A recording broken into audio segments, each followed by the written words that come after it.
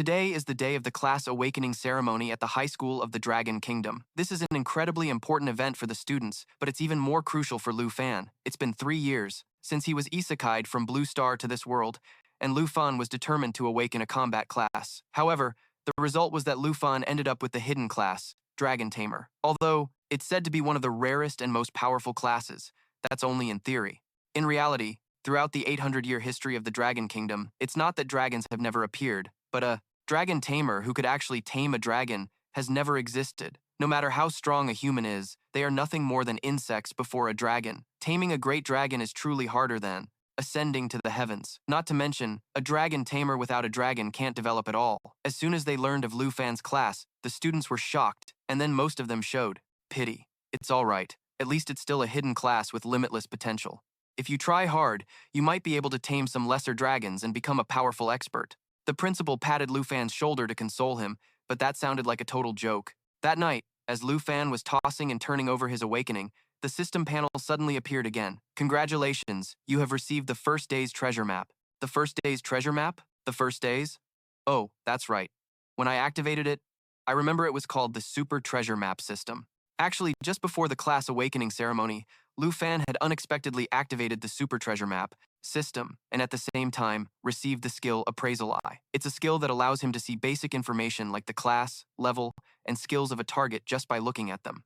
I only tried out the appraisal function today. I haven't even explored its core function yet. With that thought, Lu Fan tapped on the chest displayed on the screen. The treasure maps have the following tiers: beginner, intermediate, advanced, and divine. By using the system, I can combine 3 lower tier maps into a higher tier one. Every day, you will receive a random tier treasure map. You just have to go to the location to obtain treasures related to your class. Related to my class? The Dragon Tamer class is admittedly the weakest, because taming a member of the dragon race is nearly impossible. But if I make good use of this system, can I overcome the boundary between the weakest and the strongest? In other words, this divine tier treasure map is my last chance to turn things around. I have to go. Having made up his mind, Lu Fan immediately tapped to open the map, and the coordinates of the treasure appeared clearly before his eyes. The Highlands? This place isn't far from Jianghai City. Lu Fan quickly set off, but unfortunately, trouble found him very soon. Just as he got off the bus, he was intercepted by a group of 3 people, 2 men and a woman. "Hey little brother, want to party up?" the one-eyed man asked with a grin, patting Lu Fan's shoulder. "I'm a summoner, so I don't need any companions. If I run into danger, I can just summon some elemental creatures to handle it." Hearing that Lu Fan was a summoner, the robbers were initially a bit surprised, and then they stopped, following him and left on their own. What a bunch of scumbags. No matter how dangerous this wilderness is, it's still safer than being with a bunch of backstabbing hunters like you. As expected, without any strength, this is how you get treated. I need to get moving quickly. The managed to block the monster's bite with his blade, but it still took a lot of effort to shove the ravenous beast aside. The Appraisal Eye activated automatically. Bloodthirsty Grey Tiger, level 10. Skill, triple slash, a rapid 3-hit combo. Skill, Bloodthirst Recovery, absorbs blood. Experience points, 120. Item drop, Tiger Pelt. Worth 85 coins. Triple slash and Bloodthirst Recovery? In other words, said this, the one-eyed man looked greedily towards the hiding spot of the dragon egg. Did they see me when I found the dragon egg? While Lu Fan was still speculating, the bandits started to make their move. The Rock stepped forward and gave Lu Fan a loving punch, knocking him to the ground. Pink Hair took the opportunity to hold him at knife point. Heh, little brother. It seems you've underestimated the noses of treasure hunters like us, the one-eyed man said smugly.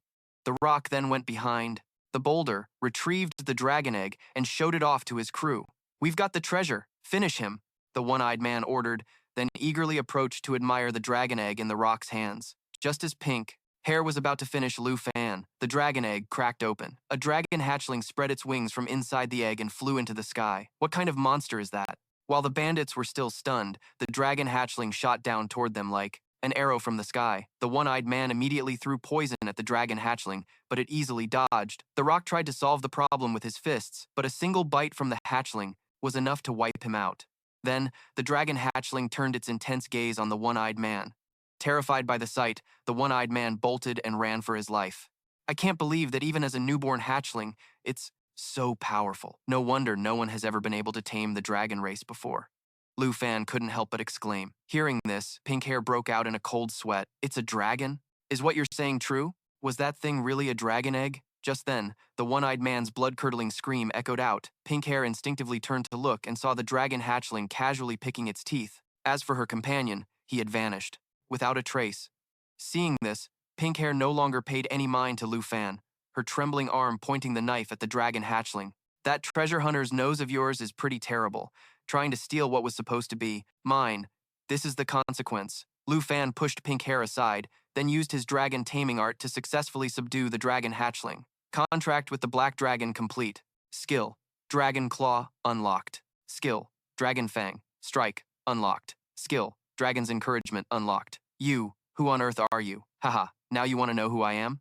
I'm not a summoner, I'm a dragon tamer. Looking at the hatchling, baring its teeth at her, Pink Hair panicked and begged Lu Fan, please spare my life. I really didn't know that was a dragon egg. You petty treasure hunters have harmed so many people over the years. No, I haven't. Pink Hair tried to make excuses. Go join your companions down below. As soon as Lu Fan finished speaking, Pink Hair became the dragon hatchling's meal. Phew, finally dealt with. Everything. Lu Fan let out a sigh of relief. After bandaging his wound, he walked over and picked up the dragon hatchling, which was curiously rummaging through his backpack. I can't believe I've actually crossed that line between the weak and the strong. It's already like this just after being born. I can't imagine how much more powerful it will become when it levels up. The more he thought about it, the more excited he got. Lu Fan happily hugged the dragon hatchling tightly. Haha, this is great. With you by my side, the dragon tamer class is about to rise from rock bottom. But what should I call you? Little Charcoal? Black Diamond? No. Lu Fan was seriously thinking when he noticed the dragon hatchling was licking the blood oozing from the wound on his arm. Immediately after, the dragon hatchling's entire body radiated a powerful aura, and then it transformed into a girl. Seeing the dragon had transformed into a girl, Lu Fan exclaimed in surprise. So, you can turn into a human form? The dragon nodded eagerly with an innocent expression. Lu Fan smiled, letting the dragon play by herself while he opened his personal status window. Class, Dragon Tamer, Level 10. Strength, 55, Agility, 53, Intelligence, 60, Durability, 60. Dragon Taming Art, can tame, Draconic. Creatures, Dragon Claw, transforms arm into a dragon's claw. Power depends on the current dragon pet.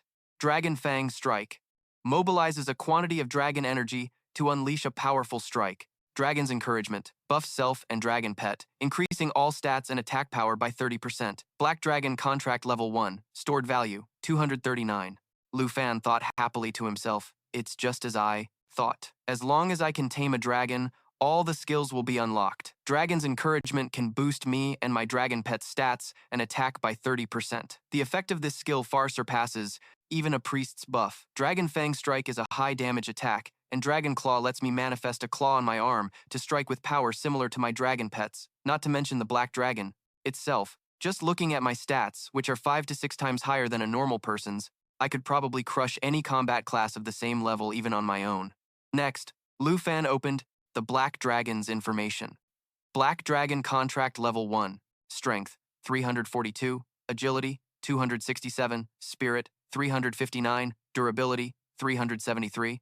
Giant Maw charges forward to bite and tear at the opponent, causing damage and a bleeding effect to the target. Scorching Lava Flame continuously breathes fire forward, dealing damage while also healing itself.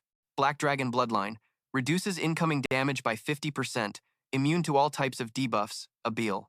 Self-regeneration is increased by 500%, and Bloodline Connection provides the Dragon Tamer with 10% of all stats. After reading the Black Dragon's info panel, Lu Fan was secretly amazed. It was only a level 1 hatchling, and yet, it had various skills and nearly 400 points in different stats. This was something humans could never hope to achieve. Even a human master 20 levels higher wouldn't be its opponent. The Bloodline Connection had also multiplied all of my own stats. No wonder I felt so powerful after successfully taming it. The 3 great hidden classes? Pfft, no matter how strong a hidden class is, it's a complete joke compared to the dragon race. Without a doubt, the Dragon Tamer is now at the top of the food chain. He glanced over at the Black Dragon who was happily gnawing on its eggshell. Lu Fan rubbed his chin thoughtfully. Even though it can take human form, its habits haven't changed. What should I call you now? A little black dragon who was also born before dawn. Suddenly, a name flashed in Lu Fan's mind. He happily asked the Black Dragon, Xiao Ye. How about I call you Xiao Ye? The Black Dragon chirped happily. Seeing this, Lu Fan smiled and said, looks like you like this name, huh? He felt that although this treasure hunt was dangerous, it was all worth it. Lu Fan walked over to the Black Dragon, patting its head, and asked, are you hungry? The black dragon stopped gnawing its eggshell. Its eyes lit up as it looked at Lu Fan and chirped in agreement. Lu Fan stood up, looked into the distance, and said, "We should hunt some wild beasts to fill our stomachs." Xiao Ye, he thought to himself. That's right. I can't just go back like this. The qualifying exam that decides if I can get into university is coming soon. Many other candidates will now be focusing on going out to level up. The dream of winning the top scorer of the Southern Province Award and getting direct admission to a top university in the Dragon Country. I'm finally qualified to reach for it now, but I can't get careless.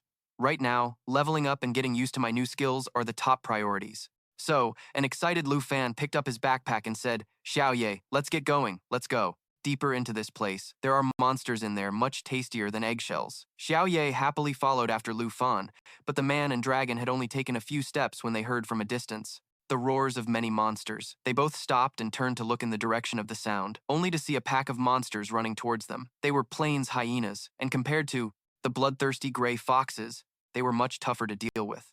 Muttering to himself, Lu Fan quickly used his appraisal eye on a plains hyena. Level 12, Vicious Bite. Bites the target to deal damage and inflict a bleeding.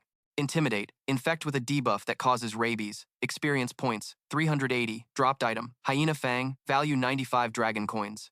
For me, even though I defeated the level 10 bloodthirsty gray fox, I still took a lot of damage. While Lu Fan was pondering, he suddenly noticed Xiao Ye had already taken the initiative and flown towards the pack of plains hyenas.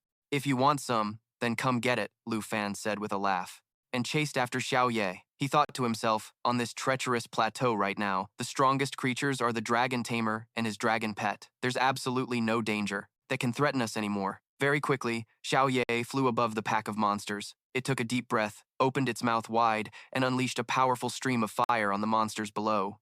Molten, flames continuously spewed fire forward, dealing damage while also healing itself. By the time Lu Fan caught up, the pack of monsters was already engulfed in a sea of flames. Before his eyes appeared a series of notification windows. Lu Fan gained 380 experience points. Black Dragon gained 380 experience points. Lu Fan gained 380 experience points. Black Dragon gained 380 experience points. Lu Fan said to himself, "Not bad. But if I want to level up quickly, I really need to hunt some elite monsters." Suddenly, Lu Fan seemed to notice something. He glanced in a certain direction and said, "Xiao Ye, stop playing with these minions. There's a big guy that's been waiting for us for a while now." In that direction, a huge three-headed monster was slowly approaching with a growl. Lu Fan immediately used his appraisal eye. Three-headed bloodlion, level 25, increases its own attack and defense. Shred deals a certain amount of damage. Triple Blaze creates 3 blazes to attack. Experience points, 23,790. Items, Fang, value 1,300 dragon coins. Hide, value 2,570 dragon coins. Normally, a level 25 elite monster would require an entire squad of monster hunters to even dare to approach. But Lu Fan was a dragon tamer with a black dragon. Therefore, he wasn't worried at all and gave the command, "Xiao Ye, let's go." Xiao Ye let out a cry and immediately charged towards the three-headed bloodlion.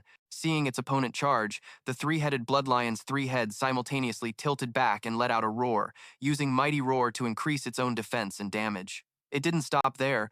The monster's 3 heads opened their mouths wide again. Streams of fire element flew out, condensing into a fireball that grew larger and larger. It was using Triple Blaze, gathering its fiery breath into a fireball to deal 3 instances of damage, and it has a cooldown. Seeing this, Lu Fan decisively commanded, "Xiao Ye, coordinate with me and interrupt its skill." Xiao Ye cried out, and its entire body was immediately enveloped in flames, reappearing in its giant dragon form. It dove swiftly towards the 3-headed bloodlion, using its giant jaw attack skill, and the triple blaze was interrupted. Lu Fan exclaimed happily, "Nice!" He didn't give the 3-headed bloodlion any time to recover. Following up with the finishing blow, Dragon Fang Strike. Open, it's impossible without enough members. I suggested that Tai Ni return to Jianghai to get more people, but he cut in, saying, "It's impossible. Even with my speed, a round trip would take at least 1 full day." Chin Thu sighed and said, "Fated dungeons appear randomly, and the rewards you get are also better than those from normal dungeons, but they only last for 1 day. 1 day is definitely not enough time." Seeing Chin Thu's unhappiness, Sun Ge tried to console her. "Young miss, you're not the type to fuss over gains and losses. With your strength, once you get into the 10 great academies, you'll definitely be provided with dungeons." Chin Thu still sighed. "Uncle G, I know that, but It's still a real shame. Just then, Sun Ge's expression became vigilant as he faced one direction and shouted, "Ha!" Tiny also drew his weapon, looking ahead defensively. Behind the rock in front of the three of them, Lu Fan slowly walked out, saying, "Yo, I'm just passing by. Look at your filthy appearance, kid. This isn't a place for a treasure hunter to be." As Sun Ge was speaking, Chin-Thu gestured for him to stop and stepped forward, extending her hand towards Lu Fan and greeting him with a smile. "Hello, we are from the Chin family of Jianghai. I am Chin Thursday. This might be a bit sudden, but would you be willing to temporarily join our party? You don't have to do anything, just enter the fated dungeon with us. After it's done, I'll pay you 100,000 dragon coins as compensation. What do you think?" Lu Fan smiled and asked, 100,000 dragon coins? He mused to himself.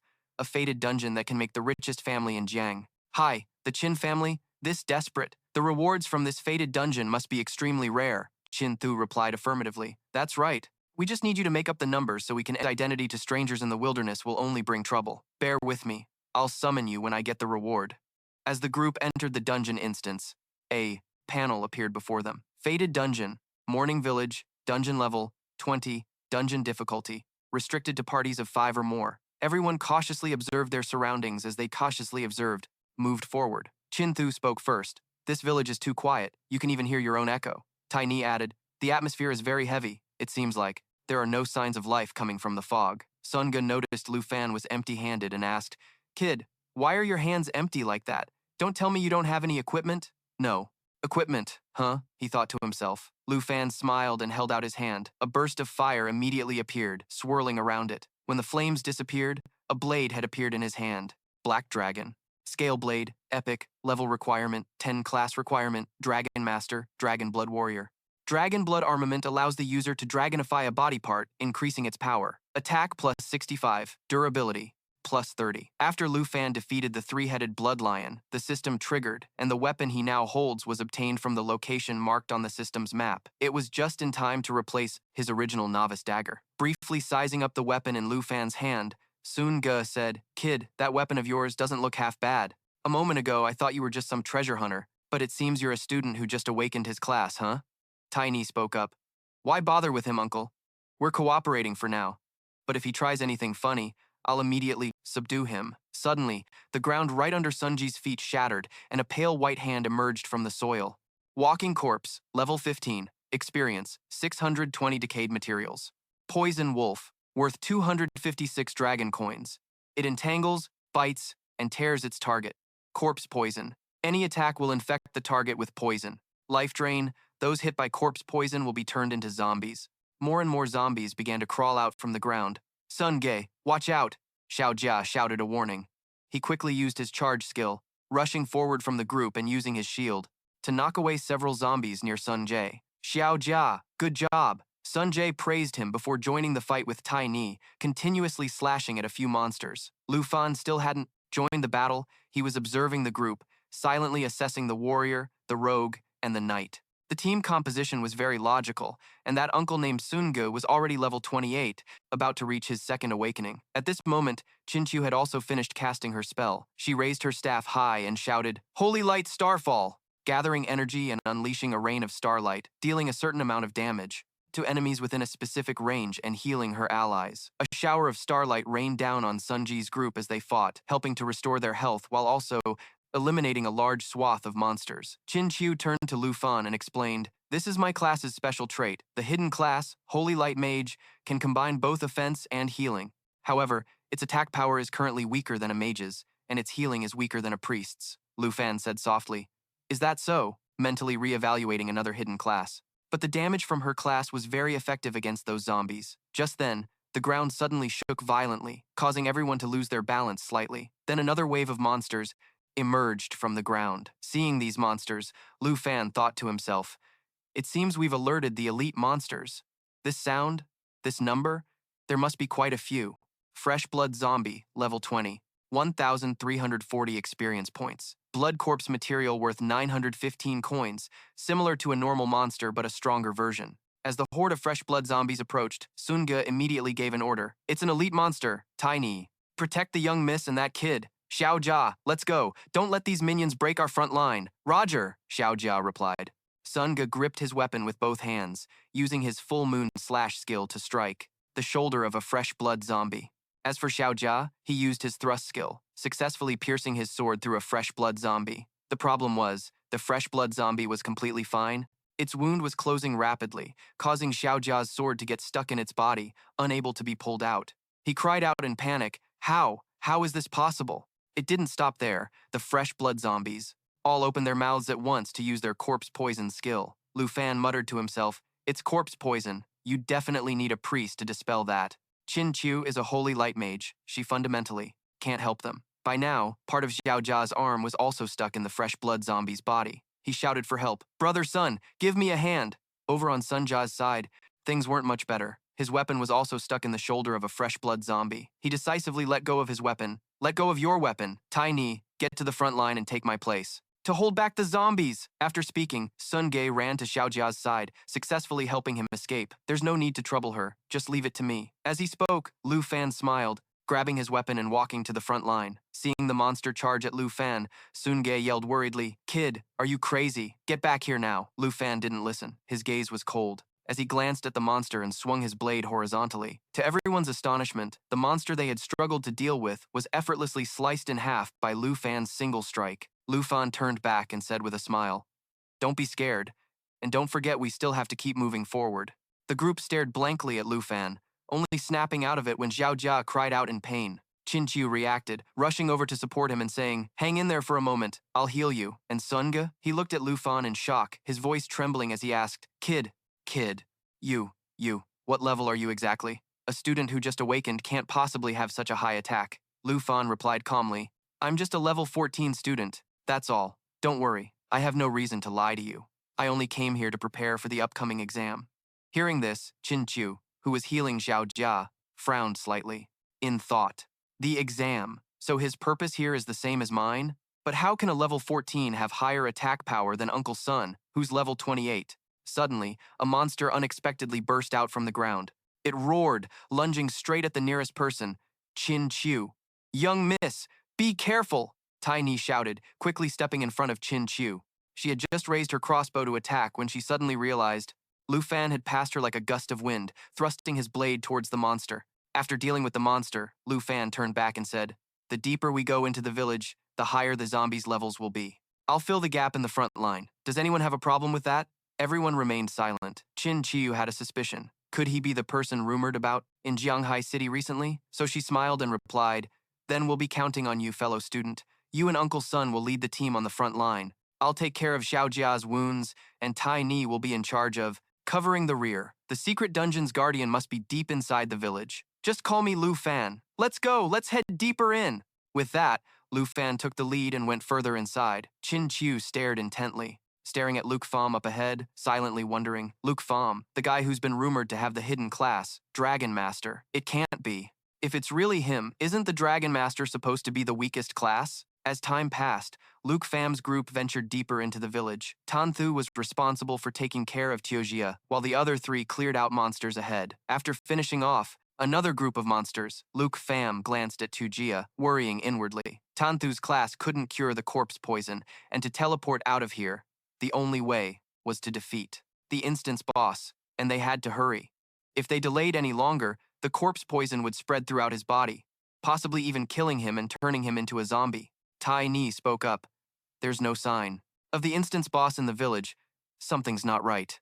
Suddenly, the large pile of scrap metal behind the group trembled slightly. No one noticed this detail except for Taeyujia. "Uncle Tan, everyone, behind you." Taeyujia used the last of his strength to warn everyone before collapsing and passing out. Tan Thu cried out worriedly, "Taeyujia, hang in there." Tan Cash also turned and shouted, "Taeyujia." Before the two of them could check on Taeyujia's condition, they suddenly sensed something and looked toward the pile of scrap Taeyujia had warned them about. In just a few short seconds, a massive monster appeared before their eyes. Tai Ni stared at the monster in shock and exclaimed, "The instance boss has appeared." Luke Pham immediately used his Appraisal Eye skill. Iron Skin Zombie, level 20, worth 3,720 experience points.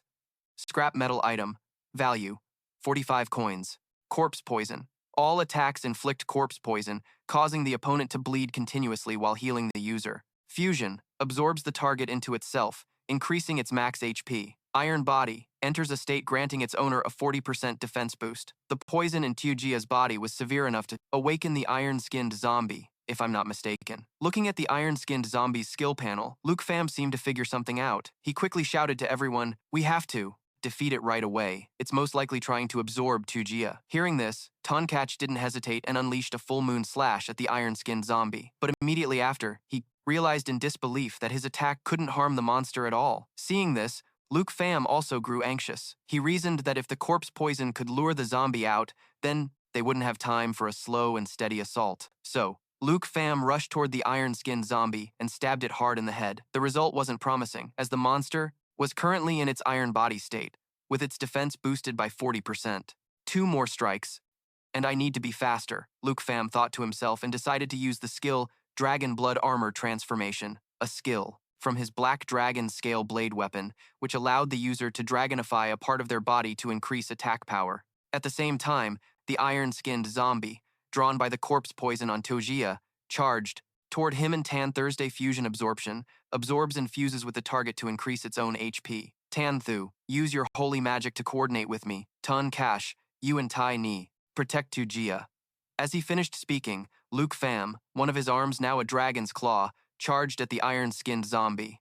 Okay, got it. Responding, Tan Thu temporarily let go of Tujia and stood up, raising her staff to use the Holy Light Star Rain skill on the iron-skinned zombie again. This time, the combined attack from Luke Pham and Tan Thu was effective, and the monster's outer iron skin began to crumble and fall to the ground. Tai Ni voiced her doubt. Its body is falling apart. Tuncash speculated. It seems this zombie relied on fusion absorption to get this big. Luke Pham concluded. Then its true form must be encased inside. Tonkach looked intently at Luke Pham, thinking to himself, in all my years with the Tan family, I've met all kinds of experts. This kid definitely possesses a hidden class. Very quickly, the iron-skinned zombie's iron skin vanished. Revealing its true form within, Luke Pham leaped forward without hesitation and threw a punch. Kneel for me.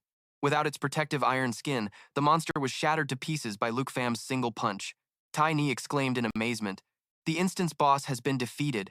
Tan Thu frowned slightly, thinking to herself, a skill I've never seen before, and it's strong enough to take down a level 20 boss so easily. Luke Pham, who exactly are you? Just then, a chest appeared in front of everyone. A treasure chest dropped from the level 20 iron-skinned zombie. Tan Thu looked at Luke Pham and said, fellow student, we'll follow our agreement and divide the loot according to the rules. Before, we didn't know you and we underestimated you. That was our mistake. I hope you can forgive us. Tun Catch patted Luke Pham's shoulder and praised him with a laugh. Kid, with your strength, you could have definitely cleared this instance by yourself. Instead, it feels like we were just here to fill out the party. Haha. Luke Pham laughed humbly. Uncle Tan Catch, you're too kind. I'll let Student Tan handle the distribution. Tan Thu didn't refuse. She walked over and opened the chest, and everyone immediately saw 3 types of items inside.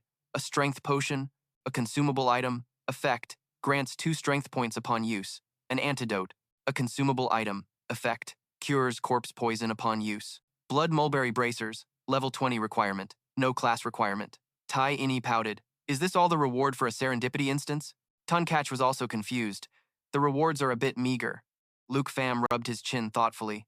There's no way a level 20 serendipity instance would only give rewards like this, right? To the side, Tan Thursday. Taking out a vial of antidote and handing it to Sunga, she urged, Uncle Jay, quickly give the antidote to Xiao Jia. Then, Chin Chu gave most of the remaining items in the chest to Lu Fan and said, Classmate, this is what you deserve. Take this item, the antidote, and the strength potion. Lu Fan happily accepted the pile of items, thinking to himself, the people of the Qin family are indeed very principled. A system notification appeared. Item equipped, attack plus 16, durability plus 17. Acquired 3 strength potions. Acquired 1 antidote, Chin Chiu. Looked around suspiciously and wondered aloud. We defeated the boss, so why hasn't the portal appeared? Chai Er suggested, let's search the area. Sun Ge also thought it made sense, so he and Kai Er split up to search, but they had only taken a few steps when Lu Fan shouted to stop them. Wait, don't move around just yet. That thing just now wasn't the boss. Lu Fan's eyes were still glued to the system panel in front of him. On it, he saw a progress meter divided into 4 parts, and their group had only cleared 3, with one final part marked with a skull icon that was still unresolved. Clearly, the iron-skinned zombie from before wasn't the final boss of this secret realm. Sun Ge turned back to look at Lu Fan and asked, Why do you think that? Did you find something new? Before Lu Fan could answer, Chin-Chu spoke up with a serious expression. Uncle Ji, as a holy light mage, I can truly sense that there is another dark presence. Not long after, in the abandoned village by the lake, the group, led by Chin Chiu, arrived. Chin Chiu pointed her hand towards the lake and said, "It's right there, not far." Kai Er said, "If the young miss says so, the boss must be somewhere nearby." Sunga also spoke up, "This secret realm isn't that big. We probably missed this place when we first entered the village." At the same time, at the bottom of the lake, a monster with long tentacles was sound asleep. As Lufan's group approached the lake, every eye on the monster's tentacles suddenly opened in unison. On the shore, Lufan shouted, "It's coming!" A second later, from the lake's surface, a mass of tentacles covered in eyes broke through the water. Lufan used his Appraisal Eye skill, but got no results. Lufan said, "I knew it. This must be the final boss. Everyone be careful. Find cover behind me." As he finished speaking, Sun-Gae took the initiative to step forward, blocking several tentacles that were striking at the group. But because the force of the tentacles was too great, he couldn't hold on and was knocked back. Chin Chiu cried out worriedly, "Uncle Dae!" Suddenly, Chin Chiu felt something staring at her, and when she turned around, she discovered several tentacles were aiming straight for her, causing her to shut her eyes in fear. "Young miss!" Sun-Gae's group cried out helplessly, able to do nothing but watch. Fortunately, Lufan rushed over in time, scooping up Chin Chiu and leaping aside, saving her life. Chin Chiu opened her eyes, surprised to see that Lufan was the one who saved her, her face blushing slightly. Kai Er's group ran over to check on her. "Young miss, are you all right?" Suddenly, the group seemed to sense something terrifying emerging from the water. They quickly turned back and saw a monster much larger than the iron-skinned zombie appear. The tentacles from before were merely a part of its body. Lufan used his Appraisal Eye again. Isekai Ishi, level 25, boss difficulty, with 271 strength, 183 agility, 150 spirit, 266 endurance. Corpse Chi Entanglement fills the surroundings with resentful energy. All creatures in the secret realm receive a negative 20% debuff to all stats. Light Shackles whips chains to entangle a target, causing the opponent great damage. Resentment Eruption erupts with resentment to push back nearby enemies, accompanied by corpse poison. Unyielding Grudge, when receiving fire and holy attribute attacks, reduces incoming damage and effects by 30%. Kai Er said softly, "This is the real boss." Sun-Gae stepped forward with a serious expression and commanded, "Xiao Jia, get behind me. I'll hold it off." Xiao Jia stubbornly replied, "I can still." "Keep fighting. I'll help hold it back too." Sun-Gae angrily scolded, "Your body has only recovered a little. Don't be reckless." Then, Sun-Gae raised his sword to block a tentacle's attack and shouted, "I'm leaving the attack to you, Lufan." Lufan decisively rushed towards the boss monster, his eyes locked onto its human-like torso. He calculated in his head, "Both Uncle Ji and Xiao Jia are just barely holding on. I can only rely on myself to take it down. But as long as this boss is still a zombie, there's a way to deal with its main body." Just then, the boss suddenly opened its mouth and roared, casting the Corpse Chi Entanglement skill. A debuff that reduced all stats by 20% immediately appeared above everyone's heads, making their situation even more critical. A tentacle slammed down directly at Lufan. Lufan jumped onto a chain to dodge it, then continued running towards the boss's main body. The boss was also very alert. It had noticed Lufan's intention to approach it, so it reacted immediately. "Classmate, watch out for the chains."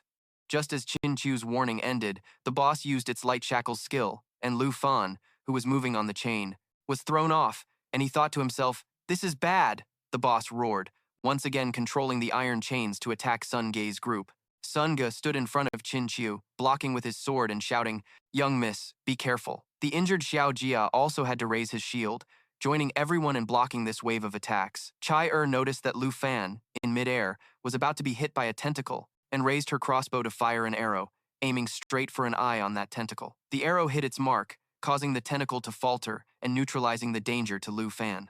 Lufan turned his head and looked down. Seeing Sun-Gae's group in a difficult situation, Lufan knew they would be in danger if they kept fighting like this. With that thought, he temporarily abandoned his plan to attack the boss's main body. He stepped on a chain and leaped down towards Sun-Gae's group, shouting, "Everyone, get back!" As soon as he landed, Lufan immediately used his Dragon Fang strike skill to knock away the iron chains. Dragon Fang strike channels Dragon Chi into his current weapon, unleashing a powerful blow. Above them, the enraged boss once again used its chain-throwing skill. Seeing this, Lufan immediately used two consecutive skills, Dragon Blood Armor and Dragon Claw. Dragon Blood Armor is a special effect of the Black Dragon Scale Blade that can dragonize a part of his body to increase its power. Dragon Claw transforms his arm into a dragon's claw, with its current power depending on the black dragon. This time, Lu Fan confronted the iron chains head-on. He leaped up, swinging his dragon claw and slicing the iron chains to pieces. However, this only neutralized the boss's attack and didn't inflict any actual damage on it. Realizing this, a disheartened Sun Gae suggested, "Little brother, this boss is beyond our capabilities right now. We should retreat for the time being." Chin Chu also said, "Classmate, we're no match for it. If we stay, we'll just hold you back and endanger everyone." Lu Fan calmly replied, "All of you, retreat deeper into the village, to the area where the zombies have been cleared out." Chin Chu asked worriedly, "But what about you?" Lu Fan replied, "I'll provide cover from the rear. Now everyone retreat."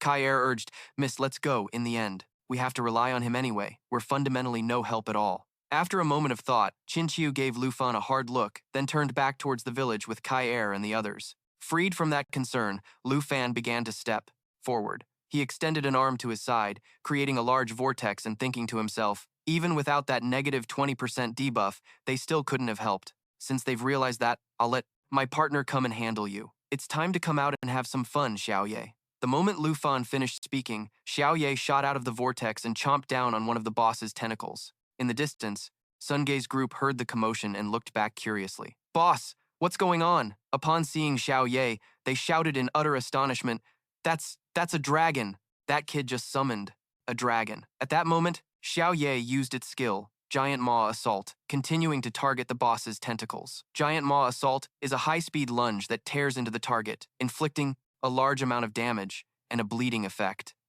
The boss, in agony from having several tentacles severed, threw its head back and roared loudly. Seeing its chance, Xiaoye raised its claws and aimed directly for the boss's main body to attack. The boss let out one last agonized cry, its enormous body going limp as it crashed into the lake. In the distance, Sun Gae's group stared, completely dumbfounded. Kai Er asked in an uncertain voice, Did we win?" Sun Gae marveled. "The boss was torn to pieces in just a few attacks. That power is terrifying." The young subordinate also spoke up, "I can't believe I got to see a giant dragon with my own eyes." Only Chin Chu remained silent. Her gaze was fixed on Lu Fan, who was happily stroking Xiaoye's head, as she thought, "So you're the one they've been talking about in Jianghai City, the Dragon Tamer, Lu Fan." From a different perspective, behind every villain lies a tragic story, and the evil corpse of woe was no exception. 300 years ago, she was born and raised right here, under the protection of the church, sheltered from danger. That was until a plague ravaged the land, destroying everything. Bodies piled up along the lakeshore, with more people dying before the last could even be buried. She desperately wanted to save everyone, but tragically, her class was Dark Witch. She couldn't cure the dying. All she could do was summon their spirits so they could say a final farewell to their loved ones. But the same church that had once sheltered her condemned her, accusing her of bringing this plague upon them. They ordered soldiers to bind her with chains and cast her into the lake, leaving her to be swallowed by the freezing water. I only wanted to save everyone. Even if all I could do was help them say goodbye, I didn't do anything wrong. Back in the present, while the others celebrated, believing they could now leave the secret realm, Lu Fan thought differently. He gazed down at the bubbling surface of the lake and said cautiously, "The portal hasn't appeared, so the boss definitely isn't dead yet. It's a bit too soon to be thinking about leaving." Just as Lu Fan finished speaking, the evil corpse of woe made a comeback, emerging from the water's surface and entering a new phase. All of its stats, strength, agility, spirit, and stamina surged, doubling or even tripling, and the difficulty level switched from hard to nightmare. Furthermore, the evil corpse of woe now possessed a completely new skill set, Sorrowful Strike, which unleashes a curse of resentment with a low probability of causing instant death to the target.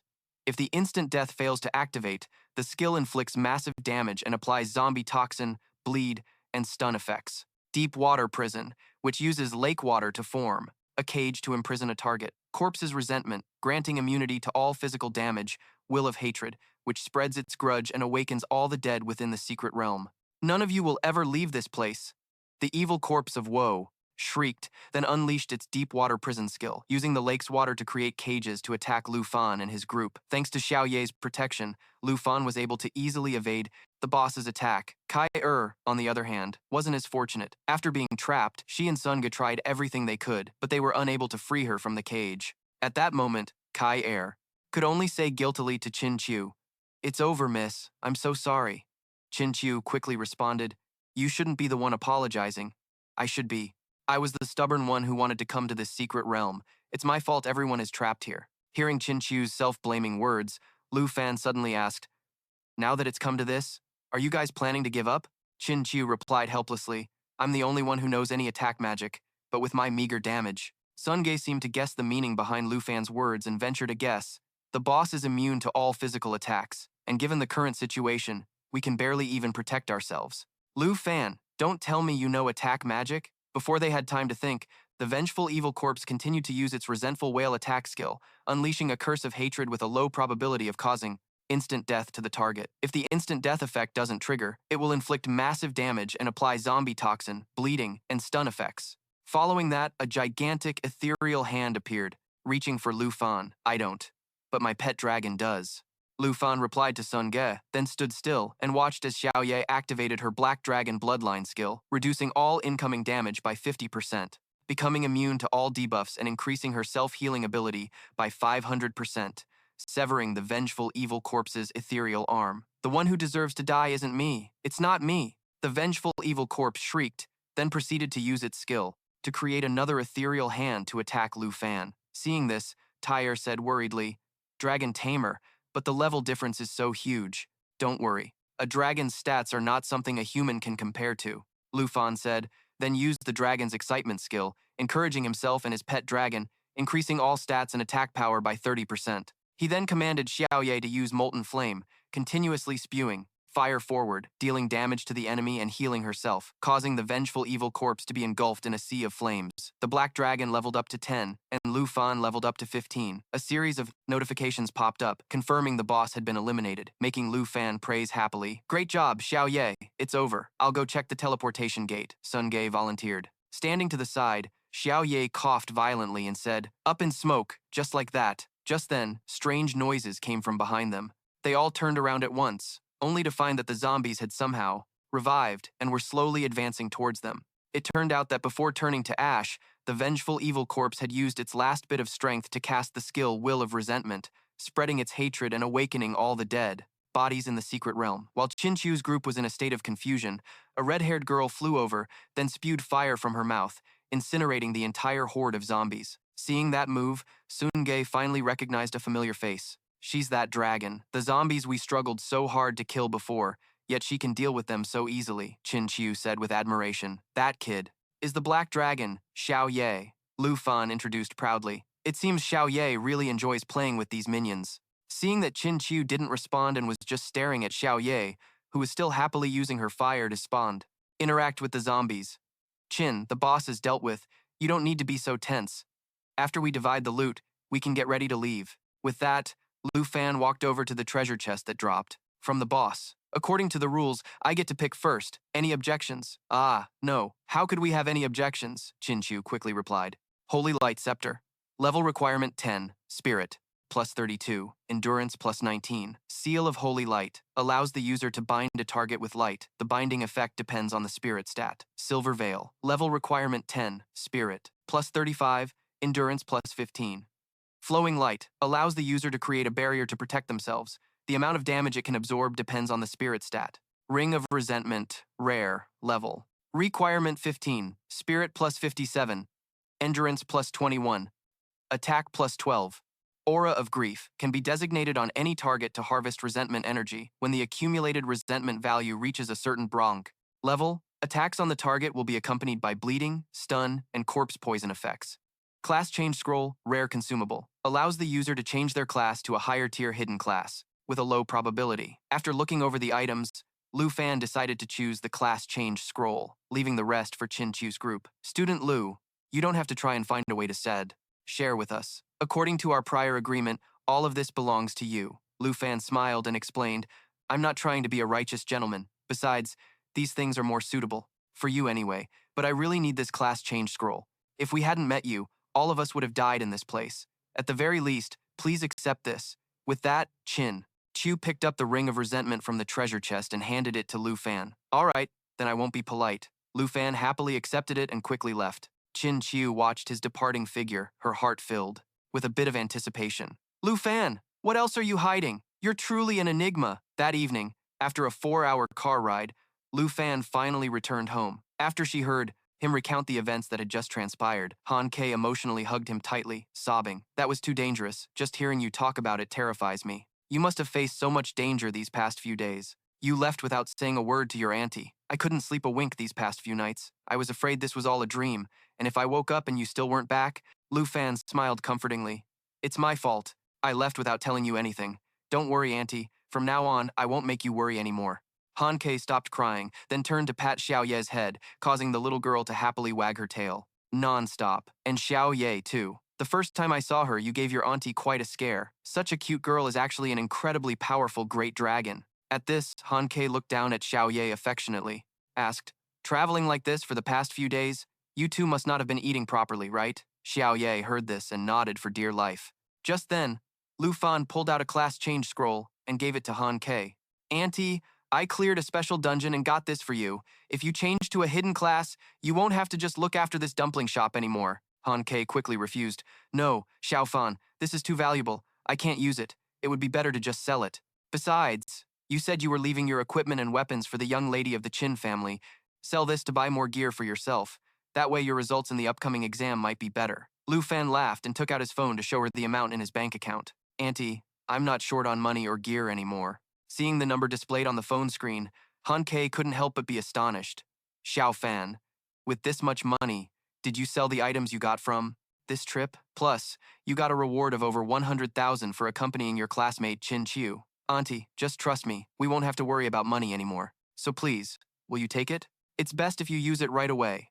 This time, Han Kei no longer hesitated and took the scroll, opening it immediately, successfully upgrading to the hidden class for chefs, the Mystic Chef. Is there anything special about this new class? Lu Fan asked eagerly. It has an enchanted cooking skill that can make many different kinds of food. My skills were already very good, and now I have an additional skill, to supplement them. Anyway, where did Xiao Ye go? Wasn't he just here a moment ago?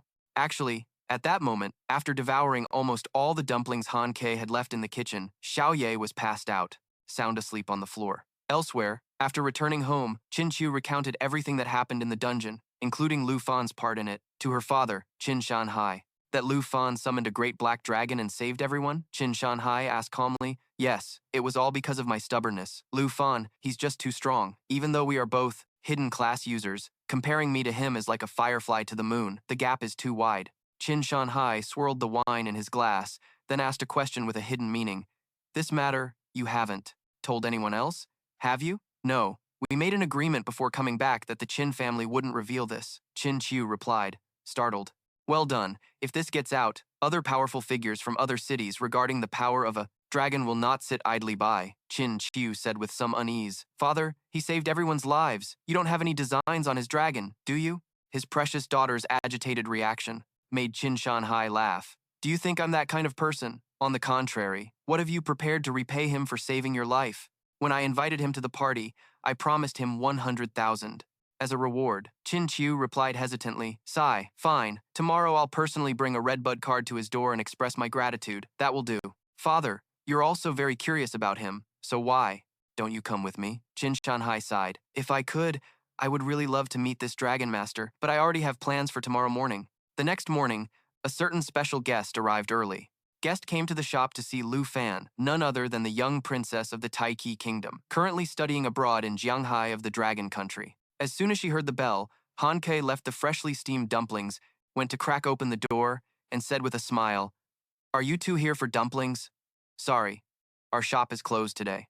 The young princess scrutinized Han Kei, then doubtfully asked the young man in black armor standing behind her, Is this really the place? You didn't bring me to this dump on purpose, did you? This subordinate wouldn't dare. According to the investigation, this is definitely the place. The two didn't wait for Han Kei to finish speaking. The man in black armor shoved the door open, causing her to stumble backward and spill the tray of fresh dumplings. The little princess saw this but couldn't care less, instead asking in a haughty tone, Humph, this princess is here to find someone. Do you know a dragon master named Lu Fan? Hearing that someone was looking for him, Lu Fan curiously came downstairs. As soon as he reached the stairs, he saw dumplings scattered on the floor, and Han Kei had an expression of pain on her face as she rubbed her arm. Not only that, he saw an unfamiliar brat pinching her nose, saying with a disgusted expression, This place is filled with a nauseating smell. Auntie, are you okay? What in the world happened? Lu Fan hurried over to check on Han Kei. Han Kei just smiled and replied, It's nothing. So, you are Lu Fan? This princess came here personally today. Lu Fan shifted his gaze towards the little princess and asked coldly, Princess, you were looking for me. Who exactly are you? The armored man stepped forward, gesturing to the princess, and introduced, This is the princess of the Taichi kingdom, Jinju, and I am Kui Heng Tai, the princess's attendant, Jinju said with her usual insolent demeanor. This princess is here to give you a chance to distinguish yourself. Distinguish myself? That's right. Being a dragon master, you must be quite frustrated deep down, right? As long as you agree to my demand, this will be yours, the princess said while signaling to Kui Heng Tai. He immediately opened a case, which contained an egg. That's a dragon egg, Lu Fan thought to himself. Seeing Lu Fan's surprised expression, Jinju said smugly, So? Are you surprised? Do you want it? The condition is simple. Become my servant and do whatever I tell you to do. No defiance allowed. Become a servant? Han Kei looked at the princess in surprise. That I found in a special lair, you could say it's a one-of-a-kind egg in this world. Seeing Lu Fan's silence, Jinju turned to look at him. Cat got your tongue? Such commoners. He was scared stiff by the might of the dragon race, huh? Actually, Lu Fan was silent not because he was afraid, but simply because he was reading the information gathered by his appraisal eye. Armored dragon egg. Low-grade quality. Sturdy armor. The armored dragon hatches with a large suit of armor, reducing all types of attribute damage taken, and its tail whip uses its tail to swing in a fan shape, dealing damage in a specific area. So it's a lesser dragon egg, and a low-grade earth dragon at that. This armored dragon is basically just a walking lump of dirt, and you people call this a dragon? Lu Fan sneered inwardly, then sighed, and said, The stats aren't bad. Seeing Lu Fan's completely uninterested expression, Jinzhou couldn't help but be confused. Doesn't this guy know how important a dragon egg is to a dragon tamer? How could that girl say such a thing? Lu Fan quickly reassured his aunt. Don't worry, auntie. I'll get rid of them right away. Jinzhou put her hands on her hips and said condescendingly, A dragon tamer without a dragon is just trash, right? As long as you become my servant, you can be the first to change to the strongest class in history, something no one has ever done before, with an opportunity like this. Aren't you excited? Lu Fan smirked and replied, Yes, I'm very excited, but I refuse. Hearing his answer, Jinzhou was initially shocked, then became furious, and shouted, Do you have any idea what you're saying? You dare refuse to be my servant, refuse the chance to rewrite the history of dragon tamers. Lu Fan's face turned serious as he bluntly replied, You'd all better. Stop coming to me. Take back your dragon egg. I'm not interested. And a servant? That's ridiculous. Hearing these words, veins popped on Kui Heng Tai's forehead as he said, The princess personally gave you a chance to advance, yet you dare to be so arrogant and insolent to her. You ungrateful brat. A chance to advance. Don't make me laugh. I will never become anyone's servant. For anyone. Jinzhou was a pampered princess who had never been humiliated like this before. She immediately ordered Kui Heng Tai to teach Lu Fan a lesson. Seeing this, Han Kei rushed forward to intervene but was pushed aside by Kui Heng Tai. The princess has given an order. Get out of the way. Just a mere commoner daring to be rude to the princess. If you won't do it the easy way, then so be it, Kui Heng Tai said as he prepared to attack Lu Fan. But before he could do anything, a flash of light zipped past, leaving a bloody gash on his cheek. Lu Fan pointed his weapon straight at his face and said coldly, You dare lay a hand on my family, I will definitely destroy you. Xiao Fan, don't be rash, Han Kei pleaded fearfully. You. Kui Heng Tai was terrified and instinctively stepped back, thinking to himself, There's something wrong with this guy. Jin. Zhou saw this and yelled, What are you doing? I told you to teach him a lesson. Lu Fan walked step by step towards Jinzhou and slapped her across the face. I don't care what kind of princess you are. Shut your mouth! Take that piece of trash and get out of here! You lowly scum! How dare you lay a hand on the princess? Kui Heng Tai shouted, then charged at Lu Fan with his weapon. But Lu Fan casually swung his sword and sent his weapon flying. Embarrassed, Kui Heng Tai turned to check on Jinzhou. Princess, are you all right? But unexpectedly, this princess was not moved at all and was trembling with rage. She slapped Kui Heng Tai right across the face. You useless trash! Do I look all right to you? Get him for me! Even if I can't find another dragon tamer, I still want him dead. While things were tense downstairs, it was strangely quiet upstairs, until Lu Fan's phone started ringing nonstop, waking up Xiao Ye. On the other end of the line, Qin Chu was confused when she couldn't reach Lu Fan. That's strange. He's not picking up. I'm sure we exchanged contact info before I left. Did I remember it wrong? At Lu Fan's house, Qin Chu was deep in thought when a loud explosion from a nearby house startled her. Hearing the noise, curious neighbors gathered around Lu Fan's house where the explosion had just occurred and started whispering among themselves, Is there a fight going on? Is it those foreigners? Jinzhou, furious from the humiliation, brandished her scepter threateningly. What are you looking at, you lowly commoners? Get lost. At this moment, Kui Hengtai knelt down to admit his fault. Princess, this guy's stats are not low. Your subordinate is incompetent. Useless. You can't even handle a low-class commoner from the Long Kingdom. Then I, the princess, will lend you a hand. Jinzhou gave a sinister smile, then began to cast a spell with her scepter. Lu Fan watched this with some caution. This magic looks similar to Qin Qiu's, but, being so unique, it seems to be a hidden class. Seeing Lu Fan, Qin Qiu immediately ran over to ask, "What's going on? Classmate Qin, why are you here?" At that very moment, streams of dark aura from Jinzhou's scepter flowed into Kui Hengtai, causing his body to grow abnormally large, while his eyes gradually lost their humanity. He's turning into a monster, Lu Fan thought, immediately activating his appraisal skill. Kui Hengtai, Combat Class, Guardian Knight level 30. Jinzhou, Hidden Class, level 15, Spirit Master. Lu Fan, let me help you! Qin Qiu bravely stepped forward to protect Lu Fan, but was immediately pushed aside by him. Stay back. Help me take care of my aunt. She's inside the shop. At the same time, Sui Hengtai, after receiving the corrupted buff, charged at Lu Fan. Lu Fan quickly jumped back to dodge, while mentally assessing his opponent. His attack power has increased significantly. Looks like I'll need to use Dragon's Encouragement. Seeing Kui Hengtai gain the upper hand, Jinzhou was immediately delighted. Yes, that's it. Destroying him is the only way to appease my anger. With the princess's blessing. Kui Hengtai hadn't finished speaking. Just then, Ziye burst through the wall of the house, and her body began to transform, while Jinzhou was still in shock from the increasingly violent aura radiating from Xiaoye. She heard Lu Fan say coolly, "If that's the case, then it's my turn to vent." As soon as Lu Fan finished speaking, Xiaoye revealed her true form, a giant dragon. Both Jinzhou and Kui Hengtai were still stunned by the sight when Xiaoye roared and charged at Kui Hengtai, slamming him deep into the ground with a powerful swipe of her claws. Jinzhou was blown back by the shockwave, stumbling backwards, her mind reeling in disbelief. How could this be? It's impossible. He defeated Hengtai in a single blow. A pained cry escaped from Kui Hengtai's mouth. Next, he spat out a mouthful of fresh blood and reached toward Jinzhou behind him, pleading in a weak, intermittent voice for help. "Cough, cough, princess. Save me. Tsk. Just bear with it, you useless trash." After cursing Hengtai, Jinzhou pointed her scepter at Xiaoye and began to chant a spell. Xiaoye roared at Jinzhou, causing her spellcasting process to be instantly interrupted. Hengtai, pinned under Xiaoye's claw, cried out helplessly, "Ugh, let me go!" Hearing this, Xiaoye tossed Hengtai towards Jinzhou like a sack of trash. Hengtai's entire body was trembling as he tried to reach for Jinzhou, softly calling, Princess." Jinzhou stood frozen to the spot, looking at Kui Hengtai's miserable state, thinking to herself, "This power, it really is a giant dragon. Besides my Jin family, do other dragon eggs actually exist?" Lu Fan slowly walked towards Jinzhou and questioned her.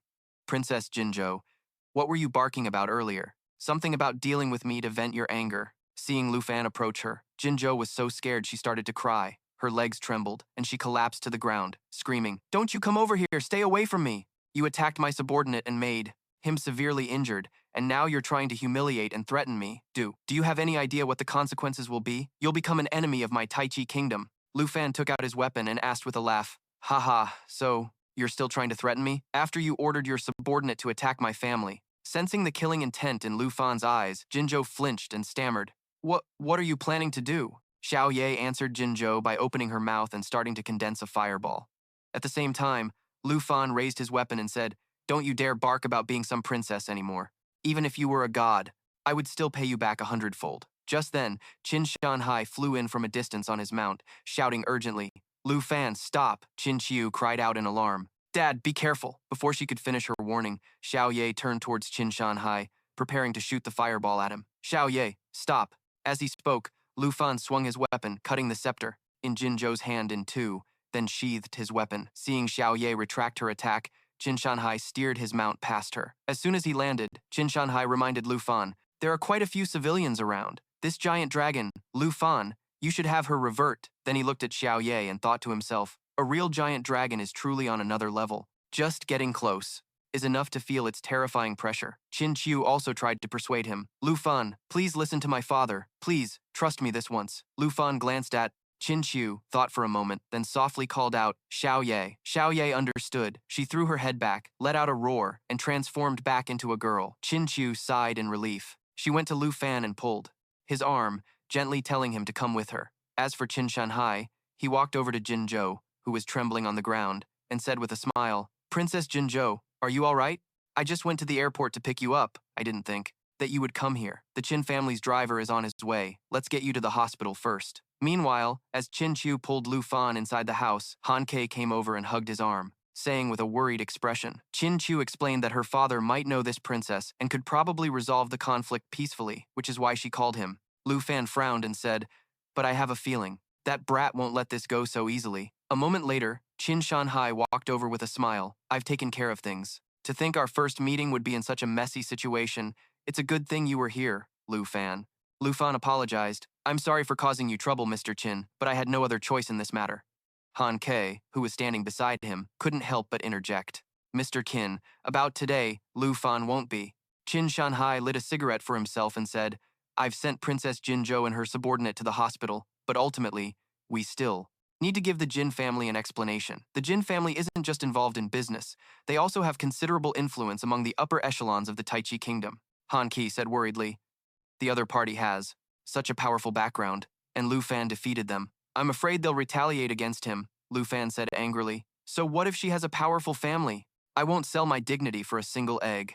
Or anything else. Qin Shanhai smiled, patted Lu Fan's shoulder, and praised him. Very spirited. Good. I appreciate that about you. Then, his smile faded as he continued. Everyone, there's no need to worry. I have a way to help Lu Fan get out of this unscathed, but I can't do it alone, so there's a condition. Lu Fan pressed. What condition? Qin Shanhai pointed his cigarette towards Lu Fan and said seriously, in the upcoming great examination, you must win the title of provincial champion. I will do everything in my power to hold off Princess Jinzhou until you complete the trial. Qin Chu spoke up, reminding him, Lu Fan, this won't be easy. The entire southern province is filled with countless outstanding individuals. Qin Shanhai continued. Only if you can surpass them all and take first place will I be able to help you. Seeing Lu Fan close his eyes without a worried Han Kei called out softly, Xiao Fan. A moment later, Lu Fan opened his eyes, his gaze filled with determination as he spoke. Understood. I accept this condition. A few hours later, at the hospital, Jinzhou had recovered from her state of fear. When she found out Lu Fan was still unharmed, she became furious and took out her phone to call Qin Shanhai. As soon as the call connected, Jinzhou immediately screamed, why hasn't that Lu Fan been arrested yet? Qin Shanhai, you're clearly showing favoritism to that guy. Qin Shanhai explained, please calm down, princess. We've already reported this to the higher-ups. We need them to resolve this matter. Jinzhou snorted angrily and said, you'd better hope so. Put pressure on him. I don't care about that, Lu Fan. He must disappear. The next day, at the high school, a large crowd of students had gathered since it was the day of the grand examination. You're level 11 too? Awesome. You've mastered 7 mage skills. Want to party up later? The students were excitedly chatting among themselves when their attention was drawn by the appearance of Lu Fan. Hey look, isn't that Lu Fan? I thought he'd gone home to sell steamed buns. Once a top student, but he got stuck with a trash class. Did he have nothing better to do than come here and be a free laughingstock? Hearing the students around him, Lu Fan felt a bit angry and cursed inwardly. Ah, I'm already being looked down on. Just then, the principal walked up to the podium and announced, everyone settle down. The Southern Province's grand examination is about to begin. Ever since I reached level 15, I still have some daily maps I haven't used. It's a shame they're all just intermediate grade, but if I combine 3 of them, they can become a high-grade map that should be useful for the grand examination. As Lu Fan was pondering, a voice called from behind, Lu Fan, you came to participate. In the grand examination too? Lu Fan turned to see it was his homeroom teacher and said with a smile, yes, sir, of course I had to participate. I've improved my strength quite a bit these past few days. Teacher Lee also smiled and handed something to Lu Fan. That's good. You must do your best. This is your teleportation stone. Lu Fan happily accepted the teleportation stone from Teacher Lee's hand. A system notification announced that he had received a teleportation stone. The teleportation stone can be used in a trial setting to teleport to a specific floor of the secret realm and can be used to return. Teacher Lee didn't stay long, but before leaving, he didn't forget to advise Lu Fan. Lu Fan, I believe that with your willpower, you're not necessarily weaker than other classes, but you can't deny the importance of one's class. Even though this is an exam, any mistake can still lead to injury or even death. Try to form a party with your classmates. If anything goes wrong, use it to escape immediately. Yes, sir, Lu Fan replied cheerfully, but he thought to himself, but if I form a party, the points will be split evenly among the members. My goal isn't just to pass the exam, it's to take first place. Just then, Qin Chu ran over, pulling a girl along with her, and called out happily to Lu Fan. Lu Fan looked at the two of them and asked with a smile, "What a coincidence is this? Your teammate?" Chin Chu enthusiastically introduced her. "That's right, let me introduce you. This is my best friend. You can call her Xiao Tao. Her skills are also very good." Tao Xiao Man spoke flatly. "Hello." Chin Chu blushed slightly and suggested, Lu Fan, do you want to form a party with us?" Tao Xiao Man's jaw dropped as she let out a soft, "Huh?" Lu Fan smiled and waved his hand, turning away as he spoke. "Sorry, I plan on going solo. I know you want to help me, but this is a condition I agreed to earlier. I'll head to the assembly point first. Later, you two do your best." Chin Chu replied, "Okay, you too." She felt a little sad, thinking to herself, with Lu Fan's strength, anyone here who partied with him would just be a hindrance. After Lu Fan was completely gone, Tao Xiao Man looked at Chin Chu suspiciously and asked, "Xiao Chu, why did you invite the weakest guy to our party?" Chin Chu smiled and replied, "No, he's very strong. Do you? Believe it or not, this year's top scorer for the Southern Province will definitely be him." Tao Xiao Man didn't believe Chin Chu at all. She looked at Chin Chu with a scrutinizing gaze and asked in a probing tone, "Xiao Chu, what are you talking about? Don't tell me you've fallen for that Dragon Master, have you?" Chin Chu's face immediately flushed red as she denied it. "Don't jump to crazy conclusions." Tao Xiaoman laughed and said, "Heh, your face is all red." A while later, Lu Fan went through the teleportation gate to the Grand Examination's secret realm and saw that a large number of examinees were already there. Of the principal appeared on a large screen in the sky, explaining the rules of the secret realm. Attention, examinees. The teleportation gate in the sky is divided into 4 difficulty levels: normal, hard, extreme, and nightmare. The difficulty level opened each time is determined by the candidate's choice. On normal difficulty, most enemies will just be projections, and you won't receive fatal wounds. The point multiplier for normal difficulty is 0.9, and from hard difficulty onwards, the monsters will be real. If you use the teleportation stone to escape, you can keep your points, and the point multiplier for hard difficulty is 1. Some examinees discussed amongst themselves, "It seems everyone is defaulting to hard difficulty. Higher difficulties have a high probability of being life-threatening. Perhaps only those with hidden classes can handle it." On the large screen, the principal continued, "The monsters on extreme difficulty. Difficulty will be stronger and more ferocious, so please go in a party. Your life is more important than your score. Extreme difficulty, a 3-times score multiplier." At this moment, a candidate named Hong Wu, a level 14 combat class, a Qigong master, suddenly pointed at the large screen and declared with a loud laugh, "Haha, headmaster, you're watching, aren't you? I will be the one with the highest score this time." Hong Wu's actions immediately drew the attention of many other candidates. Tao Xiaoman whispered to Chin Chu, "Hong Wu, he's one of the top masters among the younger generation of the Southern Province." Chin Chu replied, "A Qigong master? Such a well-rounded class for both offense and defense, and he's still challenging it alone. We should get going too." A disheartened student said, "It's over. With Hong Wu here, how can anyone possibly surpass him?" Very quickly, the candidates had chosen their difficulty levels and entered. At the same time, in the headmaster's office, a group of principals and important figures were sitting in front of monitoring screens, evaluating the candidates' performances. The principal of number 1 high school laughed loudly and said, "Haha, that kid Hong Wu is my most formidable student. The top scorer position is as good as his. I see Mr. Chin's daughter isn't bad either. It's not impossible for her to make it into the top 3. In contrast to the smug expression of number 1 high school's principal, the principal of Lu Fan's school sighed regretfully to himself. What a pity. If only Lu Fan had awakened a different hidden class, perhaps. Qin Shanhai suddenly spoke up with a mysterious smile. "Gentlemen, I'm actually quite confident about who will be the top scorer," someone asked curiously. "Oh, Mr. Qin, are you alluding to someone?" Qin Shanhai replied, "Lu Fan from number 3 high school." The principal of number 3 high school was astonished and exclaimed, "Lu Fan?" At Qin Shanhai's words, everyone simultaneously turned their gaze to Lu Fan's monitoring screen. Then, the principal of number 1 high school laughed and said, "Everyone has already teleported in. Only he is left. Is he planning to forfeit?" "Haha, Mr. Chin, please don't joke around. What can you possibly expect from a Dragon Master? Our Hong Wu has already climbed to the 4th floor, securing first place." Suddenly, the expression on the face of number 3 high school's principal changed, and he exclaimed, "He's not planning to forfeit. That kid is waiting for the final difficulties teleportation gate." The others were also startled. That kid wants to choose nightmare difficulty, a level that's a one-way trip. Is this overconfidence? Is this guy insane? That Dragon Master will get himself killed. Someone stop him now. So, someone spoke through the large screen in the secret realm to advise Lu Fan, "Young man, No one who has chosen nightmare difficulty has ever returned intact. Before the person could even finish speaking, Lu Fan just smiled and teleported into the nightmare difficulty. Seeing this, the principal of number 3 high school stood there stunned and said, "The last person to choose nightmare difficulty was 8 months ago, and that person was devoured by monsters and died a gruesome death." The principal of number 1 high school's smile vanished as well. He glanced at the principal of number 3 high school and started to criticize. "What?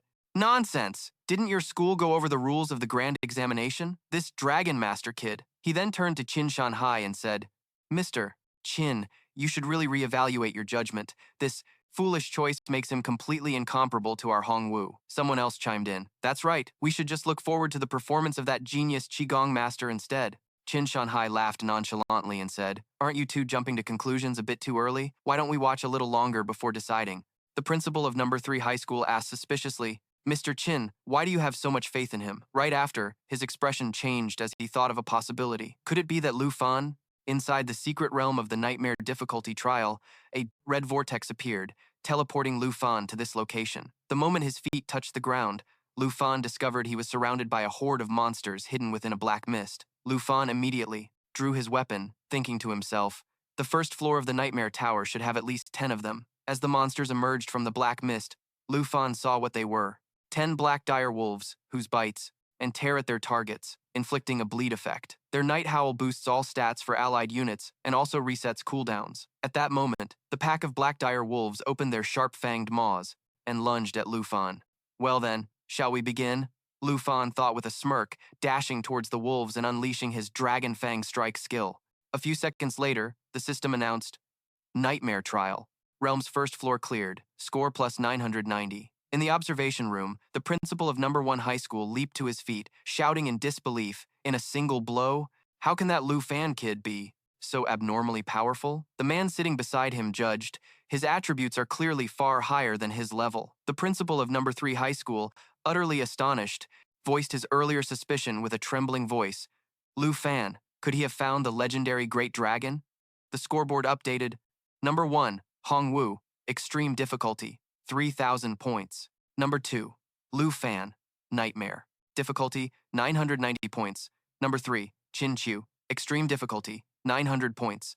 Also number 3, Tao Xiaoman, extreme difficulty, 900 points. While the group in the monitoring room was still stunned by Lu Fan's performance, the door behind them was pushed open by a man, who announced, "Pardon the intrusion.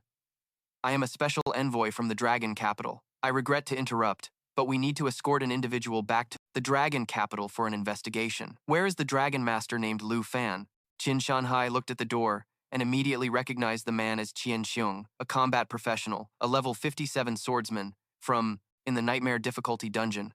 After dealing with the monsters, Lu Fan didn't rush to the second floor but stayed behind to search for the location provided by the advanced map he had assembled before entering the dungeon. It didn't take long before Lu Fan smiled and said softly, "Finally found it." The system announced that he had reached the location on the treasure map. He had assembled an advanced map right before entering, not expecting it to be right on the first floor of the dungeon. Muttering to himself, Lu Fan reached out and took a book. The system announced that he had obtained a Growth Acceleration Skill Book. The Growth Acceleration Skill Book increases the amount of XP that both he and his pet receive from killing monsters. Lu Fan used it immediately without hesitation. The system announced that he had acquired the Growth Acceleration skill. Lu Fan was happy and thought to himself, "An experience boost? This is perfect for Xiao Ye." After leaving Tang Village, Xiao Ye's leveling speed had slowed down quite a bit. This is truly a godsend. In the monitoring room, Qian Xiong watched Lu Fan on the monitor and made a demand to the principal of number 3 high school, "Principal Bai, Lu Fan is your student. You must stop his assessment and bring him here." Principal Bai refused. "Special envoy, no matter what the situation is, we should wait for his assessment to be completed. As the principal, I can take responsibility for him." Qian Xiong pushed up his glasses and said, "On his behalf, yes, but you cannot accept his punishment for him." Principal Bai asked doubtfully, "Punishment?" The others were also confused, not knowing what trouble Lu Fan had caused. Just then, Qin Shanhai walked over, grabbed Qian Xiong's arm, and said, "Old Qian, for the sake of our old friendship, can you let me have a word?" Qian Xiong showed no courtesy, shaking off Qin Shanhai's hand and warning, "Mr. Qin, I'd advise you to stop. Do not interfere with my duties. I don't know why you're protecting him.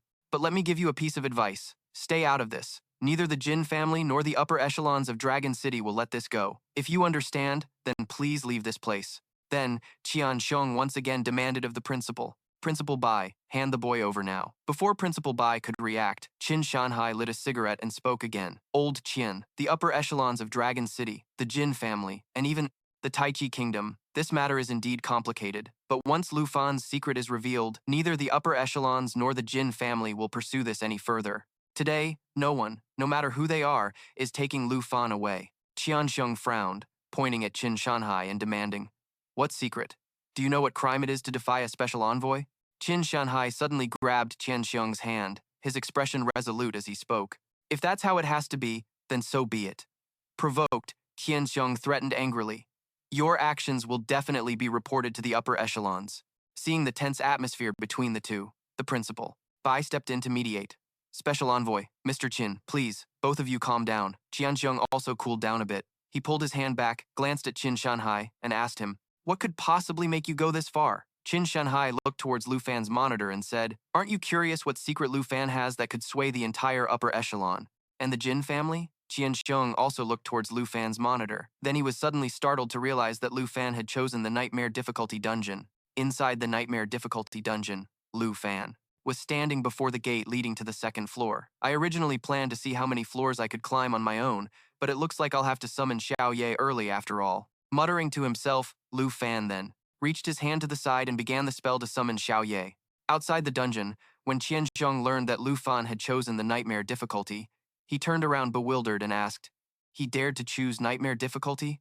What on earth is this kid capable of? Didn't you see earlier? With just a single strike Before the principal of number 1 high school could finish, everyone gasped and simultaneously looked towards Lu Fan's monitor. Upon seeing the scene of Lu Fan summoning Xiao Ye, the entire group was dumbfounded. Qianxiong pointed at the screen, his voice trembling as he spoke. That's a great dragon." Qin Shanhai saw Xiao Ye appear and shatter the gate to the second floor with a single blow and said with a wry smile, "Even though I've seen it once before, it's still." Then, after letting the group watch Xiao Ye effortlessly wipe out all the monsters on the second floor with a single move, Qin Shanhai spoke again. "As you have all seen, that is the secret I was referring to." In the time that followed, under the watchful eyes of the group, in a short amount of time, Lu Fan and Xiao Ye reached the 13th floor and cleared it with ease. His score was now ranked first, far surpassing the person in second place. Scoreboard number 1. Lu Fan, Nightmare Difficulty, 58,500 points. Number 2, Hong Yu, Extreme Difficulty, 27,550 points. Number 3, Qin Qiu, Extreme Difficulty, 12,570 points. Number 3, Xiao Tao, Extreme Difficulty, 12,570 points. After observing for a while, Principal Bai seriously judged, "It's not just the Great Dragon. Lu Fan, this kid's own strength, all of his stats must be over 100 by now. Even without the Great Dragon summon, he could still surely secure the top spot in Jianghai."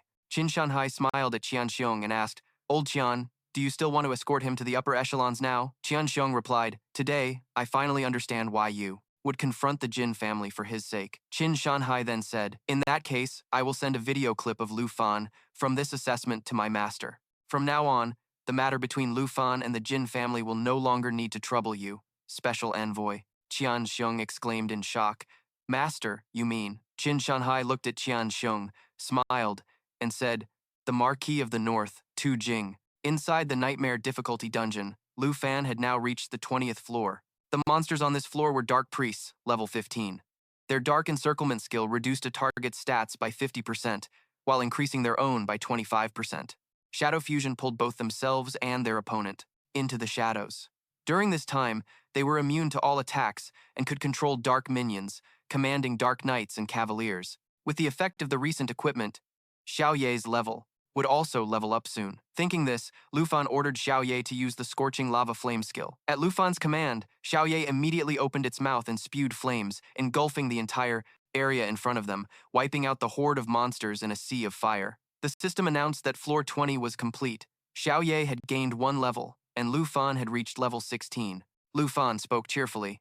"Let's go, Xiao Ye. Let's flatten this tower together." On the scoreboard, number 1, Lu Fan, Nightmare Difficulty, 90,000 points. Number 2, Hong Yu, Extremely Hard Difficulty, 31,500 points. Number 3, Qin Qiu, Extremely Hard Difficulty, 16,900 points. Tied for third, Xiao Tao, Extremely Hard Difficulty, 16,900 points. An hour later, after much effort, Hong Yu finally cleared the 50th floor on extremely hard difficulty. He never expected this exam would be so brutal. Shouldn't this type of monster be for level 70? Well, since everyone is struggling, the only person who can compete with me for number 1 is Chin Chiu, and she's still in a party. Her score will be split in half.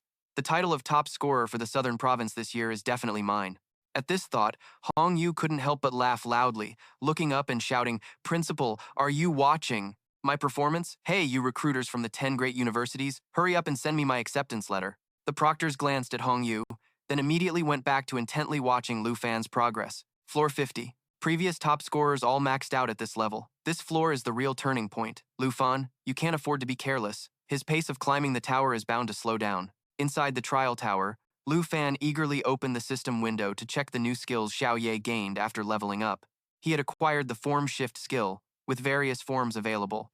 Wormling form. All stats and mana consumption are reduced by 50%. Dragon Maiden form. Unlocked via blood contract. Giant Dragon form. Strength is reduced by 50%, Spirit is increased by 100%, and it gains the skills Myriad Scorch and Lava. Burst. World Ender form. Spirit is reduced by 50% while Strength is increased tenfold, and it gains the new skills Earth Annihilation and Dragon Roar. There were 4 transformation forms, including Giant Dragon and World Ender. While Lu Fan was deep in thought, rocks suddenly began to fall from a nearby mountain as a monster revealed itself, an amethyst mountain giant, level 20. Its skill, Mountain Sweep, used a stone arm to swipe at all targets in front of it, dealing massive damage. With Mountain Collapse, it leaps high and smashes into the ground, causing 5 aftershocks that deal 10 to 35% damage. Its Amethyst Rock passive reduces magic damage by 50% and resists all armor-piercing attacks. Principal Bai couldn't help but worry when he saw this. A Tier 3 boss on Nightmare difficulty, how could he possibly defeat it? I said it before, this is the turning point. For the next few floors, his tower climbing speed will certainly slow down for Lu Fan. The principal of number 1 high school sighed and said this, looking at the scoreboard with a hint of envy. With this performance, Lu Fan's top spot in Jianghai is secured, and his position as the top scorer in the Southern Province is practically guaranteed. Why couldn't a student with such potential have come from my number 1 high school? Back inside the trial tower, the mountain giant made its move, with its mountain sweep attack. Accordingly, its colossal fist shot straight toward Lu Fan. Unfazed, Lu Fan stood his ground, casually studying the information. On the boss, a 50% damage reduction? Well, I'm already halfway up the tower, so it's only natural for the difficulty to spike. Thinking this, Lu Fan grinned in excitement. If that's the case, Xiao Ye, let's try out that World Ender form, shall we? Xiao Ye blocked the mountain giant's attack meant for Lu Fan with a single hand, then let out a roar as it soared into the sky and began transforming into its World Ender form. Although its spirit stat decreased by 50%, its strength stat increased exponentially, and it also gained 2 new skills, Earth Annihilation and Dragon Roar. The proctors watching on the monitor were shocked by this sight, exclaiming in shock, "What the heck? It has a combat form too?" These forms are truly terrifying. As Lu Fan was watching Xiao Ye transform, he suddenly sensed danger from behind, causing him to immediately leap aside, successfully dodging a punch from the mountain giant. Lu Fan decided to return the favor, using the dragon's Warcry skill to buff himself and his dragon pet, increasing all their stats and attack power by 30%. He then ordered Xiao Ye to use Giant Maw, lunging forward to viciously bite the opponent, inflicting damage and a bleed effect as it started chewing on the mountain giant's head. Literally. Just like that, the level 20 boss crumbled. The principal of number 1 high school exclaimed in shock, while Principal Bai broke out in a cold sweat, silently speculating. To shatter this boss's defenses in a single blow, the attack power of that last hit must have exceeded 2,000. Back inside the tower, just when Lu Fan thought the mountain giant was finished, it reached out its hand toward him again. Lu Fan dodged to the side once more, then activated his Dragon Blood armor skill, forming a dragon claw around his fist. He then threw a powerful punch straight into the mountain giant's face, creating a heaven and earth shaking explosion. At this point, Qin Shanhai turned to Qianzhong's completely baffled face and said, "Old Qian, seeing Lu Fan's power now, aren't you glad I stopped you?" Qianzhong was silent. Back with Lu Fan, after the dust settled, the mountain giant prepared to fight again, but was immediately hit by Xiao Ye's World Ender Dragon Roar combo. Roaring, dealing massive damage and a weakening effect to all targets in range, and Annihilation Thunder, creating a shockwave on the ground that deals huge damage to the target, with a chance of causing the enemy to fall into the abyss of a fissure, which officially obliterated the boss. The 50th floor was cleared, and with that, Xiao Ye leveled up to 12. while Lu Fan also leveled up to 17. It was definitely the right choice to pick Nightmare difficulty. Now the challenge was no longer an obstacle. As long as they swept through each floor, their experience would increase significantly. Lu Fan thought to himself and continued his journey to conquer the tower. In the observation room, Qin Shanhai stubbed out the cigarette in his hand, a smug look on his face as he said to the principal of the #1 high school, "It seems that 50 floors of Nightmare difficulty still haven't given Lu Fan any trouble. The giant dragon, as expected, is beyond our comprehension." Principal Bai, slightly bewildered, asked Qian Xiong, "Special envoy, you're from the dragon capital and are very knowledgeable. Can you tell how much the giant dragon's power increased when it changed forms?" Qian Xiong replied with a contemplative expression. "I've seen some major figures from the dragon capital in action before, and if I use that as a benchmark, after changing forms, its stats must be at least over 2,500, right?" The principal of the #1 high school exclaimed, just as he had predicted, afraid that the number was likely even higher, not lower. Principal Bai thought to himself. After composing himself, the principal of the #1 high school said, "Since he's already past the 50th floor, why don't we use the X+1 mode? We'll know for sure then." "X?" Qin Shanhai asked with a confused look. Principal Bai explained, "That's right, the XID plus 1 mode was created by the very first scholar who designed the trial tower. After clearing the 50th floor, through the X variable, which determines the number of monsters, all challengers are guaranteed to encounter the tower's boss. This makes the trial almost identical to real secret realms, where one's life can be lost at any moment. It's just that on Nightmare difficulty, even with an X of 21, all monsters are replaced by Nightmare-level bosses. In the X+1 mode on Nightmare difficulty, there won't be just one boss, and its stats will also be increased." Qin Shanhai lit a cigarette, took a drag, and then gestured with his chin towards the screen with a smug look. "That may be so, but look at Lu Fan. To him, he doesn't even seem to care about this X+1 mode." Inside the training tower, Lu Fan also sensed that the tower's difficulty had completely changed after the 50th floor. But, even so, with Xiao Ye's world-annihilating form, he basically didn't need to think too much. And so, Lu Fan and Xiao Ye continued to sweep through the floors, and in just 10 minutes, they had already reached the 70th floor. His level also skyrocketed, leaving the old-timer speechless once again. It's only been another 10 minutes and Lu Fan has already reached the 70th floor. Honestly, the design of this trial tower is arguably the most difficult one ever. With a setup like this, I initially wondered if anyone could even reach the 80th floor. But given the current situation, it seems the principal of the #1 high school was at a loss for words seeing Lu Fan had climbed to the 83rd floor. Over the years, countless geniuses have pushed themselves to the absolute limit to level up, only to end up exhausted and losing their lives inside the trial tower. Qin Shanhai nodded in agreement. After all, once you've climbed 70 or 80 floors, you're so close to the final reward of the trial. Who could possibly give up easily? The principal pointed at the leaderboard, his face full of anticipation, and said, "But Lu Fan, that kid could very well be the first person to complete all 100 floors of the trial tower." The principal of the #1 high school, let's just call him the Bald Principal, replied out of jealousy, "Let's not get ahead of ourselves. Although those bosses are weaker than their original versions in the secret realms, don't forget how difficult the 99th floor is." He hadn't even finished his sentence when someone cut him off. "Look, Lu Fan, he's already at the 99th floor." All eyes were once again fixed on Lu Fan. Lu Fan strode into a ruined palace where 4 headless suits of armor stood imposingly, in 2 rows around the throne. Just then, the candles on the walls flared to life, and the suits of armor began to emit a strange blue glow and started to move, chanting incessantly, "Annihilate, annihilate the world!" Headless Knight, level 55. Annihilation, pierce. When the knight's attack hits a target, it applies a piercing effect, causing the opponent to take an additional 400% damage. Annihilation, counter. When a knight is injured, the knight's sword will trigger a counterattack. Annihilation, thunder. The knight's dual swords will be imbued with a lightning effect, increasing attack speed and adding lightning damage. Annihilation, slash. When the target's HP drops below 15%, the knight will lock on and instantly eliminate the target. Annihilation, pact. The 4 knights share HP and defense with each other, with a 400% increase effect. The Headless Knights are from the Fallen Kingdom, a very famous secret realm. All secret realms originate from real historical events. Just like Zheng Village, the Fallen Kingdom was the result of a nation being invaded by the Undead Legion. Lu Fan thought to himself while facing the 4 knights. "Intruder! Be slain!" a knight shouted, then used the skill Annihilation, slash, locking onto Lu Fan, and swung its axe down. Lu Fan quickly dodged, but was still pushed back a great distance by the aftershock of the attack. Shared HP? If so, then a concentrated attack is probably the best option.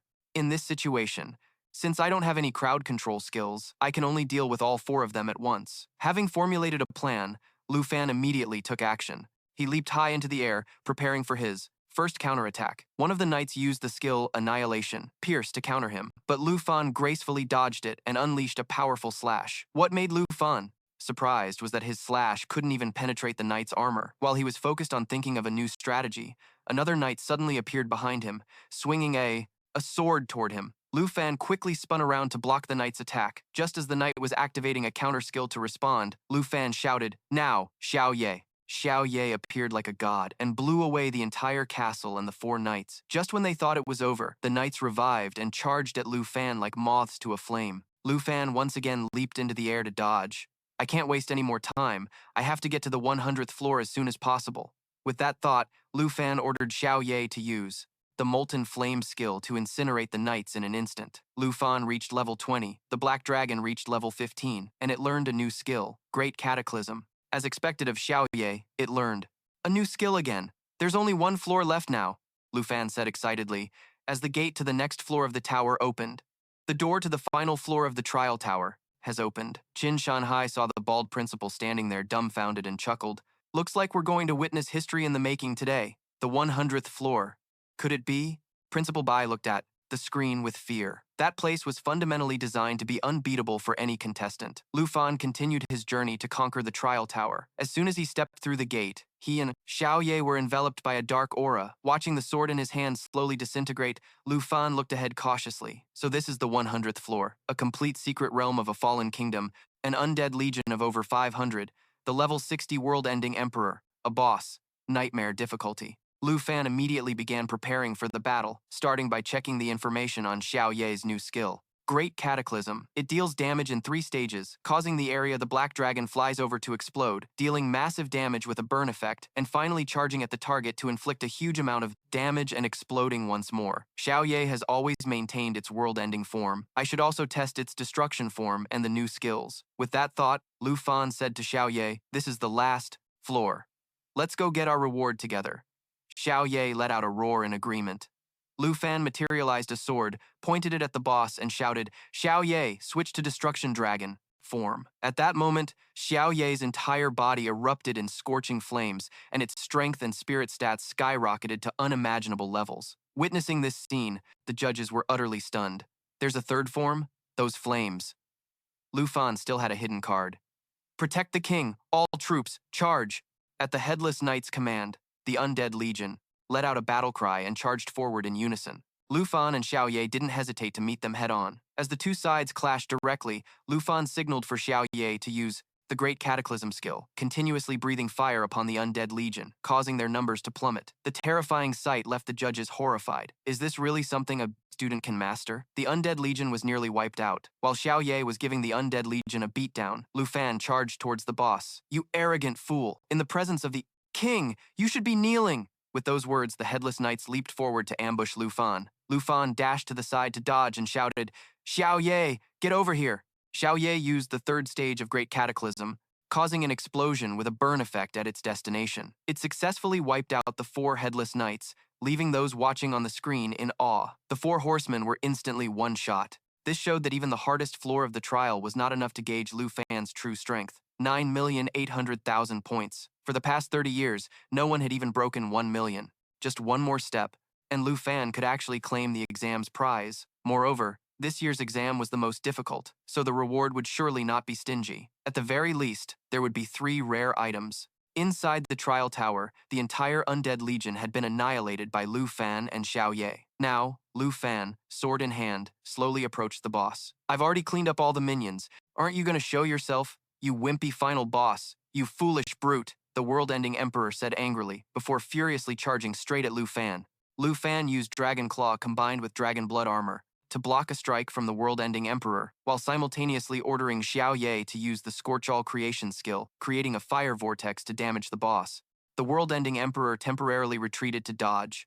At that moment, He realized his hand was bleeding uncontrollably and he couldn't use his power. It turned out that besides the physical attack, Lu Fan had also used the skill of the Ring of Grievance. It can be used on any target to harvest grievance energy. When the accumulated grievance value reaches a certain level, attacks on the target will also apply bleeding, stun, and poison effects to deal with the boss. Despicable.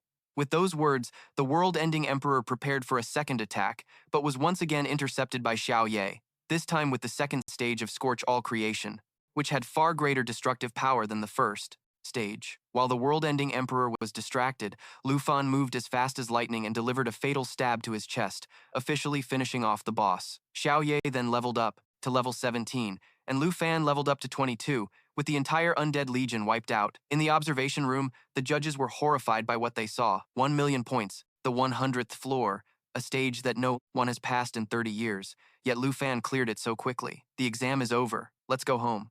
Are you already thinking about what I'm going to cook? Lu Fan said cheerfully. He said to Xiao Ye. The system then began to announce continuously that he had passed the 100th floor.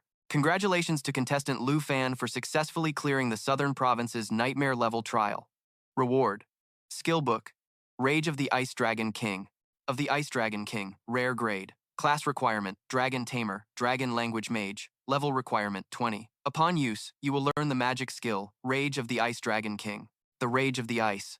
Dragon King unleashes a blast of cold air within a target area, dealing damage accompanied by slow and freeze effects. The duration, damage amount, and range of the effect vary depending on the continuous casting time. Spirit Wind Ring, Rare Grade. Level Requirement, 20. Agility plus 77, Stamina plus 35, Spirit plus 32.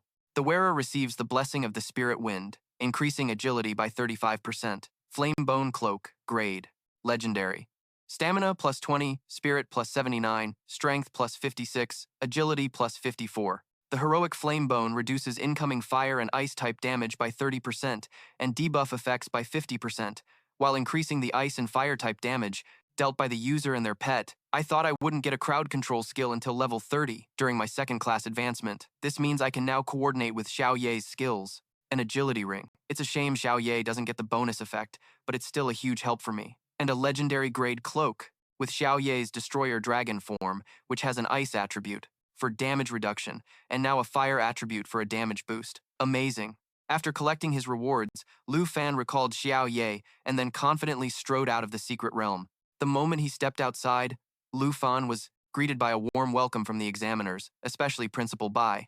He rushed over with an excited expression and exclaimed, "How is this kid so damn good? Top scorer, you are the pride of our school. From now on, your picture will be hung forever on our school's wall of fame." Hearing this, the principal of number 1 high school retorted sarcastically, "Oh, really?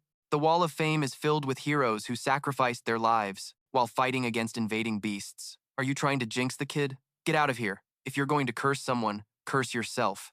Lu Fan broke the competition's record. His future is bound to be unimaginable. Qin Shanhai stepped forward and said, "In any case, this competition has truly allowed Lu Fan to showcase his full potential. Lu Fan, even though I had mentally prepared myself for this competition, you still managed to astound me completely. Uncle Qin, I've met the condition. I assume that Princess from the Taichi Kingdom won't be coming to cause a scene anymore, right?" Qin Shanhai smiled and replied, "Of course, I will honor our agreement. Your reward will be arriving soon." Lu Fan looked puzzled and asked, "Don't worry about that. The important thing now is for you to think about which university you're going to choose." The two principals chimed in. "That's right. All 10 universities will be fighting tooth and nail for you, and all the business tycoons in the southern province will definitely be looking for a chance to build connections with you, so be careful around them. Where's the dragon? Hurry up and summon it so we can have a look. Are you insane? You'd destroy the whole school. Congratulations, Lu Fan. With this amazing score, for at least the next 50 years, no one will be able to break your record." Qian Xiong watched the lively discussion before quietly slipping away. Meanwhile, in an unexplored region on the border of the Northern Dragon Nation, a level 60 zone, the Marquis of Zhenbei, Tu Jing, was drinking wine while watching Lu Fan's trial when a subordinate entered to report. "Did you find the evidence?" "It's all in here, sir. We can confirm that Qin Shanhai's suspicions, your disciple's suspicions, were correct." Through his conversation with Special Envoy Qian Xiong, Qin Shanhai deduced that Lord Ruan Changfeng, a high-ranking leader in Dragon Capital, is colluding with the Jin family of the Taichi Kingdom. Our investigation revealed that Princess Jinju's study abroad program, along with her bringing a dragon tamer, was all approved by Lord Ruan. Tu Jing angrily slammed the wine bottle down on the table. Ruan Changfeng, so it really was him.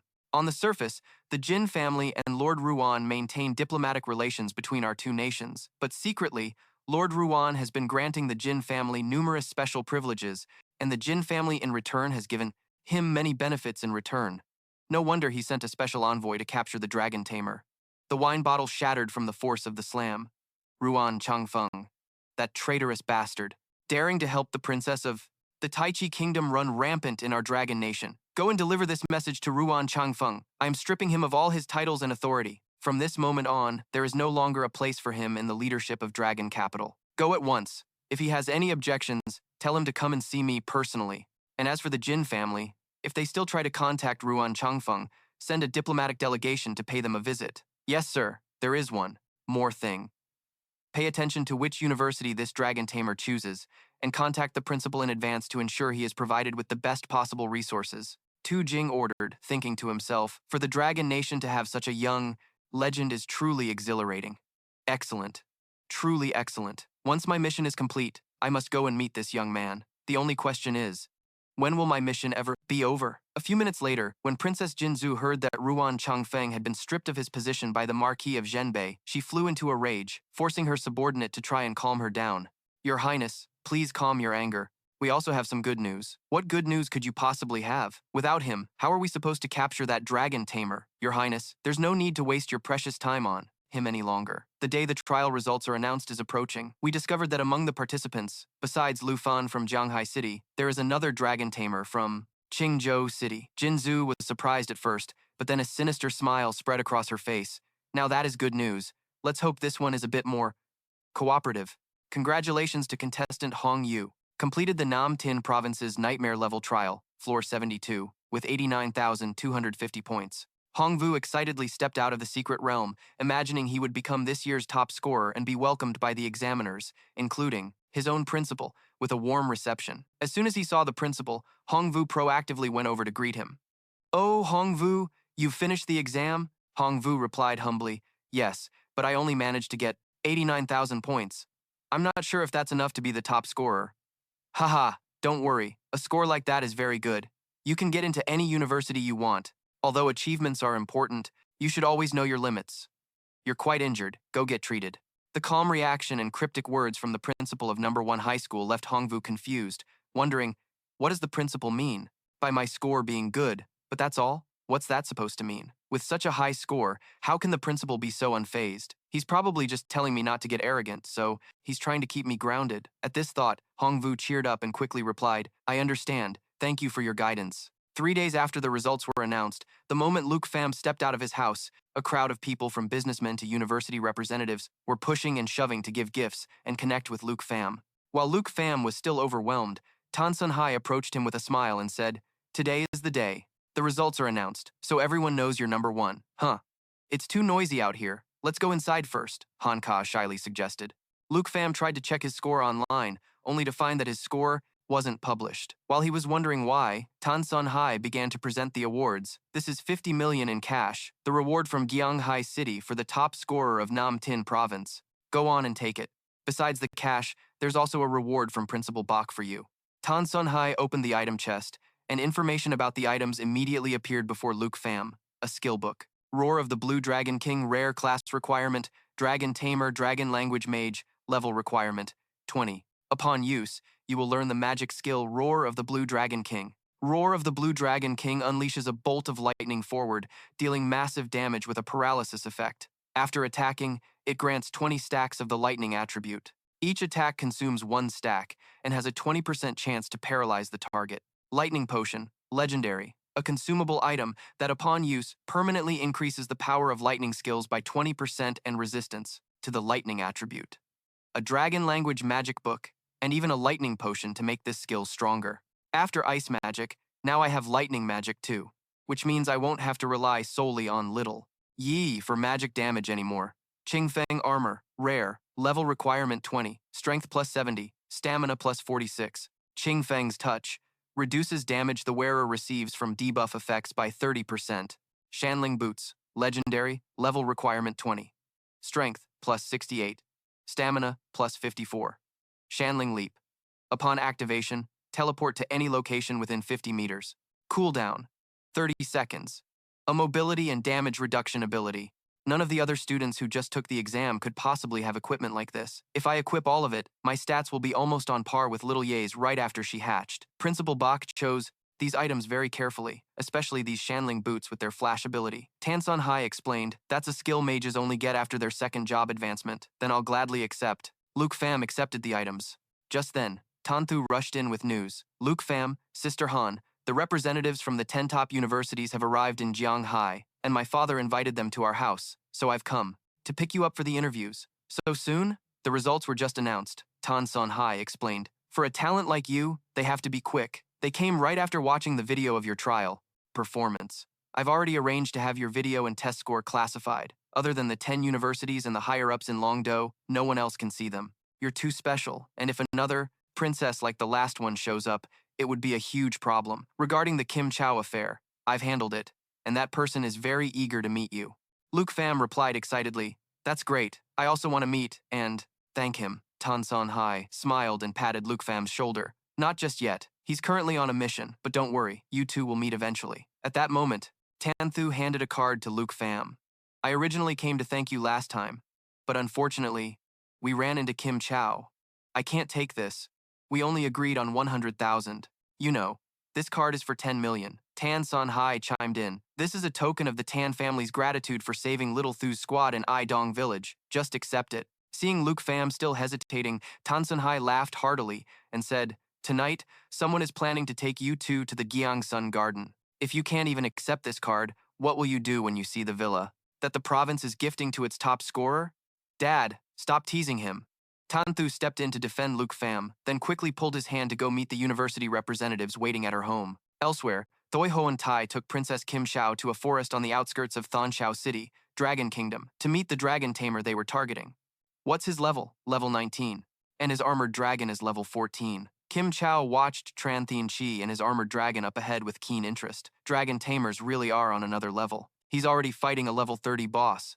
The boss, which was absolutely enormous, charged furiously at Tran Thien Chi. Tran Thien Chi commanded his young armored dragon to swing its tail powerfully, dealing damage to all targets in its path. As for him, using the Dragon Spear Strike skill, he channeled his dragon energy into an extremely powerful attack, delivering a fatal blow that sent the boss straight to the underworld. Thanks to that, Tran Thien Chi reached level 20, and Tu Chu leveled up to 15. Excellent, excellent. You didn't waste the dragon egg I gave you. Kim Chow applauded in praise. Tran Thien Chi bowed his head and replied, I'm glad I did not disappoint you, princess. If you were like this useless bum, then I would be disappointed. With that, Kim Chow turned to Thoi Hoan Tai with a displeased expression. From now on, this spear of yours will be his. Any problem with that, Thoi Hoan Tai? Although Thoi Hoan Tai was reluctant, he had no choice but to answer. This subordinate obeys the princess's command. Tran Thien Chi said gratefully, Thank you, princess. With the dragon armor and the dragon spear, plus the princess's enhancement magic, I will surely defeat the top scorer of Nam Province. Kim Chow was secretly pleased. Tran Thien Chi was ranked second with 210,000 points, while Luke Pham's score wasn't announced, but it was estimated to be around 300,000 points, so Tran Thien Chi still had a chance to win. Luke Pham, you must remember this name until you eliminate him and seize his black dragon. I will help you become the strongest dragon master in history. In the Tai Te Kingdom, you will become my servant, second to only one but above all others. So, when it comes to Luke Pham, do not disappoint me. With a determined gaze, Tran Thien Chi replied, Rest assured, princess. It is my honor. I vow to be your knight forever. Kim Chow replied with satisfaction. You are very perceptive, much more so than that, Luke Pham. I gave him a golden opportunity, yet he was ungrateful. Then, she ordered Thoi Hoan Tai, go to Jianghai, and investigate which academy Luke Pham enrolls in for me. If you can't even do that, then get lost. Yes, ma'am. Thinking of Luke Pham, Kim Chow was filled with hatred and thought to herself, soon enough, he will forever regret what he did to me. In the living room of the Tan family's villa, before meeting the academy representatives, Tan Thu asked Luke Pham, Have you decided which academy you're going to apply to? Because I want to know. Ah, no, it's because my father wanted me to ask. He said I should apply to the same academy as you, so we can help each other out later. That's great. I heard that teams are very important, and we've already worked together before. If we're going into a secret dungeon, you'd definitely be my first choice. But I still don't know which academy to choose yet. I'll let you know later. Ah, okay. Tanthu replied shyly, wondering to herself just how many points Luke Pham had actually scored. If she couldn't catch up to him again, the gap between them would only grow wider. Thinking this, Tanthu said to Luke Pham, "I'll do my best to get into the same academy as you." "Yeah, okay." Luke Pham smiled and replied, then pushed the door open to meet the academy representatives. "Greetings, teachers. My name is Luke Pham." Before he could even finish his introduction, a man cut him off. "Luke Pham, right? We've all seen the video of your trial. It was incredible. The first Dragon Master in history to have a dragon. I wonder if the top scorer of Nam Province has an academy in mind yet?" a female teacher asked. The man from before said with a displeased look, "There's no need to ask what he likes. Jiang Nam Academy will give you all sorts of benefits. A scholarship worth 10 million dragon coins a year, and all potions, secret dungeons, and other resources will be provided for free." The female teacher then taunted, "Hey, everyone sitting here represents the top academies in the Dragon Kingdom. You dare come here to compete for the top scorer with just that?" In addition to what Gyeongnam Academy can offer, Bakkan Academy will give you an extra 20 million a year and access to 20 secret dungeons that aren't open to the public. The other man, not to be outdone, said, "What Bakkan can offer, you think we can't? We can provide all that, and we'll even throw in access to a dungeon of opportunity." The female teacher was no pushover either, and immediately raised the stakes. "The terms are negotiable. If he's not satisfied, we will offer more." Luke Pham watched this bickering scene, a bit bewildered, not expecting the interview to be like this. Good grief, now I really don't know which academy to choose. Just then, Kohan, the representative from Longdo Academy, spoke up. "This year's participant for the national trial will be selected by Longdo. Luke Pham, we can give you this spot." The man was stunned when he heard this. "Really? Look, he's strong, but he just had his class change. How could he possibly be qualified enough for the national trial? The previous participants all went through rigorous selections. The other nations are already fully prepared, and he's just now finding out about it, making an internal decision to hand something so important to a freshman. Are you treating the national trial like a joke?" Kohan ignored these comments and continued to negotiate with Luke Pham. The national trial is a super-secret dungeon jointly established by 23 nations around the world. Once every 3 years, each nation sends one contestant under the age of 25 to represent their country in the national trial. To ensure the stability of the secret dungeon, the contestants must be newcomers. National-level experts are not allowed to participate. This is a competition that the whole world watches, and the prizes are some of the rarest treasures in existence. The female teacher and the man who had been squabbling earlier now joined forces to criticize Kohan. "Even if you were to give him a spot, it should be for the next one. This year's competition starts in just 6 months. Don't you think what you're doing is incredibly reckless?" Kohan stated firmly. "The one who passes the national trial will earn the right to become a national-level master, an opportunity to go from being number 1 in Nam Province to number 1 in the Dragon Kingdom. Dragon Capital can give you this opportunity. The national trial not only offers rich rewards, but also a chance to join the ranks of the powerful." While Lu Fan was pondering this, the system suddenly announced, "Lu Fan, congratulations! Today's treasure map has been sent to you."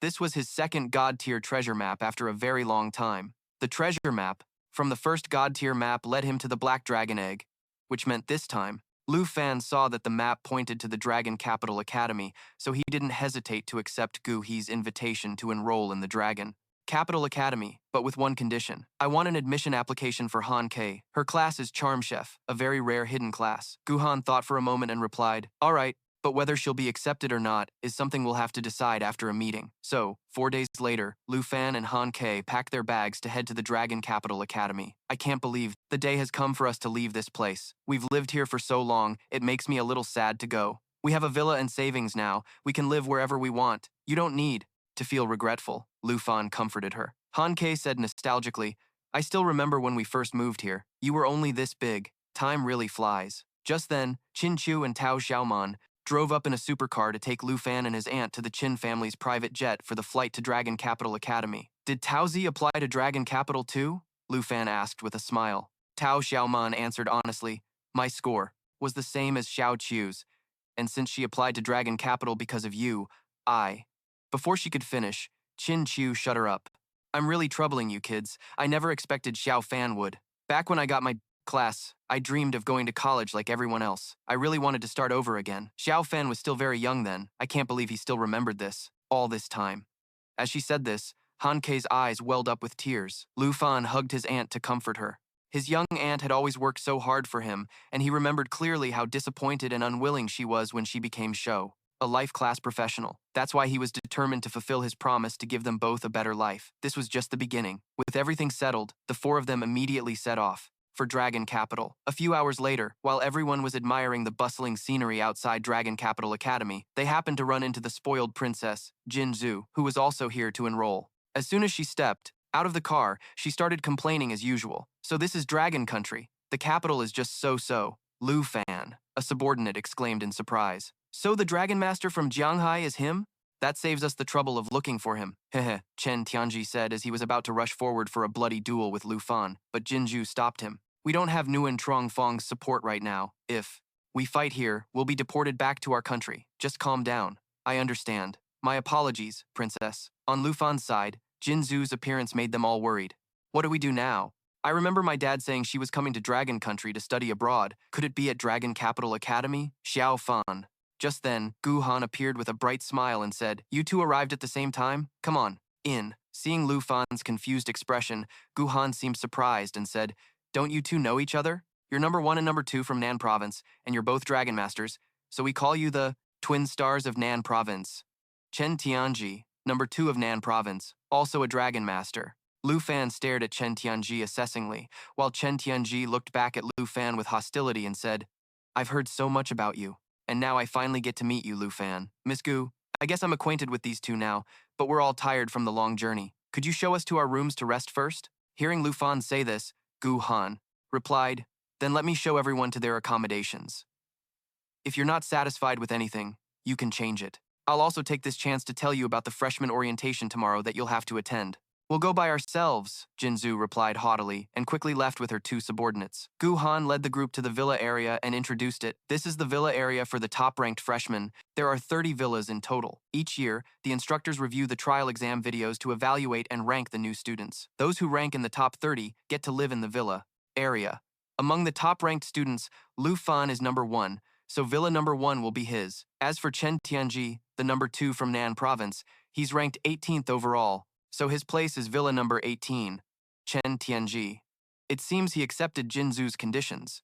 To think that someone who sold his pride is being called one of the twin stars with me, how ridiculous, Qin Chu then asked curiously. Miss Gu, Taozi's and my results probably aren't in the top 30, right? Does that mean we have to go register at the student dorms? That's right, Qin Chu, Tao Xiao. Man, Han Ke, I'll take the 3 of you to the dormitory area later, but in every aspect, the villa area is obviously much better.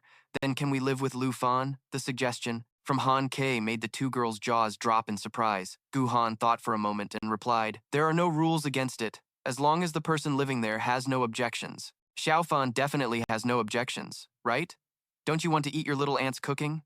Lu Fan, of course, had no objections and agreed instantly. Han Ke then happily linked arms with Qin Chu and Xiao Tao. The boy has no objections, so we'll all live together.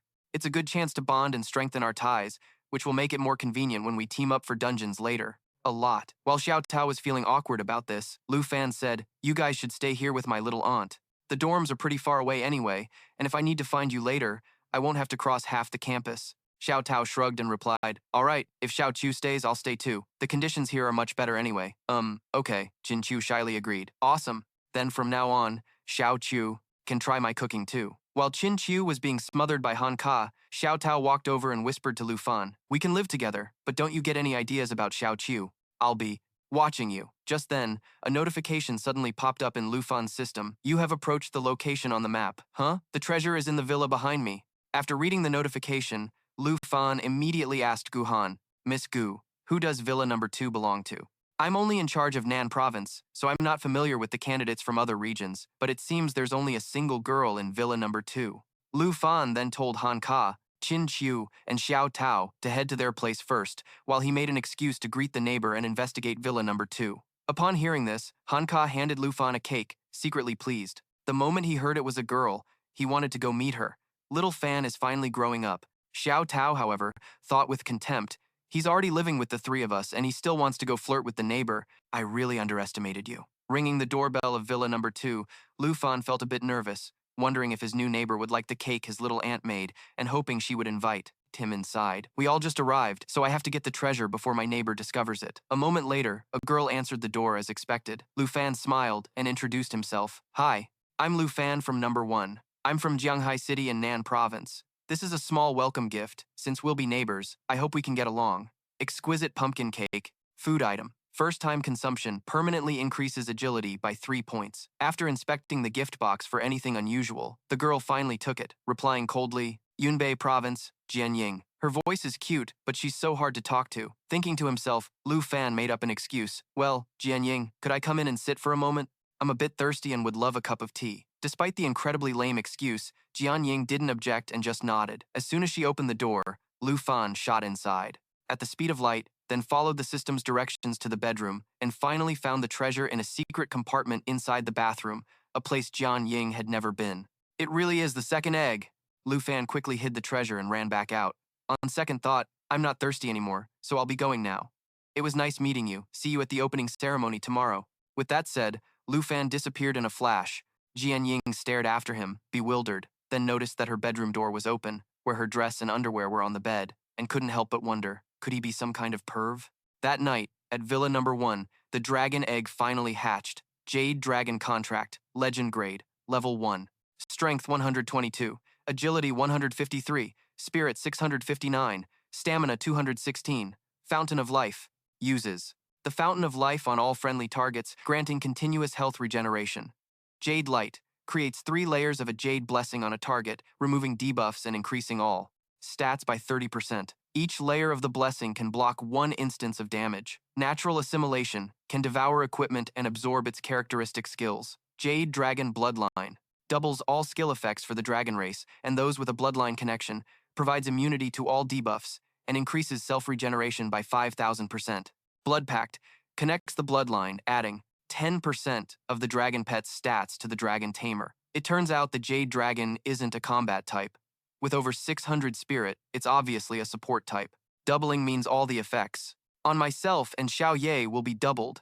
During the trial, thanks to the 30% buff from the dragon's encouragement, Xiao Ye's spirit stats surpassed 7,000 when she unleashed the Great Cataclysm. If I now add the doubling effect of Jade Light, that's a 60% increase in stats. That means her stats would be nearly 12,000. The Jade Dragon can even devour equipment effects and make them its own. So if it levels up or devours more equipment in the future, I can't even imagine how strong it will become. But for now, there's one important matter I need to consider carefully. What should I name you? Lu Fan looked away from the screen and saw the Jade Dragon and Xiao Ye trading blows. You two, stop it! Lu Fan rushed over to separate the 2 little rascals and lifted the Jade Dragon. After a moment of thought, he said, I'll call you Xiao Fei. Haha, Xiao Fei is a great name. You'll be Xiao Ye's little sister from now on. Oui, oui? Xiao Fei cried out happily. Xiao Ye, on the other hand, didn't seem happy about it and cried out in protest. The 2 little devils started growling at each other again, making Lu Fan yell, Quiet! You'll wake everybody up! The next day was the school's opening ceremony. Since the lifestyle classes and the combat classes had separate orientations, Han Ka had to part ways with Lu Fan, Qin Chu, and Xiao Tao for a while. Hey, Lu Fan, why was your room so noisy last night? That's because Lu Fan was about to explain but got distracted by the surrounding male students fawning over Qin Chu and Xiao Tao's looks. They're gorgeous, either of them could be the campus queen. If I got to enter a secret realm with beauties like them, I could die in there and it would be worth it. Dream on about being their boyfriend. Can't you see that male specimen walking with her? But there are 2 of them, and they can't both be that guy's girlfriends. Qin Chu became embarrassed by the gossip and quickly hurried into the auditorium. Yesterday I asked Miss Gu, and she said that hidden classes have to sit in the front row. Qin Chu said apologetically to Xiao Tao while walking to the front with Lu Fan. So I can't sit with you, Xiao Chu? Then I'll just sit in the back. As Lu Fan was walking, he saw Hong Yu and found him vaguely familiar. That guy looks so familiar. Oh, I remember now. He's that noisy Qigong master from the trial exam. Seeing Hong Yu was also looking at him, Lu Fan gave a friendly smile and walked past him to sit in the front row. A guy like you actually thought you were the top scorer. Go check the list and see how far apart you and Lu Fan are. Remembering the dean's words and condescending gaze made Hong Yu grit his teeth in anger. Lu Fan, I've finally found you. You're the bastard who made me lose all face. In front of the dean, Lu Fan walked to the front row and saw that Jian Ying was already there, so he took the initiative to greet her. Hearing this, Qin Chu asked in surprise, Lu Fan, do you 2 know each other? I guess so. She's Jian Ying, our neighbor from Villa Number 2. Oh, so that means she's the one with the 2nd highest overall score, right? She's so beautiful and talented. Qin Chu couldn't help but exclaim in admiration. A moment later, Vice Dean Zhao Shengming, a level 78 combat class, Lightning Mage, began his opening speech. I am the Vice Dean of Longdu Academy, a professor at the Magic Academy, Zhao Shengming. First, on behalf of Longdu Academy, I welcome all you freshmen. I'm not one for empty formalities, so next, the instructors will hand out your ID cards while I go over some of the Academy's regulations. The ID card being distributed is your proof of enrollment at Longdu Academy. It is used to store credit points. These points are considered currency within the Academy. To enter secret realms provided by the school or to purchase items like weapons and ammunition, you'll need credit points, and your initial number of credit points is based on your score from the recent trial exam. At this moment, a young man raised his hand to speak. Excuse me, Vice Dean, the difficulty of the exam varies by province. This means that provinces with lower difficulty will get more credit points, which doesn't seem fair. The Academy has already considered what you've mentioned, so credit points will be calculated by taking your exam score and dividing it by a difficulty coefficient calculated based on the differences in each province's exam. The higher the exam's difficulty, the smaller the coefficient. For example, this year's exam in Nan Province was the most difficult, so students from Nan Province will divide their scores by the lowest coefficient, which is 96. Lu Fan looked at his credit points, 13,539, and thought to himself, so this number is all the capital I have at Longdu Academy, but these credit points are only temporary, because your points will be redetermined in the freshman assessment exam 1 month from now. The top 30 students with the highest scores will be eligible to enter the Qingyun class. Those who enter the Qingyun class will receive many special privileges, such as being able to register for closed-off secret realms, exchange for desired skills and equipment, or the right to move into the villa area. The Qingyun class. This is the first I've heard of it. Me too. So, does that mean we'll have a chance to move into the villa area? Hearing the two young men behind him, Lu Fan thought to himself, this means that with my number 1 rank, I'm currently eligible for the Qingyun class, but if I lose this eligibility, I'll have to move out of villa number 1. I understand that all of you want to get into the Qingyun class, but I must warn you first. Just because you get into the Qingyun class doesn't mean you're safe, because any student can challenge a class member for their spot in the Qingyun class through a challenge. Only if that member wins can they keep their spot. If the member loses, the challenger will enter the Qingyun class, and members of the class cannot refuse a challenge. At this point, Zhao Shengming displayed the list of Qingyun class members. Currently, the Qingyun class has 30 members, who are the 30 people with the highest exam scores. The number 1 spot belongs to the top scorer of Nan Province, Dragon Master Lu Fan. Hearing this, Lu Fan immediately stood up and waved to everyone. What? He's number 1. That loser from before. His class is Dragon Master and he's number 1, so he must have a dragon. Keep your voice down, he can hear you. What if he really does have a dragon? We'd be toast. Even just an earth dragon would be terrifying enough. No wonder he became the top scorer of Nan Province. I just searched online, and I can't find any videos or scores for Lu Fan's exam. Could he be some rich kid with connections who got in through his family without any real skill? That's right. I can only find Chen Tianji, the number 2 from Nan Province. Look at this. His dragon is awesome. Chen Tianji, at this moment, quietly asked Jinzhou, Princess, when do you plan to deal with him? We still don't know his true strength. Let's take our time and probe him first. Qin Qiu heard the Vice Dean speak and became a little worried. Lu Fan, with the Vice Dean introducing you like that, isn't he just encouraging everyone to challenge you? Lu Fan gave a wry smile and replied, I didn't expect this to be a thing. The assembly ended. Just as Lu Fan was about to head to the secret realm hall to check it out, Hong Yu called out to him and issued a challenge. You want to challenge me? That's right. The Vice Dean already said it. All 30 members of the Qingyun class cannot refuse a challenge. Lu Fan, if you really have the strength to be the top scorer, why wouldn't you dare to face me? Hong Yu scoffed in response, thinking to himself that he couldn't see the video or Lu Fan's exam score. If he was really that capable, it must have been because he summoned a ton of wyverns to pass the exam. In that case, I just need to target him directly to win. Hearing Hong Yu's words, Lu Fan laughed. You're on. I accept your challenge. All right then, I'll bet 200 points. Just 200 points? Oh well, 200 must be a big number for him. Thinking this, Lu Fan smiled slyly and replied, Okay, 200 it is. The friendly match between Lu Fan and Hong Yu immediately became the center of everyone's attention. Jin Zhou then reminded Chen Tianji, this is a good opportunity to gauge his strength. You need to pay close attention to Lu Fan's every move. Meanwhile, in another location not too far away, will Lu Fan be able to win? Faced with Xiao Tao's doubt, Qin Qiu just smiled and said, You've never seen Lu Fan fight before, have you? You'll find out soon enough. On the makeshift arena, which was the schoolyard, Hong Yu took an offensive stance and said with a confident smile, I'll count down from 3, and then we'll start. 3, 2, 1, begin. As he finished speaking, Hong Yu channeled his internal energy and used the charged chi strike skill. The strike condensed his chi, doubling the damage when hitting a weak spot and granting +1 chi upon a successful hit to attack Lu Fan. But it only hit Lu Fan's afterimage, leaving him stunned. Isn't that the blink skill of a second advancement mage? How does Lu Fan have this move? It turned out Lu Fan had used the boots of the Sly Spirit to blink in an instant, causing Hong Yu's attack to miss. I heard that Chi Masters are good at both offense and defense, capable of fighting at close and long range. Is this really all you've got? Lu Fan's taunt made Hong Yu furious. So he immediately used his ultimate move, Ascending Chi Wave, a skill that fires off chi waves, increasing damage to weak spots by 5%. Each wave that hits the target grants +1 ki as he attacked Lu Fan. Ha ha, you're out of options, aren't you? Hong Yu laughed.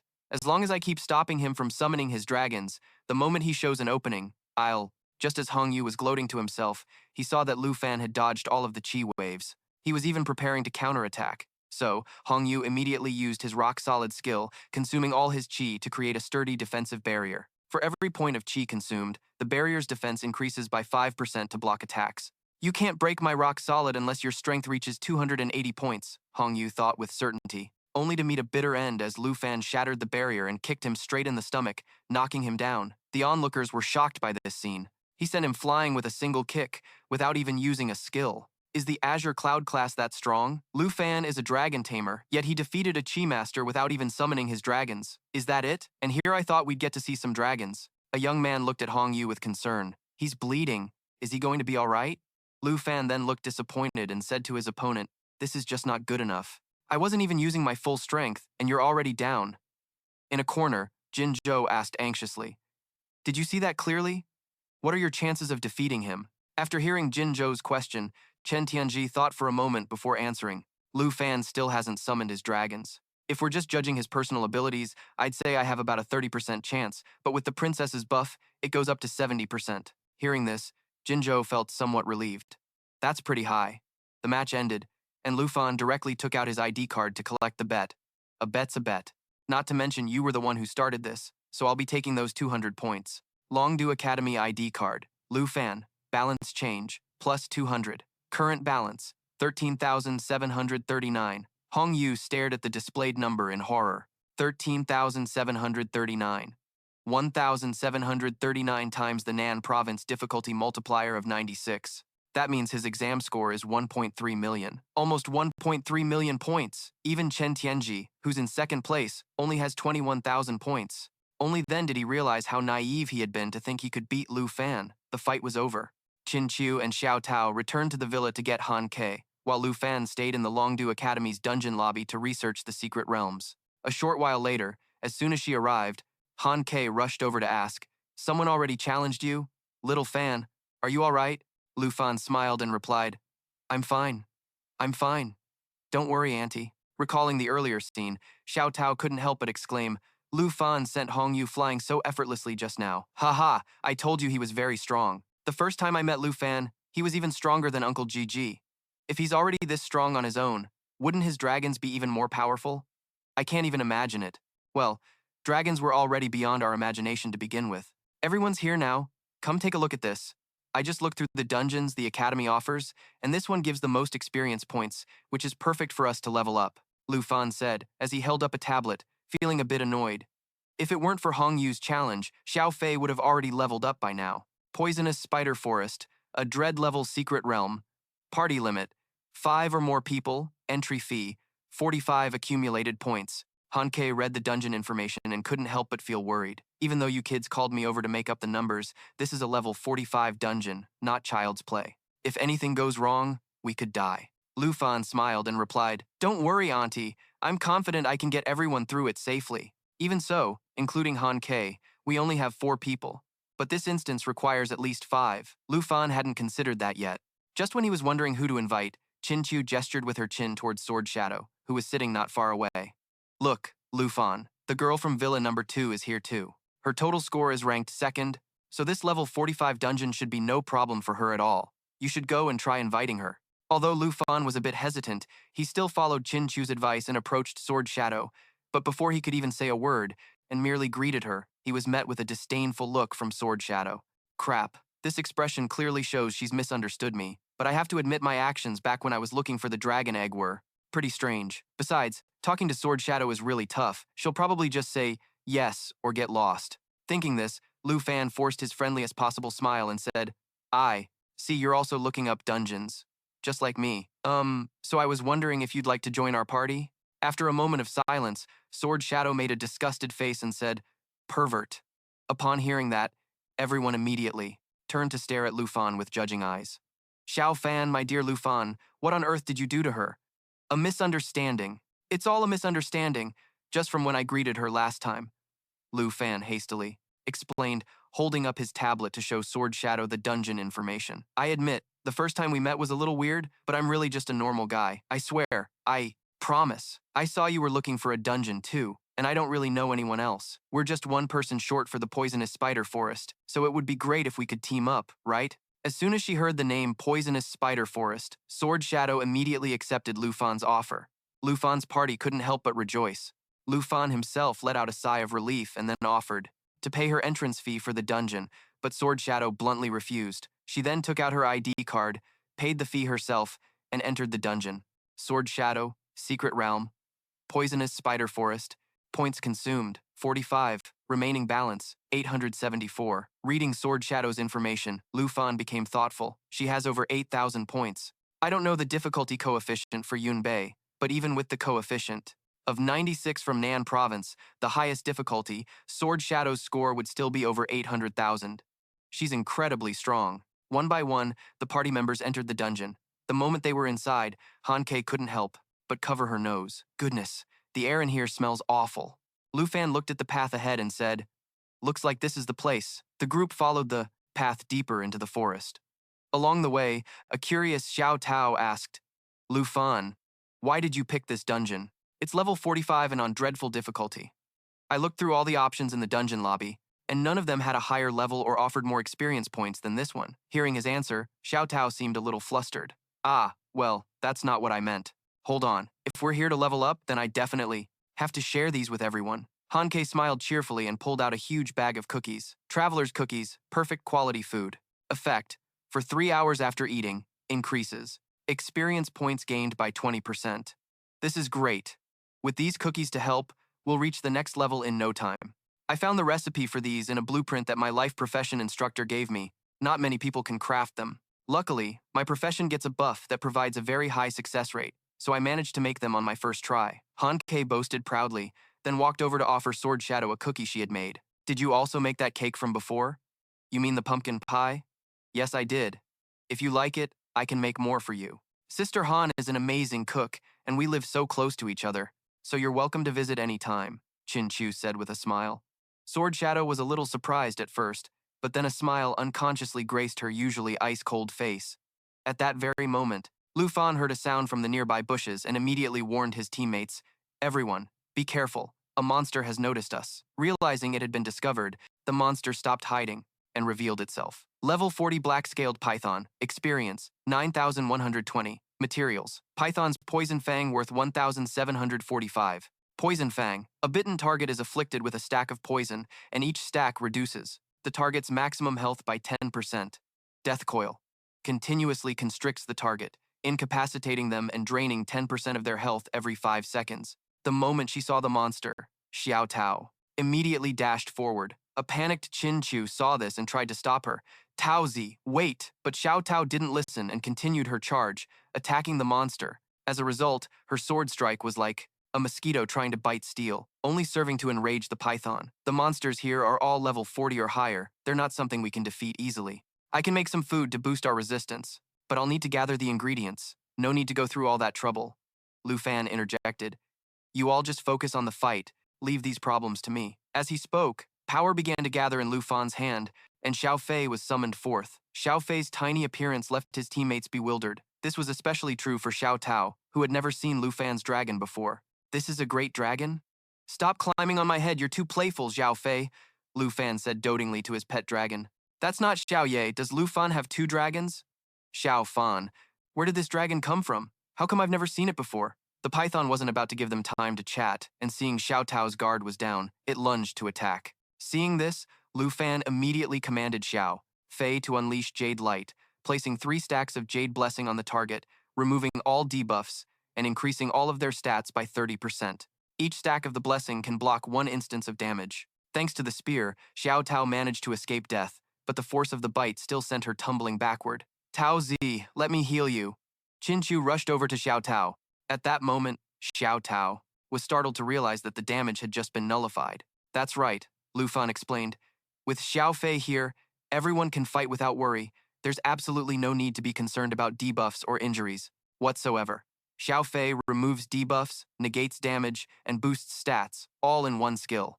That's even more amazing than a second advancement priest, Xiao Dao chimed in with agreement. The Dragon Clan is truly powerful. A dragon that's small can already negate damage and even boost all of my stats. Suddenly, the python lunged towards Qin Chu and Xiao Tao. Lu Fan was about to charge in to rescue them when a flash of light from behind him shot straight through the monster's head, instantly obliterating it. While everyone was still stunned, the sword shadow behind them recalled his blade and issued a warning. Don't waste any more time. We're being targeted. This was Sword Shadow, a level 21 hidden combat class. A sword master, wielding the blood-breaking sword, an epic grade level 21 weapon, a class. Exclusive to the Swordmaster class, it grants plus 3,947 strength, plus 126 agility, has an armor break effect that ignores 30% of the target's defense, and a swiftness effect that increases sword control speed by 40%. So this is how a Swordmaster attacks. As expected, number 2 is incredibly strong. As Lu Fan was silently admiring Sword Shadow, he noticed his expression suddenly turn grave as he sent his sword flying in another direction. Lu Fan followed the sword's path and spotted a silver-armored spider preparing to attack Han Kei, so he immediately dove and tackled Han Kei out of the way. Unlike the last time, this strike from Sword Shadow only managed to deflect the monster's attack, failing to cause any damage. The system then displayed its information. Silver-armored spider, level 45, experience, 15,750, materials. Silver armor shell, worth 415 gold. Poison fangs, a target hit by the bite contracts 1 stack of poison. Each stack of poison reduces the target's max HP by 10%.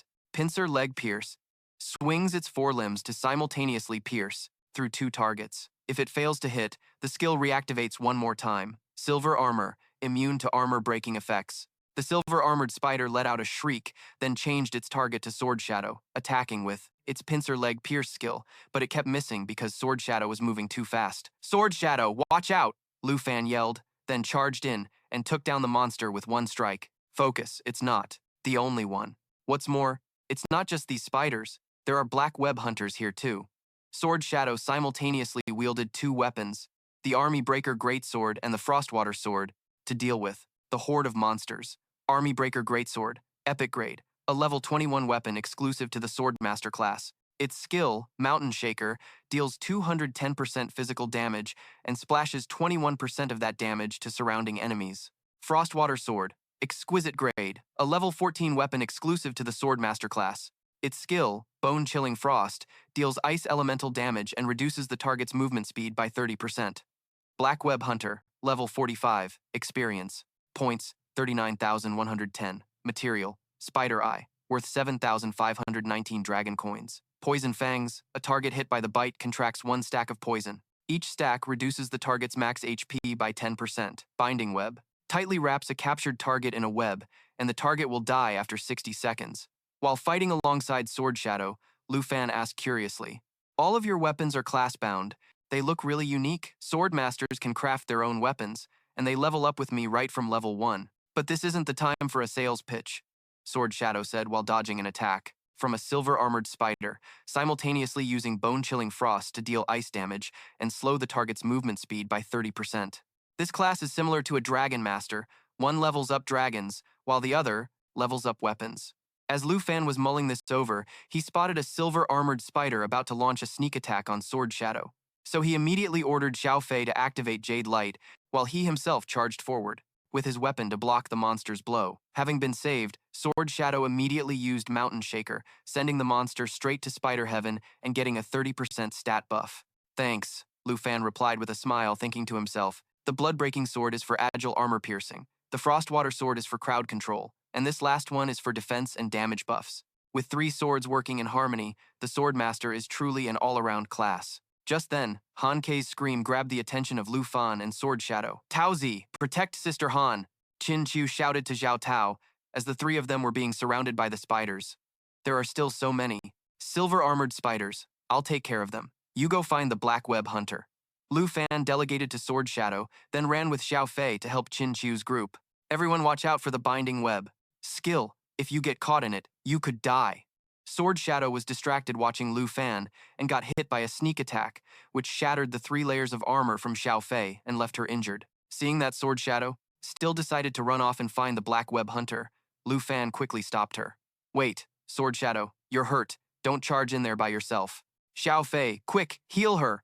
Before Lu Fan could even finish, Qin Chu urged him, Lu Fan, go with Sword Shadow. With the Jade Light, we'll be fine here. All right, I'm counting on you two then. With that, Lu Fan and Xiao Fei took off after Sword Shadow. There you are, let me help. As he spoke, he ordered Xiao Fei to release the Jade Light, creating a phantom shield and buffing Sword Shadow. I can handle this on my own. Sword Shadow had barely finished boasting when she saw the hunter. The Black Web Hunter attacked her with its binding web. Just as Sword Shadow thought she was trapped, Lu Fan dashed in front of her, then activated Dragon Claw, transforming his arm into that of a dragon. With a single slash, it tore right through the net and wounded the monster. Kiem An was stunned by the sight. We're only 1 rank apart, yet his personal attack power is on par with my full-power Mountain Shaker. Let's go together. At Luke Fan's command, the two of them synchronized their attacks, while Luke Fan channeled dragon energy through his Dragon Fang halberd, unleashing an incredibly powerful strike boosted by the Ring of the Spirit Wind, which granted its wearer the blessing of the Spirit Wind, increasing agility by 35%. Kiem An used both his Mountain Shaker and blood-breaking sword simultaneously, delivering physical attacks that also shredded armor and increased his sword control speed to finally finish off the monster. The Jade Dragon reached level 3.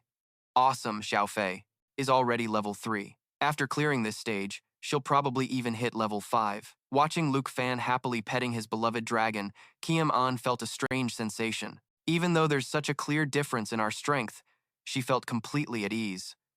I never thought I'd see the day I'd be treated like the weaker one and be helped like this. Just as Luke Fan was about to say something, Tanthu's group arrived. Luke Fan, Kiem An, we've dealt with the silver-armored spiders. Xiao Fan, did something just level up? Luke Fan didn't rush over to them, instead turning to Kiem An and saying, No, you're very strong, but no matter how strong you are, we would never let a teammate fight alone. Xiao Fan, why don't you use the Jade Light on yourself? I don't need it. Luke Fan, quick, your great dragon can heal, right? Xiao Fei immediately used Spring of Life to restore the entire party's health. Whoa, I feel full of energy. I feel like I could go for another round. Haha, Luke Fan, your head is glowing green. Xiao Fei, maybe you should stop healing this guy next time? Watching Luke Fan's group laughing and joking, Kiem An found herself smiling. It turns out having teammates isn't so bad after all. A few hours later, Xiao Tao stared at the map on her tablet, completely bewildered. The map ends here. Does that mean we've reached the end? But there's still a huge area ahead of us, right, Luke Fan? Luke Fan silently gazed down into the chasm. Tanthu followed Luke Fan's gaze and exclaimed in shock, It looks like this is the boss's lair. At that moment, the system began to display the monster's information. Screaming Spider Matriarch, level 45. 1 net annihilation, spews an extremely sticky spider web, binding all targets within range. Targets die after 60 seconds of continuous binding. Poison Spit, spits a pool of poison. Targets within the area will continuously accumulate poison stacks. Each stack reduces health by 5%. Absorb and regenerate, devours its spider followers. Each one eaten restores 5% of its health. Group Frenzy, causes all of its followers to focus their attacks on a single target, increasing all their stats by 15% for 60 seconds. The Weaver increases its own speed within its web's range. Seeing this, Luke Fan silently assessed the situation. Absorb and Regenerate and Group Frenzy are both skills that affect the other spiders. It seems we'll have to clear out the surrounding mobs first. Meanwhile, seeing Han Ki about to look down into the monster's lair, Tanthu kindly advised her, Sister Han, I don't think you should look down there. Xiao Tao agreed. If you're not a combat class, you probably won't be able to handle it. You can't take it. Then I'll have to learn to take it. You guys are always protecting me. If I can't even stand to look, I'll only be more of a burden during the fight. Han Kei replied resolutely. But as soon As she glanced down at the swarming legion of spiders below, she couldn't hold it in and immediately ran to a nearby tree to be sick. Luke Fan chuckled at the scene. This is what you call a harsh dose of reality, huh? Whether we're approaching or trying to kill the boss, we have to clear out all the surrounding mobs first, Kiem An offered. Xiao Tao tapped on her tablet for a moment, then announced, a previous team left a record of their strategy. Ranged classes pull the small mobs, and once they're all cleared, they approach the boss. It would take at least 4 days to clear them all. Hearing this, Han Kei grew worried. That long? The food I brought is only enough for 1 day. If we cook now, would you guys be willing to eat roasted spider? Tanthu's face turned pale as she replied, no, I don't want to eat spiders. We don't have to. Fight the way others did. As Luke Fan spoke, he summoned Xiao Ye, then ordered it to activate its Destruction Dragon form and use the skill Great Catastrophe 1. The Destruction Dragon causes explosions in the areas it flies over, dealing massive area of effect damage with a burn effect, roasting the little spiders below. Seeing Xiao Ye for the first time, Xiao Tao was terrified. A fire dragon. So this is the Great Dragon you guys were talking about. Even Kiem could feel Xiao Ye's terrifying aura. While everyone was still stunned by Xiao Ye's power, Luke Fan brought out Xiao Fei to the stage. Xiao Fei, let's give Xiao Ye some support, shall we? Xiao Fei let out a cry and simultaneously used 3 skills: Jade Dragon Bloodline, Jade Light, and Dragon's Encouragement to support Xiao Ye, making the dragon even more powerful as it went on a rampage. Luke Fan tasked Tanthu and Xiao Tao with protecting his aunt, then went down with Kiem An to deal with the female spider. Xiao Ye, to my side. Xiao Ye immediately obeyed, using Great Catastrophe 2, diving into the target area to deal massive damage, followed by Great Catastrophe 3, crashing down to cause an explosion that incinerated the area. Around it once more, Kiem An witnessed this and couldn't help but marvel internally. 3 levels of devastating damage. Being this close to the Great Dragon makes me feel like I'm about to be incinerated by the heat wave. The smaller spiders started trying to climb up to escape Xiao Ye's flames. Seeing this, Luke Fan shouted worriedly, Tanthu, are you guys okay? Tanthu and Xiao Tao were already busy dealing with the spiders trying to crawl up. Just replied, you two go fight the boss. Taozi and I will be fine. Only then could Lu Fan approach the boss with Jian Ying, feeling relieved. The boss wasn't about to lie down and wait to die, immediately spitting a toxic fluid toward Lu Fan and Jian Ying. Xiao Fei activated its Jade Light, and while Lu Fan was preoccupied with protecting Jian Ying, the boss shot another spiderweb at him. Fortunately, Lu Fan reacted in time, slashing through the web, but he couldn't avoid getting injured. Taking advantage of this, Lu Fan ordered Xiao Fei to swallow his blood, then had Xiao Ye activate the skill Universal Incineration 1. The destructive dragon flapped its wings, unleashing 4 fiery vortexes that dealt massive damage to the affected targets. He still has other skills. This destructive capability could definitely destroy an entire city, perhaps even a nation. He alone had nearly wiped out the entire spider swarm. Thanks to helping eliminate a massive number of spiderlings, Xiao Fei successfully leveled up, reaching level 5 with its Jade power and acquiring the skill Jade Blessing. Jade Blessing adds 3 layers of Jade Dragon aura to a target, boosting the damage of the next 3 attacks. Just as Lu Fan wanted Xiao Fei to test its new skill, he noticed its body suddenly started to glow, and then the little dragon shifted into a new form. Just like Xiao Ye, Xiao Fei had now obtained a new form and even greater power. The boss lunged forward, attacking with its 2 front legs at Lu Fan and Jian Ying. The moment she received the buff from Xiao Fei's Jade Blessing skill, Jian Ying immediately counterattacked with 3 swords simultaneously. The result was that all 3 swords pierced straight through the boss, much to Jian Ying's surprise. Initially, her blood-breaking sword couldn't even pierce the silver-armored spider's carapace, yet now it went through effortlessly. Jade Blessing didn't just buff her own power, it also added the attributes of the Dragon Clan. Good job, Xiao Fei, already getting a new skill and form at level 5. Lu Fan affectionately patted Xiao Fei's head in praise, silently, thinking that Jian Ying's last attack clearly had Xiao Fei's dragon aura added to it, if he were to use it on Xiao Ye. Just then, the boss attacked again with a spray of venom. Lu Fan dodged, while shouting an order, Xiao Fei, use Jade Blessing on Xiao Ye. After getting the buff, Xiao Ye created a storm of tornadoes that flew straight toward the boss. While the boss was struggling against the scorching flames, Lu Fan, Jian Ying, and Xiao Fei rushed in with a coordinated assault, wiping the boss out. Subsequently, Lu Fan leveled up to 23, Xiao Ye to 18, and Xiao Fei to 7. Jian Ying then couldn't help but ask, Lu Fan, what was your score on the last assessment? Oh, it was around 1,300,000, I believe. Jian Ying was shocked to hear this. With his power, it shouldn't have been just 1,300,000. I couldn't help it. 1,300,000 is the score limit for nightmare difficulty anyway, Lu Fan replied with a smile, then called out loudly, Qin Chu, Tao Zi, bring Auntie down here. At this moment, Jian Ying was a bit pensive, thinking that in terms of score, she was only at half of Lu Fan's, but in terms of strength, the gap between them was enormous and seemed impossible to overcome. In the end, combined with the food buffs from Han Ke, the team was able to clear the dungeon in one run. Not only did everyone level up, but they also obtained materials and rewards. As for Jian Ying, maybe she truly needed a party, or perhaps everyone gave her a feeling she had never experienced before. So, for the first time, the second-ranked Jian Ying agreed to join their party. To celebrate their success, everyone decided to throw a small party at Lu Fan's villa. Hanke cooked many delicious dishes to treat the kids, and the air was filled with joy and laughter. In the days that followed, Lu Fan also gradually settled into Longdu Academy. His days consisted of studying combat theory, and in his free time, he would enter the previous dungeon to level up. In just over half a month, 2 days before the freshman assessment, Lu Fan's party had become much stronger than before. To be specific, Xiaoye reached level 19, Xiaofei level 14, Lu Fan level 25, Taozi level 22, Qin Chu level 22, Hanqi level 18, and Jian Ying and her sword reached level 24. That's a wrap. Tao Zi, time to unbox. Coming! Tao Zi excitedly ran over to open the treasure chest and then screamed with excitement. Wow, it finally dropped. After almost a month, they had finally collected the full poison spider set for a swordsman. It was the rare poison spider set, requiring level 20 and the swordsman warrior class.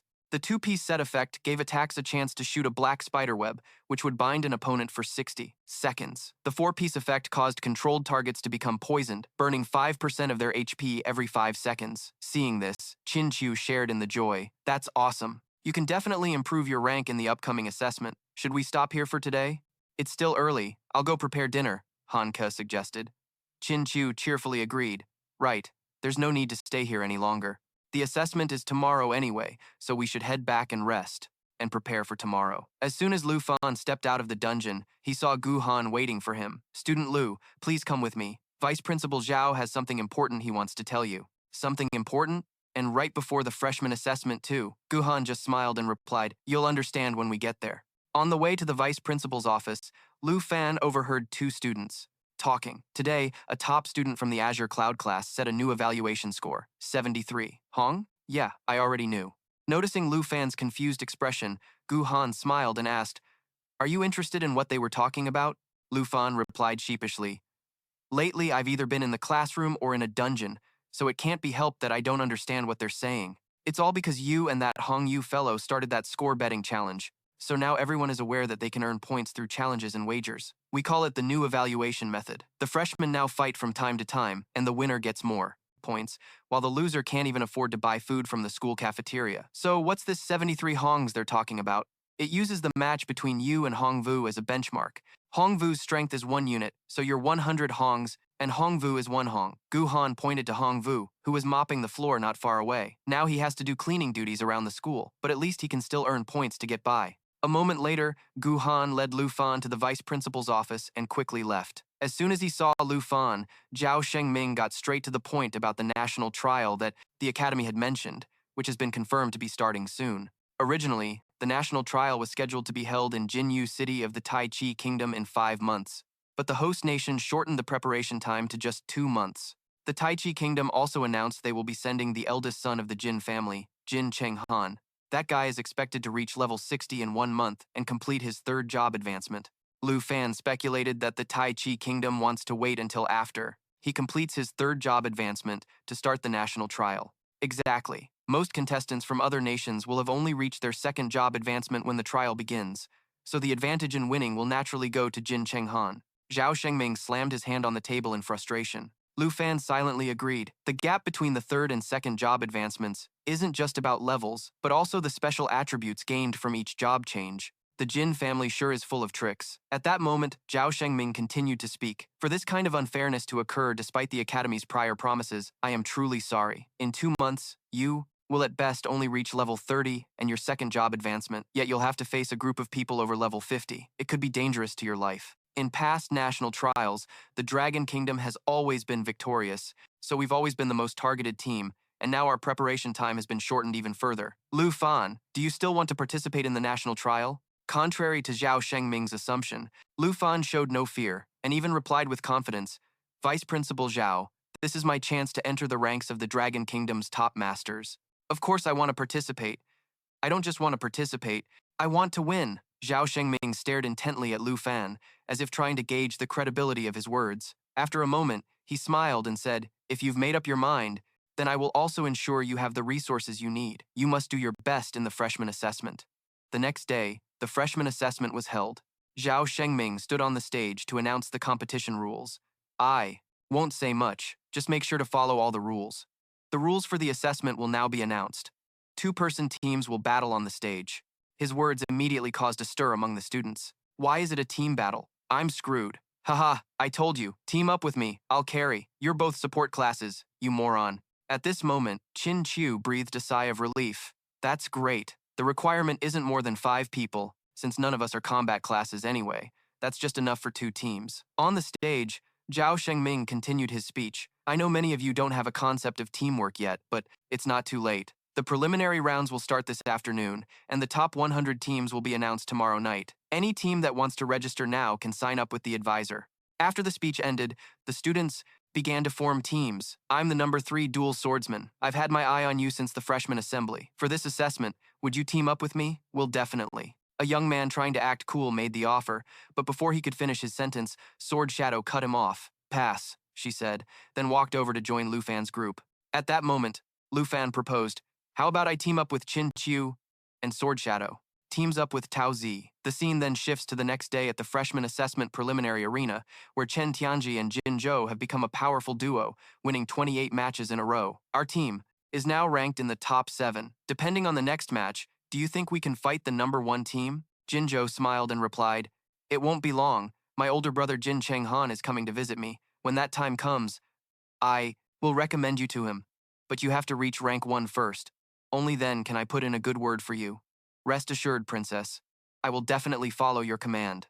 Just then, the referee announced, the next match is about to begin. The opponents this time are the 18th ranked team, Chen Tianji and Jin Zhou, versus the number 1 ranked team, Lu Fan and Sword Shadow. The announcement immediately sent the audience into an uproar. A battle of 2 dragons, 2 dragon tamers, the number 1 and number 2 ranked students on the same team. Even Chen Tianji and Jin Zhou were shocked by this overpowered combination. Flashing back to earlier, when Lu Fan had suggested teaming up with Qin Qiu, while Sword Shadow teamed up with Xiao Tao so that everyone could get a good rank, Qin Qiu refused. Don't worry about it, Lu Fan.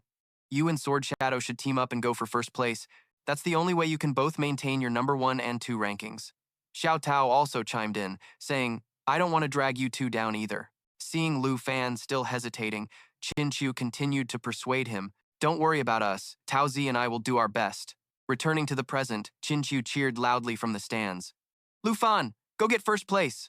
Lu Fan cracked his knuckles, then asked with a smirk, Sword Shadow, taking first place won't be a problem, right? Sword Shadow replied without hesitation, of course not. Flashing back a few minutes earlier, while idling in the waiting room, Lu Fan started piecing together some treasure maps. After all, the treasure maps he got from the Dragon Capital Academy were all low quality and for faraway places, so he figured it was better to combine them. Unexpectedly, the result was a high-grade treasure map, Flying Dragon Graveyard, a level 45 to 60 area. I've never heard of this place before. I'll have to check it out some other time.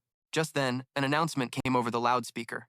An announcement is made for match number 18, Team Chen Tianji and Jin Zhou versus Team number 1, Lu Fan and Jian Ying.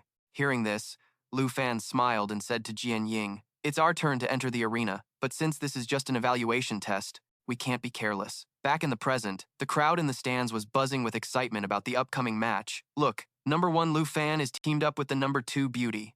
They might as well just hand them the trophy now. What's the point of even competing? I wouldn't be so sure. Chen Tianji has won 28 consecutive matches, and besides, the champions in previous years were never the top-ranked individuals. Seeing Chen Tianji for the first time, Jian Ying asked Lu Fan with some concern. I heard our opponent is also a dragon master. Are you confident you can win? Lu Fan replied with a smile. How about we make a little bet?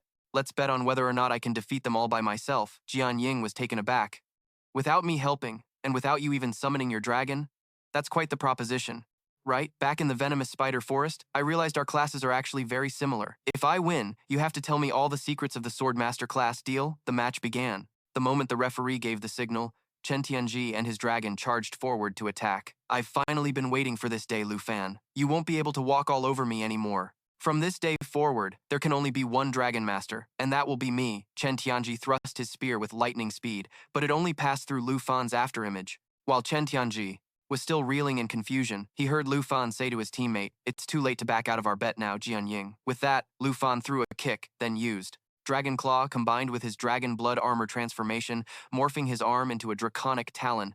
He delivered a powerful uppercut to Chen Tianji's dragon, sending it stumbling backward in a daze. Chen Tianji looked over at Jian Ying, who was standing nonchalantly with her arms crossed, and frowned in anger, shouting, "Your teammate isn't fighting, and you haven't even summoned your dragon. What is the meaning of this?" Lu Fan smirked and replied, "It's just a small bet, that's all. Why would I need to use my full power against two pieces of trash?" Just then, Jinzhou burst out laughing. "Lu Fan, I finally have my chance today. You arrogant, low-class commoner, how dare you insult me?" As she spoke, her eyes filled with killing intent. "Today, I will make you pay double for everything you've done.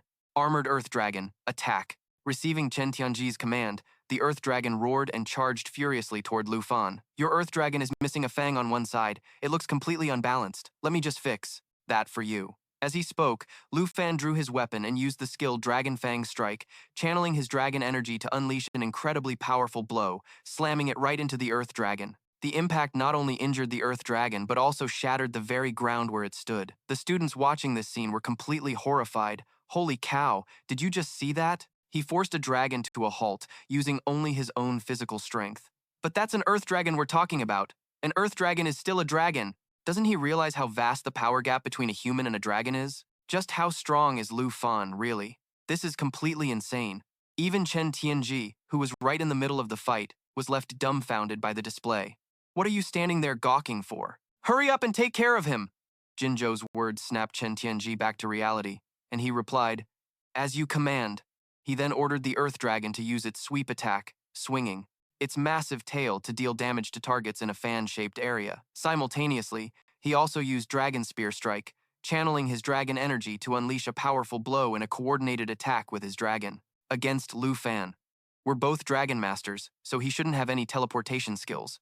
Caught between two attacks at once, there's no way he can escape. That's what Chen Tianji thought, anyway. But for someone like Lu Fan, who possessed flicker boots, this was child's play. After blinking away, Lu Fan casually sat on a nearby boulder and said to Chen Tianji with a mocking smile, "When are you and your dragon actually going to make me fight seriously?" Jian Ying watched Lu Fan and thought to herself in amazement, this Earth Dragon's stats are several times higher than other monsters of the same level. And yet, Lu Fan is not only able to suppress it, but he can also fight that other Dragon Master simultaneously. "Get back, you useless trash." Lu Fan hasn't summoned his dragon and isn't even letting his teammate help.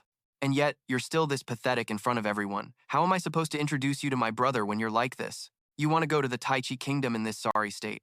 And you even want to become the strongest Dragon Master? In your dreams, Jinzhou shouted in fury and began to cast a spell. "Thanks to you, this princess now has to personally step in and save us from this embarrassment." Watching this unfold, Lu Fan frowned and thought, could this be that skill she used to turn her servant into a monster last time? As the Earth Dragon's body began to grow, Lu Fan got his answer. Just as he suspected, Jinzhou was using that bizarre growth skill again. After Jinzhou's enhancement spell, the armored dragon's abnormal state caused an uproar in the stands. What's going on with that armored dragon? It looks like a demon straight out of hell. It's because of Chen Tianji's teammate. Its power level just shot through the roof. I think she's an international student, but that kind of skill also looks really evil. Why hasn't Lu Fan summoned his dragon yet? I want to see a dragon versus dragon battle. On the arena floor, Jian Ying instantly summoned two swords that floated on either side of her. Army Breaker! Epic Sword. Level 24. Class Requirement Swordmaster. Mountain Breaker deals 240% physical damage, with 24% of the damage splashing to surrounding targets. Epic Blood Breaking Sword. Level 24. Class Requirement Swordmaster. Armor Penetration. Attacks ignore 32% of the opponent's defense. Swiftness. Sword control speed is increased by 42%. Gimun was about to rush forward but was stopped by Luk Fam's raised hand. "Gimun, I can handle those two myself. Don't forget our previous agreement." Kim An hesitated, saying, But I've faced this skill before. The price of suffering causes one's form to become twisted. With that said, Luke Pham then stepped forward to face Jiap Long. On the other side, Kim Shao ordered Tren Tianqi, hurry up and crush him for me. Tren Tianqi replied, as you command. He then ordered Jiap Long to charge towards Luke Pham and attack, but Luke Pham stood perfectly still. Behind Jiap Long, Kim Cho gritted her teeth, glaring hatefully at Luke Pham as she spoke. I will take back your Hak Long and turn you into a good-for-nothing once again. If you don't want to be crushed, summon your Hak Long. Aren't your stats high enough to handle Jiap Long, the you of today? Kim Cho's voice suddenly trailed off as she saw Luke Pham make a move. She only saw Luke Pham raise an arm towards Jiap Long and softly chant, Draconic Magic, Rage of the Ice Dragon King. The Rage of the Ice Dragon King unleashes an icy chill on targets within a certain range, dealing damage along with slowing and freezing effects. The duration and effectiveness can vary depending on the casting time. In the next second, a massive phantom of the Ice Dragon King appeared behind Luke Pham. It opened its mouth and roared, creating waves of icy chill that spread outwards. Jiap Long, being closest to Luke Pham, was immediately frozen in place by the icy chill. Kim Shao and Tren Tianqi were further away, and although they weren't frozen, with every breath they took, you could see white vapor escaping their mouths from the cold. Even the audience in the stands was affected by the icy chill and exclaimed, I suddenly feel so cold. The temperature has dropped so low. Is this Luke Pham's dragon pet? It looks way cooler than Tren Tianqi's. No, that's just a phantom. It's not real. It seems to be a magic skill. Holy crap, he knows how to use both physical and magical attacks. The commotion in the stands didn't distract Luke Pham at all. After the magic attack, Luke Pham raised his sword, his sharp gaze fixed on Kim Shao. That dark magic of yours really did make Jiap Long's stats much higher than mine. But who told you that having higher stats means you can crush me, and you still want to take my Hak Long? You're not worthy. With that, Luke Pham shot forward extremely fast, in front of Kim Shao, and slashed with his sword, giving her no time to react. Princess, be careful, Tren Tianqi shouted, rushing forward to help Kim Shao block Luke Pham's slash, and then loudly commanded, Jiap Long, attack. Hearing the command, Jiap Long opened its maw and breathed fire towards Luke Pham. Luke Pham vanished on the spot, dodging Jiap Long's fire breath. An instant later, he suddenly appeared behind it. What a good little slave. If that's how it's going to be, Luke Pham thought to himself, once again extending his hand towards Jiap Long and chanting a draconic magic spell. Roar of the Blue Dragon King. The roar of the Blue Dragon King unleashes a lightning shockwave forward, dealing massive damage and a paralysis effect. Subsequent attacks will be imbued with 20 stacks of the lightning attribute, with each attack consuming 1 stack, and has a 20% chance to paralyze the opponent. Once again, the audience saw a massive phantom appear behind Luke Pham, the difference being that this time, it was the phantom of the Blue Dragon King. Then, they saw a bolt of lightning strike Jiap Long, causing it to roar in agony. That's insane. Luke Pham just used another new magic spell. Yeah, and it's not just any ordinary magic, it's that rare draconic magic. First, he faced Jiap Long with his bare hands, and now he's using magic without even summoning his dragon pet. So Tren Tianqi's winning streak is about to end. In contrast to the excited chatter from the stands, on the battlefield, Tren Tianqi's face was filled with disbelief and fear as he thought, How? How is this possible? We're both dragon masters, so why is there such a huge difference? At this moment, Luke Pham returned to his original position, facing Tren Tianqi and Kim Shao, and slowly asked, Since the beginning of this fight, I've been wondering something. Why is it that from start to finish, you've never used any skill other than Dragon Spear Strike? A frightened Kim Shao, hiding behind Tren Tianqi, yelled, Tren Tianqi, what are you doing? Hurry up and make Jiap Long keep fighting. Luke Pham paid no attention to Kim Shao. He ran his hand along the blade of his sword, coating it in a layer of lightning, while staring intently at Tren Tianqi and continuing his question, Dragon Spear Strike and Dragon Fang Strike, although they're a bit different. That's only because our weapons are different. In essence, they're the same skill. But why do you never use Dragon Claw or Dragon Bone Dance? Tren Tianqi was startled, thinking to himself, Dragon, Claw, Dragon Bone Dance. Could those be his original skills? Seeing Tren Tianqi still standing there dumbfounded and not doing anything, Kim Shao angrily cursed, This useless trash is just like, Toi Huan Tai, you swore you'd get revenge for me. Get a move on. As for Luke Pham, seeing the expression on Tren Tianqi's face, he said with a smile, It seems the contract with Jiap Long couldn't unlock all the skills for you. It's not that you don't use them, it's that you don't have them. Give up. You have no chance of winning. We are different kinds of dragon masters. Tren Tianqi lowered his head and said softly, That's enough. Luke Pham frowned and opened his mouth to advise him, "You and I have no deep-seated grudge. You don't need to sell your dignity and be her slave, much less be my enemy." Hearing this, Chen Tianqi suddenly raised his head, his bloodshot eyes glaring at Lu Fan as he screamed, "Enough! Not only are you blocking my path to becoming the strongest Dragon Master, but you're also arrogant enough to lecture me as if I have no pride." Then, he looked towards Jin Zhou and said, "Your Highness, your knight will surely keep his promise. Please grant it to me. I will risk my life to show this peasant the consequences of offending a princess." Hearing this, Jin Zhou was momentarily surprised before a sinister smile appeared as she spoke.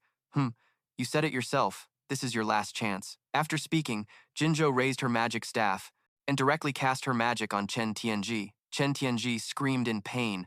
"As you command," Lu Fan asked in confusion. "Why are you so loyal to someone like Jin Zhou? You clearly know her true nature." "What do you know? Without the princess, I'd be nothing but a worthless bum my entire life. To become a master, to repay the princess, I'll do anything." As he spoke, the body of Chen Tianji began to transform, growing larger and more muscular, with 2 extra arms sprouting from his back. When the transformation was complete, Jin Zhou joyfully commanded, "Now, go deal with Lu Fan." Upon hearing the command, Chen Tianzi charged towards Lu Fan, his 2 left arms gripping his weapon tightly, raising it and shouting, "Die! Dragon Spear Strike!" Seeing this, Lu Fan stopped trying to reason with him. His gaze sharpened. He raised his weapon, now crackling with electricity, to head level, the tip of his blade aimed straight at Chen Tianji. "More than hateful, I find you pitiful." Thunderclap. As he finished speaking, Lu Fan, aided by the whisper of the spirit wind, dashed towards Chen Tianji at incredible speed.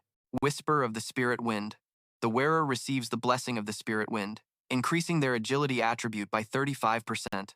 "Dragon Fang Strike!" Lu Fan shouted, unleashing a flurry of thrusts at Chen Tianji. When Lu Fan stopped, behind him, Chen Tianji's body was covered in crackling electricity, his eyes rolled back into his head. "I'm sorry, Your Highness," he thought. Chen Tianjia lost consciousness and collapsed before Jin Zhou's terrified eyes. When Jin Zhou saw Lu Fan walking towards her and raising his hand, she collapsed to the ground in terror and shrieked, "You! What do you think you're doing? Don't you get too arrogant? My brother is the new leader of the Taiki nation. If you dare to touch me, my brother will make you pay 100-fold." Lu Fan ignored Jin Zhou's threat and slapped her hard across the face. "Fine then, consider it a debt I owe your brother. We'll see if he even has what it takes to collect." After saying that, Lu Fan turned and walked away. Lu Fan's slap also stunned the audience. What's with that Lu Fan guy? He already won, and now he's going to humiliate his opponent? Yeah, how could he bring himself to hit a cute girl like that? But what right did that girl have to be so cocky with Chen Tianji? Exactly. She's an international student, acting so brazenly like she owns the place. Just then, the voice of Zhao Shengming boomed over the speakers. "Order, everyone! I declare the match over. The winners are Lu Fan and Sword Shadow."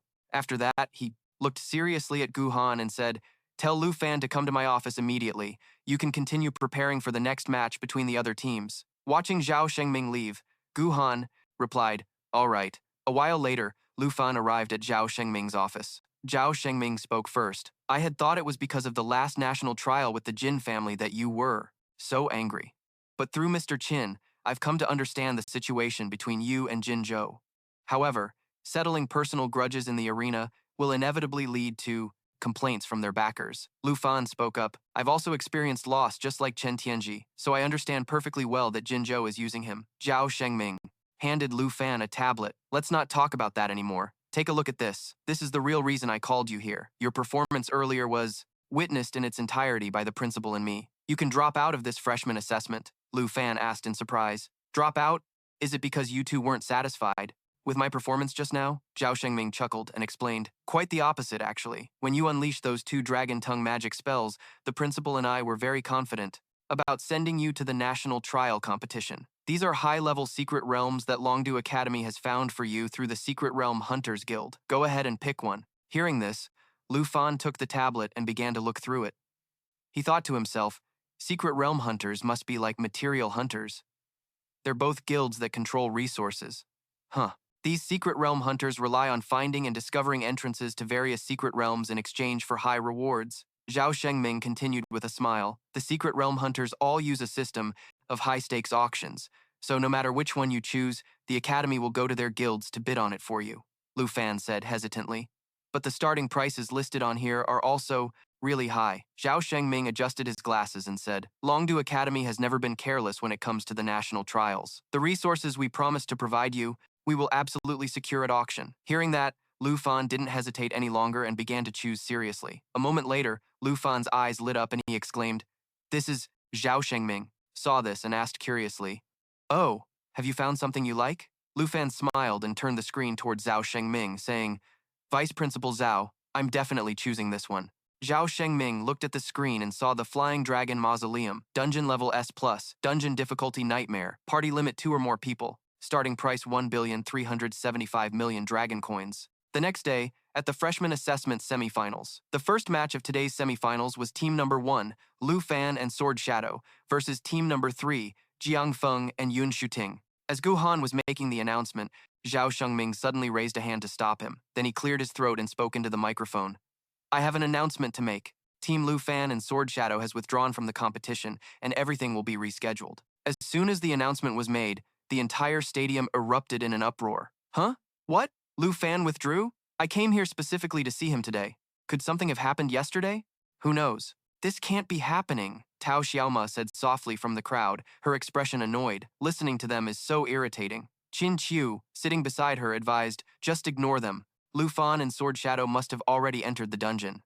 At the same time, Lu Fan and Sword Shadow arrived at the forest outside the Flying Dragon Mausoleum dungeon. Walking through the woods, Lu Fan smiled wryly and started to apologize. "I'm really sorry, Sword Shadow. Because you were on a team with me, you couldn't continue the competition either." Sword Shadow replied nonchalantly, "Didn't the school say we could both keep our spots in the Azure Cloud class? Besides, we also got an extra 10,000 academic credits, so there's no need for you to apologize." After walking a little further, Sword Shadow added, "However, we get to come to such a rare dungeon. Thank you for that. So, all the rewards inside are yours. For me, the experience is enough." Lu Fan smiled and said, "I understand. You've never liked being indebted to others." Just as he finished speaking, Lu Fan suddenly looked up into a tree and yelled, "Who's there?" Startled by his shout, Sword Shadow also looked up. "Hey, up here." A laugh came from a tree branch. A second later, a red-haired person jumped down, smiling at the two of them and introducing himself. Don't worry. I'm a member of the Dungeon Hunters Guild. Just call me Black Rat." Hearing this, Lu Fan pointed to the insignia on his chest and asked, "We are from Dragon Capital Academy. The entrance to the Flying Dragon Mausoleum is... Are you the one guiding us?" Black Rat moved closer, carefully inspecting the insignia on Lu Fan's uniform, then turned around and started leading the way while talking. "If you're the ones who won the bid for it, then follow me. My job is just to lead you two to the teleportation gate, and then I'm done. I'll tell you what, your Dragon Capital Academy is seriously rich. So, what level are you two? Anyway, to be able to come to such an expensive place?" Lu Fan answered, "I'm level 25, she's level 24. Black Rat yelped in shock. "Only level 25? Are you too crazy? This is a nightmare dungeon, meant for level 55 and up." After that, Black Rat stopped, pulled out his phone, and added, "Let me contact Dragon Capital Academy and see if there's been a mistake. Sending 2 people who haven't even had their second-class advancement into this place is just sending you to your deaths." Seeing this, Lu Fan said, "Black Rat, you don't need to waste your time on that." Before Lu Fan could explain, a sudden attack slammed into the large tree beside the 3 of them, causing the trunk to topple in their direction. Lu Fan reacted immediately, quickly grabbing Sword Shadow's hand to run. Black Rat also scrambled to follow them. After escaping the range of the falling tree, Lu Fan instantly turned around, condensed magic in his hand, and roared at the sky. "Roar of the Blue Dragon King!" Immediately after, a piercing shriek was heard, as a monster fell straight from the sky and slammed into the ground. The heavy impact made Black Rat, who was still running, turn back to look, and then his jaw dropped in utter disbelief as he yelled, What kind of skill is that? Are you really only level 25? Isn't that a level 55 Azure Winged Dragon Eagle?" With lightning still crackling in his hand, Lu Fan smiled and said, "Black Rat, level isn't a problem for us. Please hurry and lead us to the entrance." "Okay, let's keep moving." Saying that, Black Rat scratched his head and continued, leading the way for them. After following Black Rat through several secret paths concealed by bushes, Lu Fan and Sword Shadow were surprised to see a massive red vortex. Black Rat announced, "We've arrived. This is the entrance to the Flying Dragon Mausoleum." Lu Fan curiously examined the large vortex, realizing this was the teleportation gate to the divine Flying Dragon Tree. Just then, Black Rat waved his hand, turned to leave, and said, "My job here is done then. See you if fate allows." Seeing this, Lu Fan called out, "Wait, Black Rat." Then, he held out his hand and proposed with a smile, "Since we've met by chance, Let's add each other as friends. Dungeon hunters travel all over, so I might need you to find out the locations of a few places for me. Black Rat asked in surprise. Huh? Locations? Sword Shadow, uninterested in their conversation, entered the dungeon ahead of them. Lufan smiled and added, there will be a reward, of course. Black Rat hurriedly asked, wait, you mean you want to buy location information from me? Not for dungeons, just geographical locations? The Dungeon Hunters Guild would never allow the personal sale of dungeon information, but if it's just locations, that shouldn't be a violation, right? Black Rat stroked his chin in thought for a moment before extending his hand. 100,000 for one location. That's 100,000 dragon coins, a friendly price. For you, if that doesn't work. Before Black Rat could finish, Lufan quickly shook his hand and said, deal, it's settled. Black Rat was a little taken aback by Lufan's decisiveness. It wasn't until Lufan entered the secret realm that Black Rat snapped out of it, muttering to himself, are all the students from the Dragon Capital Academy this rich? Inside the secret realm, just as Lufan stepped out of the teleportation gate, Sword Shadow spoke up impatiently. You two sure have a lot to talk about. Let's get going. While walking and looking around, Lufan murmured, so this is the flying dragon divine tree that Black Rat mentioned? At the same time, he calculated in his mind that the location of the god-level map was at the very top of the divine tree. Suddenly, Sword Shadow sensed something unusual and asked, Lufan, do you hear that? Is that an earthquake? Hearing that, Lufan immediately focused his senses to investigate. When he saw a swarm of monsters flying toward them, his expression instantly changed as he yelled, no, it's a swarm of wyverns. A level 50 corpse wyvern with 37,120 experience points and drops, wyvern fangs, and 2,772 dragon coins. Skill, Swarm Bite, bites the target to deal physical damage. When it bites a target, it calls nearby allies to join the attack. Skill, Breath of Decay. It spews its breath in a fan-shaped area. All targets within range are afflicted with a decay effect, reducing their attack power by 50%. Sword Shadow prepared to attack, without waiting for Lu Fan to say a word. Sword Shadow had already summoned her Army Breaker Heavy Sword, using Mountain Shaking Strike to annihilate one corpse wyvern. The others nearby also took a certain amount of splash damage. As for Lu Fan, he decided to summon Little Knight.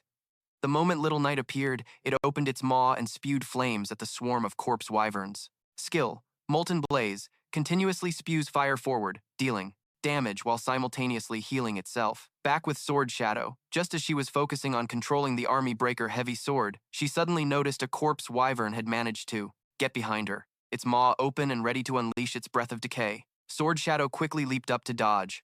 In midair, she summoned her blood-breaking sword and used armor-piercing strike to pierce the head of the corpse wyvern that had ambushed her. As she was about to land, Sword Shadow realized she was outside the cover of the branches and had begun to freefall. Army Breaker Heavy Sword, to me, Sword Shadow shouted, loudly, intending for the flying sword to catch her. However, before the Army Breaker Heavy Sword could arrive, another corpse wyvern charged toward her. Sword Shadow gritted her teeth and thought desperately, it's over.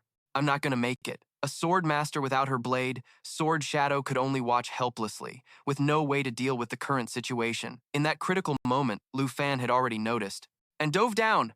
With his weapon in hand, he used a blood-packed, enhanced Dragon Fang strike, obliterating the corpse wyvern in a single slash, then reached out his hand to Sword Shadow, yelling, Sword Shadow, grab my hand! Sword Shadow quickly reached out and grabbed Lu Fan's hand. Then, Lu Fan twisted his body and plunged his weapon into the tree trunk, slowing their descent. Once the two of them came to a stop, they both breathed a sigh of relief. Lu Fan looked down at Sword Shadow and joked, careful now, our destination isn't down there. Sword Shadow smiled and said, you've saved me yet again. Then, the two of them began to climb upward, but they hadn't gone far before a strange sound echoed from below. Sword Shadow asked warily, are those dragons coming back? No, it's below us, Lu Fan said as he glanced down, seeing a massive skeletal dragon head with its maw wide open, speeding up towards them. Look out, Lu Fan yelled, decisively pulling Sword Shadow into his arms and pressing them both flat against the tree trunk. In the blink of an eye, Lu Fan could clearly feel the skeletal dragon head graze his back as it continued upward. Seeing this, Lu Fan quickly yelled toward the level above,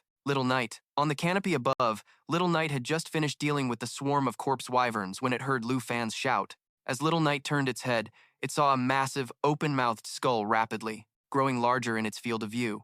A second later, Little Knight's world went dark, as it was swallowed whole by the monster. Sword Shadow, having just been carried back to the original branch by Lu Fan, saw Little Knight get swallowed and cried out in alarm. That's a Berserk Bone Dragon. It was a level 55 Berserk Bone Dragon, a nightmare-level boss.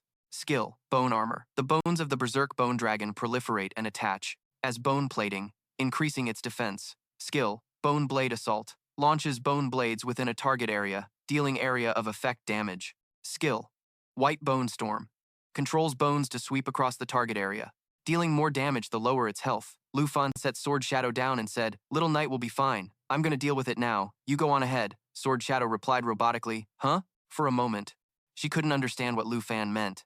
It was only when she saw him running toward the Berserk Bone Dragon that Sword Shadow reacted, quickly calling out, "Wait, Lu Fan, a Berserk Bone Dragon is a very dangerous type of lesser dragon." Lu Fan didn't stop. He continued to run toward the Berserk Bone Dragon and shouted an order, "Little Knight, switch to destroyer form." A second later, from within the Berserk Bone Dragon's mouth, waves of fire began to leak out. Then, following a massive explosion, Little Knight burst out of the Berserk Bone Dragon's mouth in its dragon form, roaring as it flew into the air. Seeing the Berserk Bone Dragon with one horn broken off and its lower jaw shattered, Sword Shadow thought to herself, "So Little Knight has another form." No wonder Lu Fan was so certain it would be all right. At this time, Lu Fan summoned Little Jade and gave an order. "Little Jade, unleash Jade Bamboo Blessing." At his command, Little Jade let out a cry and cast a spell on Lu Fan. Instantly, the image of 3 green jade gems appeared above his head. Jade Bamboo Blessing grants the target 3 stacks of Jade Dragon energy, increasing the damage of the next 3 attacks. Then Lu Fan leaped up and shouted, "Little Knight, coordinate with me!" Xiao Ye understood, flew over to catch Lu Fan, and positioned itself above the Berserk Bone Dragon's head before letting out a roar.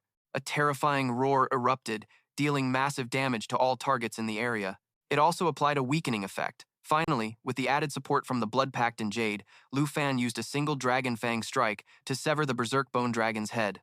However, the Berserk Bone Dragon wasn't dead yet. The 2 eye sockets in its skull and the energy orb in its chest suddenly flashed intensely. In an instant, all the bones in its body, except for the skull, shattered into multiple pieces. They began to rapidly circle the skull and the energy orb, forming a vortex that enveloped Lu Fan. White Bone Storm, a skill that controls bones to sweep through a target area, and the lower the health, the higher the damage. Still not dead? If that's the case then, just as Lu Fan was about to act, he suddenly saw a streak of red light shatter the Berserk Bone Dragon's remaining horn. It simultaneously interrupted the skill it was casting. Lu Fan looked in a certain direction in surprise and asked, "Why did you come down here, Jian Ying?" That weapon was Jian Ying, standing on a flying sword.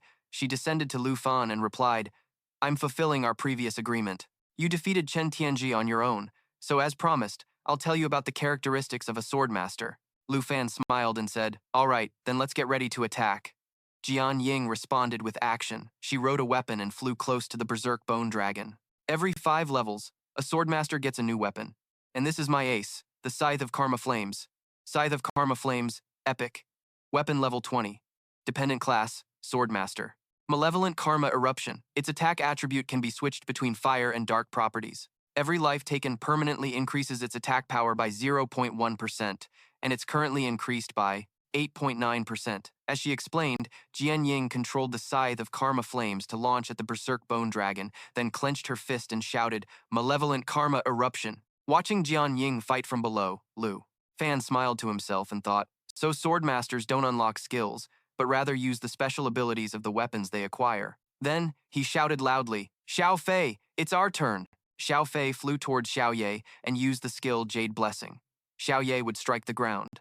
Hearing Lu Fan's command, the newly buffed Xiao Ye immediately roared and attacked straight, down at the Berserk Bone Dragon, turning it into a wave of experience points. The system announced, "Jade Dragon has reached level 15. New skill acquired, Form Transformation." Lu Fan has reached level 26. Watching Xiao Fei and Xiao Ye affectionately circling Lu Fan, Jian Ying let out a sigh. Even though she had used her ace, the Scythe of Karma Flames, all the damage was dealt by Xiao Ye. The power of a giant dragon, truly immeasurable. Sighing to himself, Sword Shadow felt a bit dejected and said, "I'm sorry, Lu Fan. I should have been the one to continue upward. I clearly knew that even. With or without me, you, Xiao Ye, and Xiao Fei would have defeated the boss quickly anyway." And yet, Lu Fan smiled and said, "It's all right. Thank you for helping me escape the White Bone Storm. Besides, today, I gained a lot. Not only did I learn about the characteristics of a sword master, but Xiao Fei also reached level 15. Jian Ying asked curiously, "Is there something special about level 15? Does it also upgrade its abilities like my weapons do?" Hearing that, Lu Fan grew curious as well and opened Xiao Fei's status window. Jade Dragon Contract, Legendary, level 15. Strength 656. Agility 718, Spirit 3459, Stamina 959, Spring of Life, Jade Light, Nature Assimilation, Jade Dragon, Bloodline, Blood Pact. The Blood Connection grants the Dragon Master an additional 10% of the Dragon Pet's stats. Form Transformation, the Jade Dragon has entered its adult stage and can freely switch between 4 forms. Hatchling Form reduces all stats and energy consumption by 50%. Dragon Maiden Form, a form born from the Blood Pact. Eternal Guardian Form transforms into the eternal protective form of the Tree of Life. New skills acquired: Life Pulse, Eternal Protection. Soul Light Form discards the physical body to become a soul light that attaches to an allied target. New skills acquired: Soul Protection, Soul Strike. You could say that. At level 15, Xiao Fei can also transform its form just like Xiao Ye. That's a relief, since Xiao Fei grows quite slowly. I thought it would be a long time before I could see its giant dragon form. But now, Xiao Fei also has 4 forms to switch between, just like Xiao Ye. I really want to try out Xiao Fei's new form. As he spoke, Lu Fan reached out and patted Xiao Fei's head.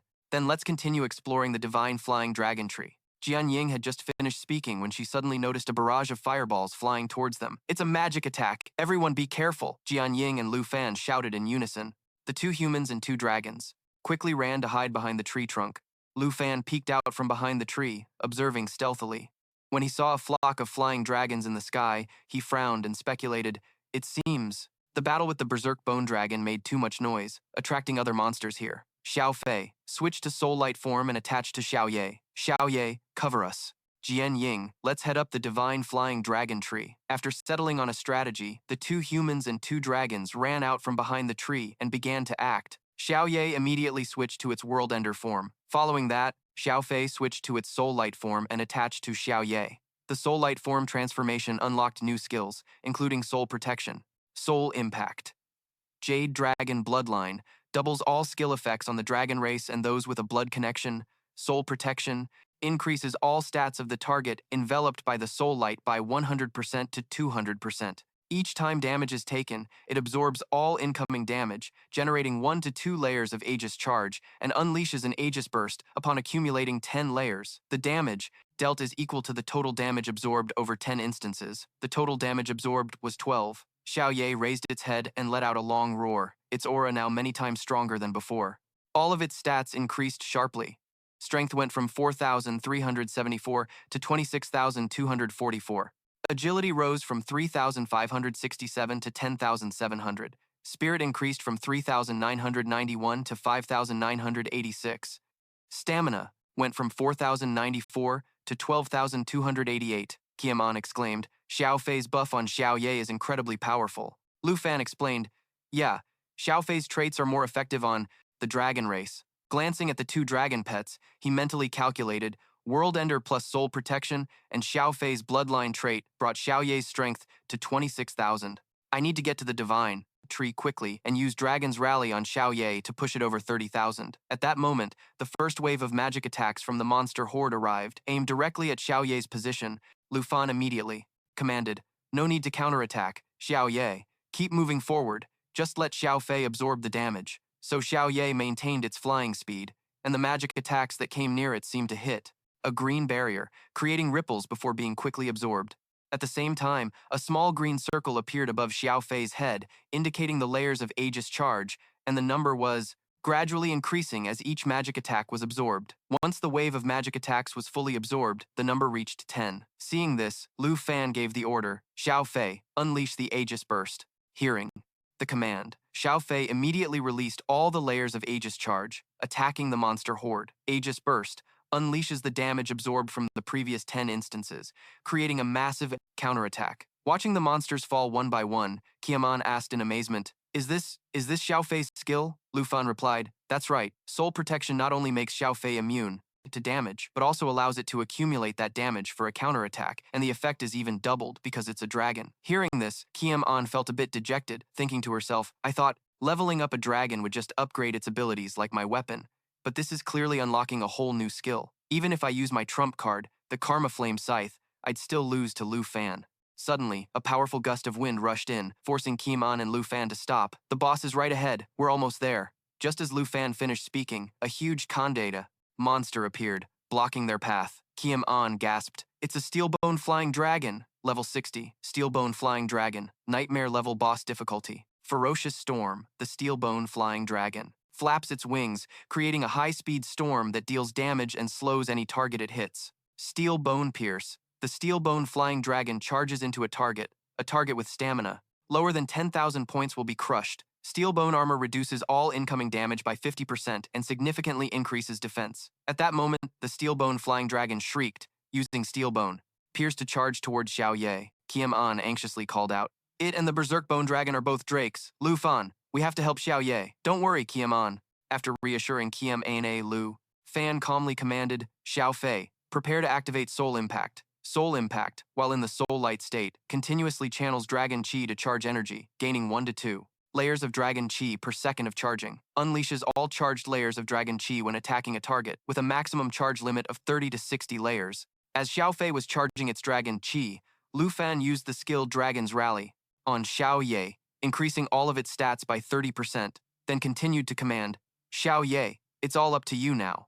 And so, Xiao Ye took the initiative and charged towards the Steelbone Flying Dragon. The three dragons quickly collided. On our side, since Xiao Ye's current stamina was 13,911, far exceeding 10,000, the Steelbone Flying Dragon's Steelbone Pierce skill had absolutely no effect. On the enemy side, after a combined attack of a Claw Strike backed by over 34,117 points of strength from Xiao Ye and a Soul Impact with 8 layers of Dragon Chi from Xiao Fei, one of the Steelbone Flying Dragon's shoulders was completely severed. The Steelbone Flying Dragon roared in agony. Then, it turned its hateful gaze towards Lu Fan, the commander who had caused it to suffer such a heavy blow. Kiem An yelped in alarm. We're doomed! It's charging towards us! She quickly summoned her 2 weapons, her expression filled with determination. Even though I'm nothing in front of a dragon tamer, as a teammate, I have to do something. With this thought, Kiem An switched the attribute of her Karma Flame Scythe to Darkness, using the skill Evil Karma Outburst, with its power increased by 9.5%, attacking the Steelbone Flying Dragon.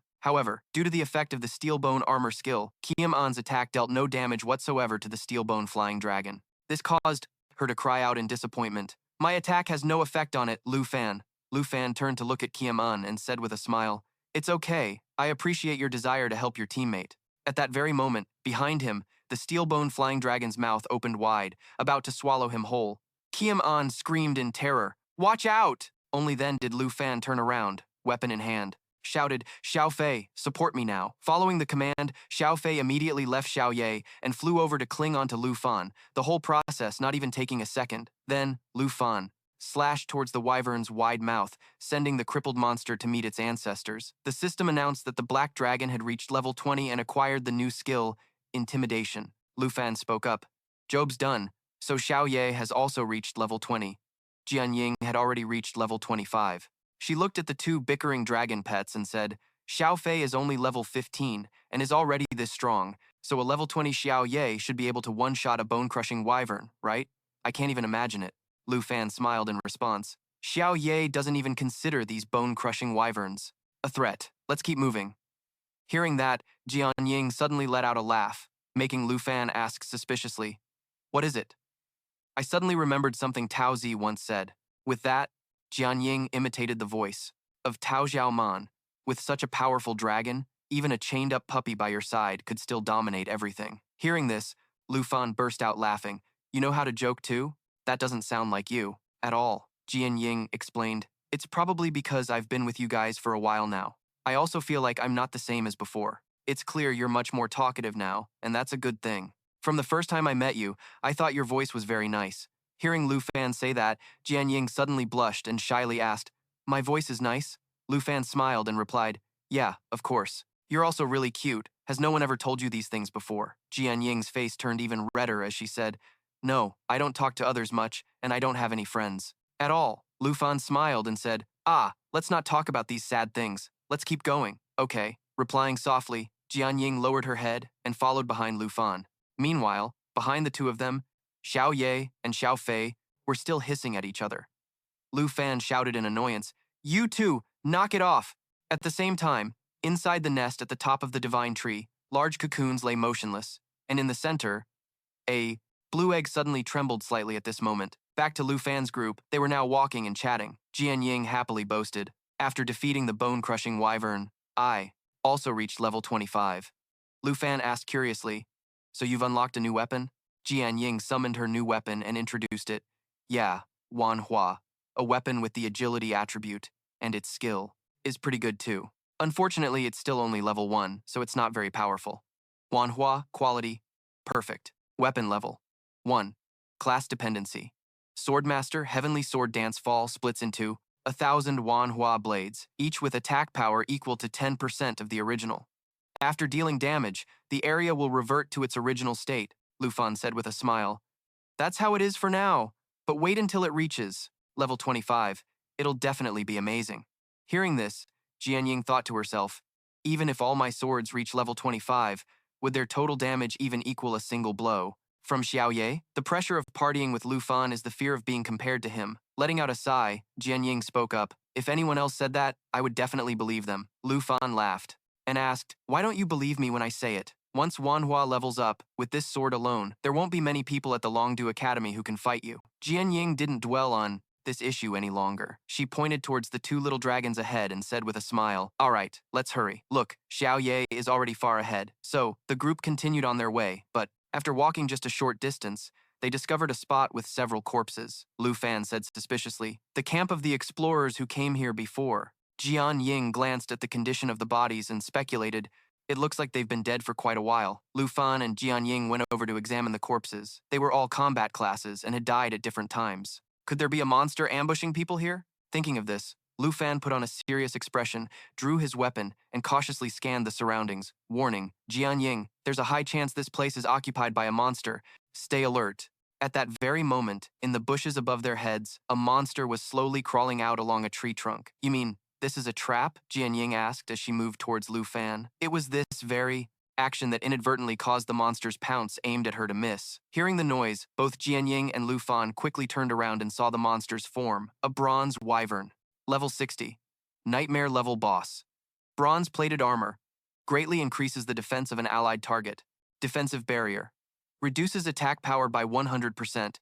Increases defense power by 100%. That's not all. Another monster flew out from the sky, a level 65, three-headed elemental wyvern, a nightmare level boss. Triple cast magic. All three heads simultaneously release damaging elemental attacks of fire, ice, and lightning, dealing 300% area of effect damage. Elemental companion. As long as one head remains alive, the other heads can be restored even if they are destroyed. The revival time increases with each revival. Lu Fan frowned and muttered, "Two bosses at once?"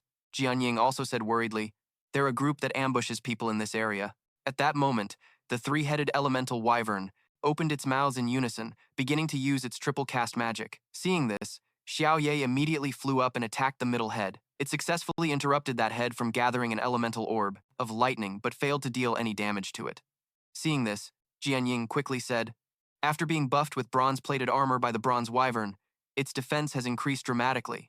Xiao Ye's damage is nothing to it. I have to deal with this bronze-flying dragon first." Lu Fan took out his weapon and said with a smile, "Just stay calm. I have a plan. You just need to take out your myriad flower sword and wait for it to level up." Huh? Before Jian Ying could understand, Lu Fan had already charged towards the bronze-flying dragon and issued a command. "Xiao Fei, switch to soul light form and attach to me, and at the same time, prepare to release a soul shock. Xiao Ye, get ready to shift into World Ender form. I'm counting on you over there." Xiao Fei immediately attached itself to Lu Fan, who had just arrived in front of the bronze-flying dragon, swinging his sword for a strike, but it couldn't break through its defense. On the other side, the other two heads of the three-headed elemental flying dragon had finished channeling their magic, and they immediately aimed their attacks at Xiao Ye. But Xiao Ye managed to dodge them. Lu Fan glanced at the icon above Xiao Fei's head, saw that it had only charged 4 stacks of dragon chi, and immediately shouted towards Xiao Ye, "Xiao Ye, use your new skill, Overwhelming Aura." Yip, the black dragon continuously released its overwhelming aura, inflicting fear, immobilization, and stun effects on all enemy targets in a large area. One could see Xiao Ye flying into the air, opening its mouth to roar. Below, the three-headed elemental flying dragon was hit with the negative effects, unable to act for a moment.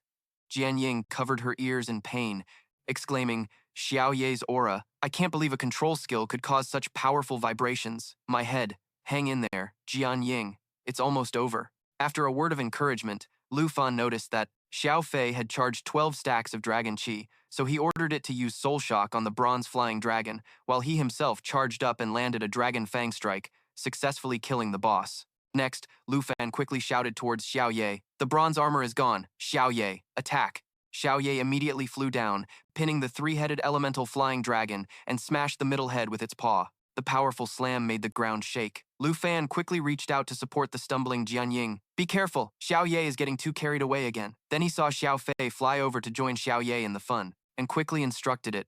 "That was great teamwork just now, but you have to be obedient. Don't imitate Sister Xiao Ye and play so recklessly like this, okay?" Xiao Fei stood on one of the flying dragon's heads, happily waving at Lu Fan, its small head nodding continuously. Only now did Lu Fan have a moment to check his and his two dragon pets' levels. After the battle, he had reached level 28, Xiao Ye reached level 22, and Xiao Fei reached level 17. Having been silent until now, Jian Ying saw her myriad flower sword reach level 6, and herself reach level 27, which made her feel uneasy.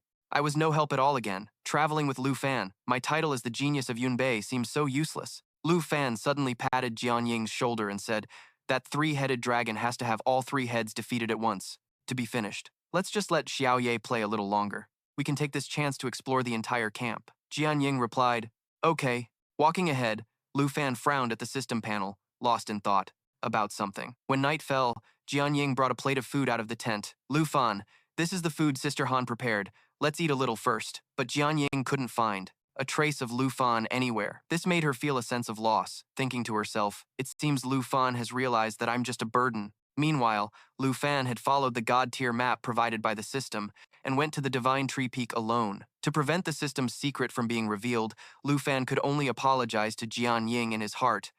"I'm sorry, Jian Ying. This god-tier treasure map is my main purpose for coming to this flying dragon mausoleum." As Lu Fan approached the nest, the large cocoon suddenly cracked open, and a huge dragon emerged from within, roaring at him. Soul of the level 70 flying dragon king, a nightmare tier chieftain. Elemental dragon breath, breathes on its target, dealing random fire, ice, lightning, or wind damage. Soul attack. The flying dragon king, having lost its physical restraints, suddenly dashes forward, dealing piercing damage to the target. Dragon language unseal. Unlocks dragon language magic. Its elemental dragon breath will be replaced by dragon language magic. Forbidden spell, elemental flying dragon, soul attack, is replaced by the dragon language magic, Doomsday's Fall. Flying dragon bloodline. As the species closest to true dragons among all sub-dragons, the flying dragon king reduces all incoming damage by 50%. The final boss of a plus difficulty nightmare secret realm is level 70. Momentarily surprised, Lu Fan summoned Xiao Ye and Xiao Fei and said with a smile, "With such a huge level gap, we can't afford to be careless. We have to take this very seriously." The commotion here also caught the attention of Jian Ying. Down below, she looked up in surprise, then lowered her head sadly. "Having to save me time and time again like this. Lu Fan must be so sick of me that he decided to go on alone. Right? I can't hold him back anymore. The genius of Yunbei should have faced the gap between her and a dragon tamer sooner. Do I even have any thoughts of wanting to help my teammate anymore?" As Jian Ying was feeling insecure about her abilities, Lu Fan's previous words suddenly echoed in her mind. "That's how it is for now. But when it reaches level 25 and you use it, it will definitely be amazing. I've received your desire to help your teammate. It's okay. Thank you for helping me escape the White Bone Storm. And I gained a lot today, too." Thanks to his smile and those words, Jian Ying gradually regained her confidence. She clenched her fist, showing her determination, and said to herself, "Even if I'm not as strong as Lu Fan, I can still help relieve the pressure on him. So, that means right now I." At the same time, Lu Fan blocked a blow from the boss and was pushed back a distance. A level 70 was indeed tough, much more dangerous than the world-ending emperor from the exam I took before. Xiao Ye, prepare Molten Blaze. With that, Lu Fan used the skill Dragon's Rally on Xiao Ye. Receiving the command, Xiao Ye opened its mouth, began to gather fire elements, and flew close to the boss. It began to spew flames. Burned by the fire, the boss roared in pain, tilting its head back. But after the Molten Blaze skill ended, the boss didn't seek revenge on Xiao Ye but instead used a Soul Assault skill to dash behind Lu Fan, intending to sneak attack him. Lu Fan quickly increased the distance, shouting, "Xiao Fei, switch to eternal form!" Xiao Fei swiftly changed forms, flying to block in front of Lu Fan. The moment the Jade Dragon switched forms, the Eternal One unlocked a new skill, Pulse of Life, and unlocked another new skill, Eternal Protection. Lu Fan was about to command the next step, when a rain of swords suddenly fell from above, aimed straight at the boss, interrupting its skill and pinning it to the ground. Finding the swords familiar, Lu Fan exclaimed in surprise. This is the myriad flower? As if to confirm Lu Fan's suspicion, Jian Ying appeared not far from him, controlling the myriad flower sword to use the skill Heavenly Sword Rain while saying, I'll support you from the rear. Don't worry. I'll prioritize my own safety. Lu Fan smiled and said, I know. Then, Lu Fan gave the order, Xiao Fei, release. Pulse of Life. Pulse of Life erupted with a jade light and a jade, blessing for all allied targets in the area, increasing their effect stacks by 2 to 4 times. The Jade Blessing adds 3 to 12 stacks of Jade Dragon's aura to the target, increasing damage for the next 3 to 12 attacks. The Jade Light grants 3 to 12 stacks of Jade Blessing to the target, removing all debuff effects while increasing all stats by 30 to 60%. Each stack of the Blessing can block 1 to 2 instances of damage. Pulse of Life just gave me 2 types of Jade buffs at once, and the number of stacks was doubled, which will be doubled again thanks to the Bloodline link, he thought to himself. Lu Fan quickly commanded, Xiao Ye, let's tear it apart together. Xiao Ye immediately charged forward, launching a series of attacks at the boss. Simultaneously, Lu Fan used dragon language magic, the Roar of the Blue Dragon King, to coordinate his attack with it. Suddenly, from within the sea of fire, a tall pillar of flames rose, and something escaped from it, emitting a shimmering light high above. Jian Ying asked doubtfully, That is? Lu Fan replied with a serious expression, It's draconic magic unleashed. The boss is preparing to cast a dragon language spell. When the light disappeared, the boss reappeared. It used the draconic spell Doomsday Fall, descending like a meteor, rocketing down towards Lu Fan and the others. After unlocking the magic, Doomsday Fall requires the dragon to sacrifice its own blood at its highest point of flight to cause extreme damage upon landing, with the damage equal to 120% of the sacrificed health. The amount of dragon's blood sacrificed for the current Doomsday Fall is 100%.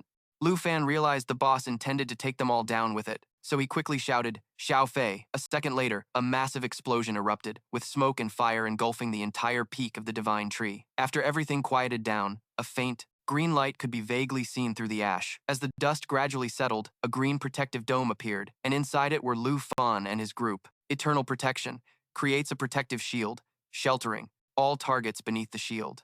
The amount of damage the shield can absorb depends on the health and self-regeneration of the Eternal One. The Jade Dragon bloodline doubles all. Skill effects for the dragon race and those with a bloodline connection grants immunity to all debuffs and increases self-regeneration by 5,000%.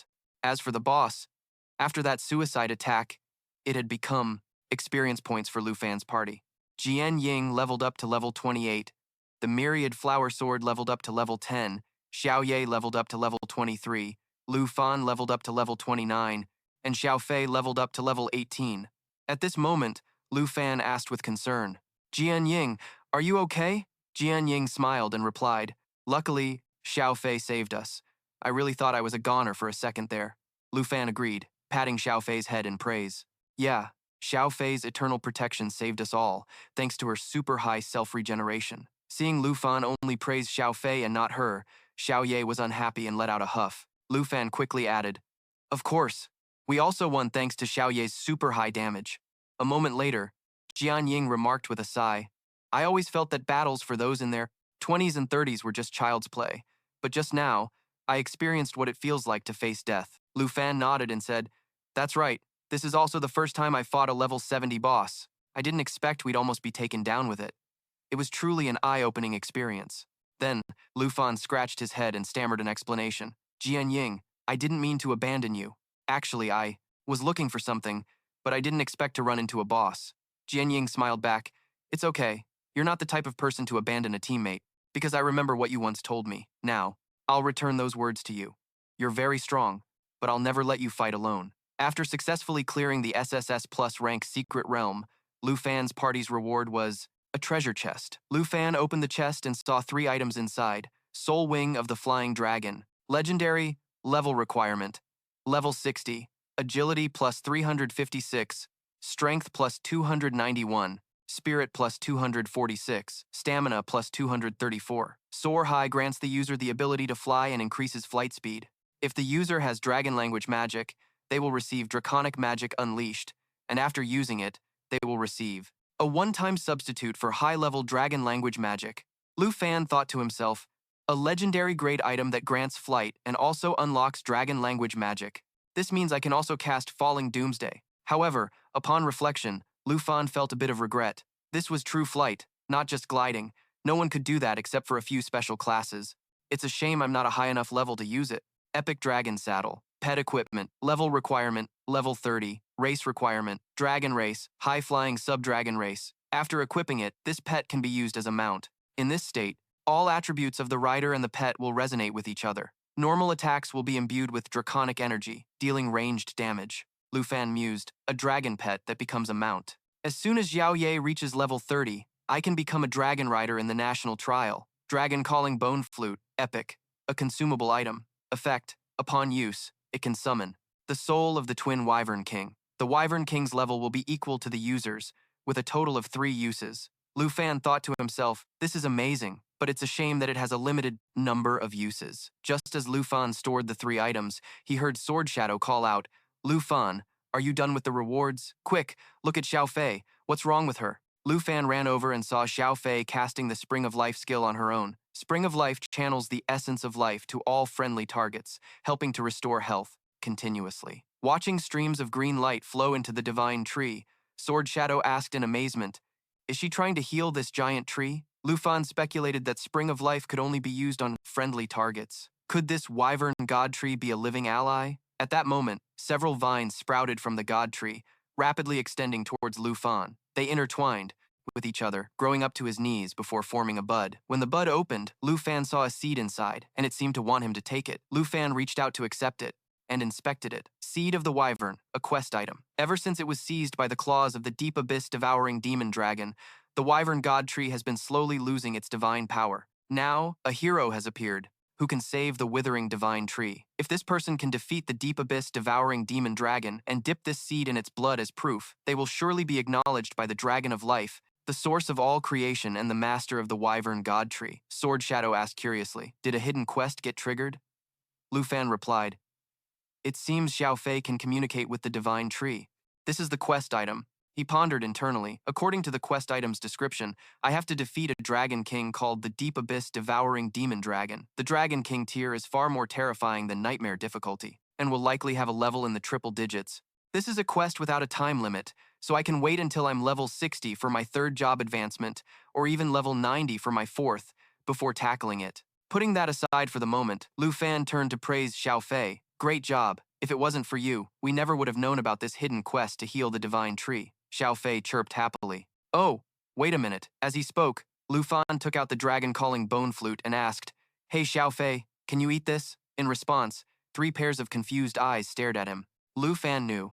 They had misunderstood his intentions, and he quickly explained, I'm not just feeding her random junk. Xiao Fei has a skill called natural assimilation, which lets her absorb an item's properties by consuming it. If she can only consume equipment, then a consumable item like this probably won't work. Before Lu Fan could finish, Xiao Fei flew over, gave it a sniff, and then decisively sucked it into her mouth. After that, she began to chew and swallow with a look of pure enjoyment. Natural assimilation allows her to consume equipment and make its characteristic skill her own. Lu Fan exclaimed in shock. She actually ate it. Sword Shadow was equally stunned and hurriedly asked, what? A skill like that actually exists? You're not just playing around with an epic grade item, are you? Lu Fan didn't answer immediately. He patiently waited for Xiao Fei to finish digesting it before opening her character panel, and quickly noticed the change. Contract. Jade Dragon 1, Natural Assimilation, Dragon Calling Bone Flute. After use, can summon the soul of the twin Wyvern King. The level of the Wyvern King will be equal to the user's level.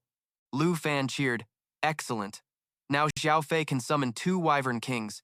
The effect has turned into a permanent skill, so it's no longer limited by the number of uses. Xiao Fei tested her new skill. A few seconds later, 2 Wyvern Kings indeed appeared behind her, their levels matching Xiao Fei's, and they possessed all the skills of the original boss. Seeing this, Sword Shadow exclaimed, that boss from earlier has become a summon. Lu Fan laughed and said, yep, they've been scaled down a lot. It looks like Xiao Fei has her very own pet now. Sword Shadow thought in admiration, a dragon pet for a dragon pet? Lu Fan is getting more unbelievable by the day. Afterwards, Sword Shadow suggested, clearing a high-level dungeon like this is really exhausting. Let's head back. Sister Han is probably worried. You go back first. I'll be right behind you. Lu Fan said, opening the system map, and thought, I still have one very important thing to do. That night, at Villa Number 1 of the Dragon City Academy, Xiao Ye and Xiao Fei were curiously staring at a blue egg. Lu Fan then spoke seriously. We've been living together for so long. It's time we talked about this. Xiao Ye bullies Xiao Fei every day. Don't you want to have younger brothers or sisters? Are you just going to laze around? Xiao Fei lets Xiao Ye bully her every day. Don't you ever think about having a change of heart and beating someone else up to vent your frustration? See, now's your chance. Are you two even listening? I know you're anxious, but don't be. This is the new member of our family who's about to be born. In short, you all must get along peacefully. Starlight Dragon Egg, level unknown. Then, Lu Fan excitedly sat down, placed both hands on the Starlight Dragon Egg, and used his dragon taming art skill. The dragon taming art can tame draconic creatures. Time passed, but the Starlight Dragon Egg showed no reaction at all. That's strange. The dragon taming art has always worked before. A confused Lu Fan scratched his head and quickly pulled up the system panel to check. Black Dragon Contract 1, Legend Grade Level 23. Jade Dragon Contract 1, Legend Grade Level 18. Contract slot locked. Unlock condition, Dragon Tamer 2. I only have 2 dragon pet slots right now. I need to reach level 30 for the second job advancement. To unlock the third slot, he thought to himself. Lu Fan looked at his level of 29 and said with a bit of disappointment, "Looks like I'll have to go to the Electric Poison Forest to gain 1 more level. Well, time for bed. You won't get to meet the new member today." Xiao Ye and Xiao Fei didn't react, continuing to observe the Starlight Dragon Egg and chirping to each other. Xiao Fei asked, "What's this?" Xiao Ye replied, "Beats me." Lu Fan angrily shouted, "Go to bed." Early the next morning, Qin Qiu and Tao Xiaoman arrived at Villa Number 1 together. As soon as they reached the door, Qin Qiu knocked and called out, "Lu Fan, are you back? Wake up!" A moment later, the door opened. Lu Fan, with a sleepy expression, asked, "What's wrong?" Qin Qiu handed his tablet to Lu Fan and told him to check out this post. It's spreading all over the school. Taking the tablet, Lu Fan looked at Qin Qiu and asked, "Huh? You guys woke me up this early just for some gossip?" "This is a post related to your withdrawal from the freshman assessment match. Someone posted this on the school's forum yesterday, and it became the hottest topic overnight." Hearing Qin Qiu say that, Lu Fan finally shifted his gaze to the tablet. Top 1. Fengyun Pavilion responds to the number 1 issue. Withdrawing was just because he was afraid of losing. Fengyun Pavilion advances to the 2 versus 2 finals. The freshman assessment is undisputed, Xu Xing once posted. During the match between Lu Fan and Chen Tianji, Lu Fan's withdrawal from the assessment was because he was afraid of facing Jiang Fengyun and Xu Xing. Account A commented, "The post was initially anonymous, but later, it was dug up that he was the one who posted it." Account B commented, "Last time I heard that Lu Fan withdrew because he was injured by Chen Tianji. After all, Chen Tianji has won so many matches in a row, so he can't be weak." Account C commented, "According to the original arrangement, it was Lu Fan and Sword Shadow versus Jiang Fengyun and Xu Xing. Lu Fan probably got scared and just withdrew." Account D commented, "Unless those two fight it out, there's no way I'll accept the school's decision." Even though Lu Fan is number 1 in the school's eyes, Jiang Fengyun is the real number 1 from actual combat, proven by the assessment. Account E commented, "So he was just scared? If they let Lu Fan keep the number 1 spot, that's just a joke." Anyone who saw Jiang Fengyun's match yesterday would definitely agree that Lu Fan doesn't deserve to be number 1. After reading through it all, Lu Fan voiced his suspicion. Fengyun Pavilion. Qin Qiu explained. Initially, Fengyun Pavilion was a team formed by the 4 people ranked 3rd to 6th, but now it has attracted nearly 30 people and has grown into a new group with many powerful classes. The leaders are Jiang Fengyun and Xu Xing. Lu Fan covered his mouth, yawned, and asked with a nonchalant expression, "So I'm the number 1 appointed internally by the school, while this Jiang Fengyun guy is the publicly recognized number 1. Tao Xiaoman replied, "This morning, Jiang Fengyun responded to prove to the supporters of Fengyun Pavilion that he is the true number 1. Tomorrow morning, after the final match, he's going to come and clean out Villa number 1. Qin Qiu added, "Getting the number 1 spot allows you to participate in the selection for the national trials. He's definitely aiming for this." Hearing that, Lu Fan thought to himself, "So that's it. He wants both the fame and a spot in the national trials? Too bad he doesn't know I already secured all of that a long time ago." Seeing Lu Fan still slowly processing without any reaction, Qin Qiu said urgently, "This Jiang Fengyun guy really has no respect for anyone, taking advantage of you not being at school to spread lies and badmouth you." Tao Xiaoman, annoyed, glanced at Lu Fan and said, "I can't even be bothered to talk about it. We don't even know who he is, right? If he wants to come tomorrow, then let him come. I have to go tell Sword Shadow." At this point, Lu Fan smiled and said, "If Fengyun Pavilion wants to target me, then I'll give them the chance to do what they want." Tao Xiaoman asked, confused, "What do you mean?" Lu Fan held up the tablet and said, "Let me borrow this for a bit. I'm going to reply to Fengyun Pavilion. I accept the challenge at Longdu Academy in the arena area VIP room. Xu Xing, who possessed the hidden combat class Forbidden Mage, was scrolling through information when he suddenly shot up and shouted, "Brother Jiang!" Lu Fan replied. In the arena, Jiang Fenyun, who possessed the hidden combat class Shadow Boxer, was fighting blindfolded with a black cloth and suddenly paused for half a beat. Then, facing two people charging at him, Jiang Fengyun decisively used a skill to create multiple clones that rushed forward, causing the other two to cry out in alarm. "Wait, hold on, Brother Jiang. This skill, why are you suddenly fighting so seriously?" "We're just sparring." Jiang Fengyun paid them no mind, letting the clones quickly deal with the two of them. Once it was over, Jiang Fengyun took off the black blindfold and turned to look at Shu. Tin spoke up. "You handle them." "What did Lu Fan say?" Shu Tin held out a tablet and answered, "He's already posted on the forum. Here, take a look." Jiang Fengvan took it, looked, and laughed. He said, "This Lu Fan guy is pretty arrogant, daring to challenge the entire Fengvan pavilion by himself. What a big mouth." Then, Jiang Fengvan tossed the tablet back to Shu Tin, telling her to reply to him. "Tell him to meet us at the arena for a match after tomorrow's finals." Shu Ting asked in surprise. "Brother Jiang, are we really going to fight Lu Fan?" Jiang Fengvan replied, "Of course. Call everyone from the Fengvan pavilion to come too." He wanted to challenge the entire Fengvan pavilion, right? If that's what he wants, that's what he'll get. I'm going to show him who the real number one is. The one who fought his way to the top, not the one appointed by the school. The next day, Qin Qiu checked Lu Fan's post. Lu Fan had replied to the Fengvan pavilion, accepting the challenge. "If you want to prove you're number one, then you should face me head on instead of using public opinion to slander me." "Yeah, I'm talking to you. You trash from the Fengvan pavilion. However many of you there are.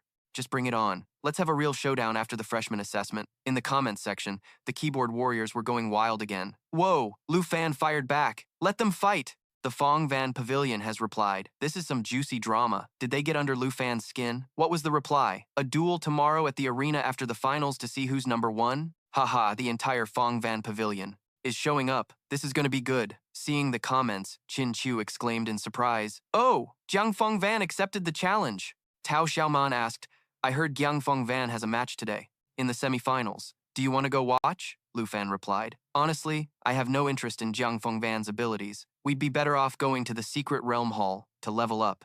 Han Ke brought food to the table, and upon hearing him, advised, "Lu Fan, you shouldn't say that. Pride comes before a fall. There's nothing wrong with knowing your enemy." Tao Xiaoman chimed in, agreeing. "She's right. You should make an appearance. You probably have more supporters than the Fengvan pavilion anyway," Qin Qiu said worriedly. "But Lu Fan is super famous on the school forums right now, if he's spotted.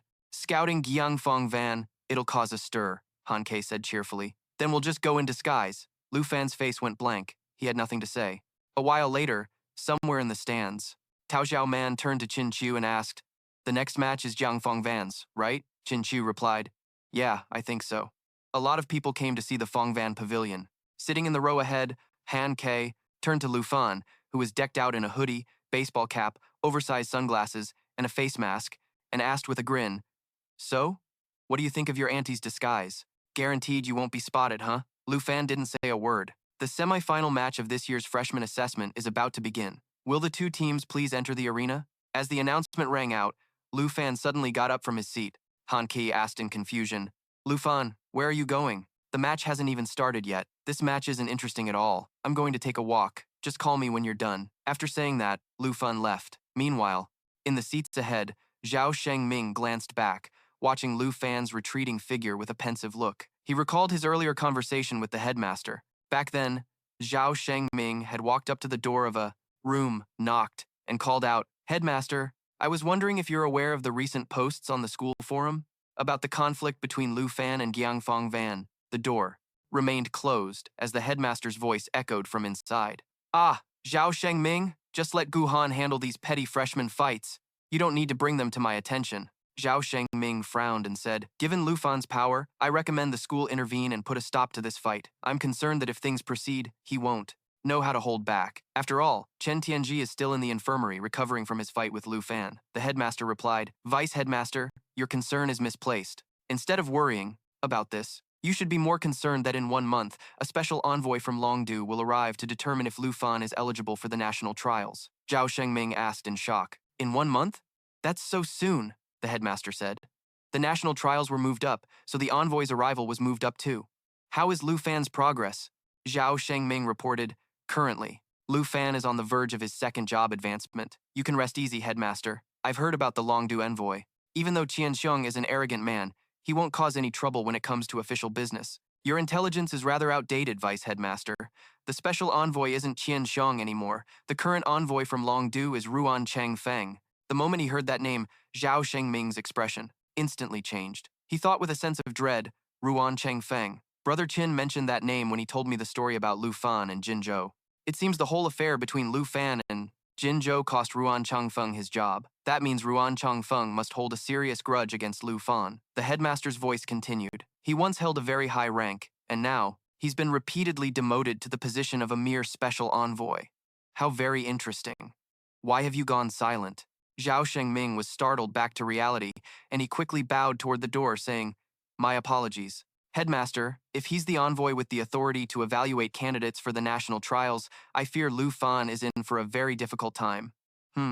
Lu Fan is a candidate I personally approved. You should understand what you need to do, right? Zhao Shengming replied. I understand. I will find more resources to help him quickly reach his second job advancement to compensate for his level disadvantage. So, will you be watching the match between Lu Fan and Jiang Fenyun tomorrow, sir? A loud laugh from the principal came from inside the room. I'll watch. Of course, I have to watch.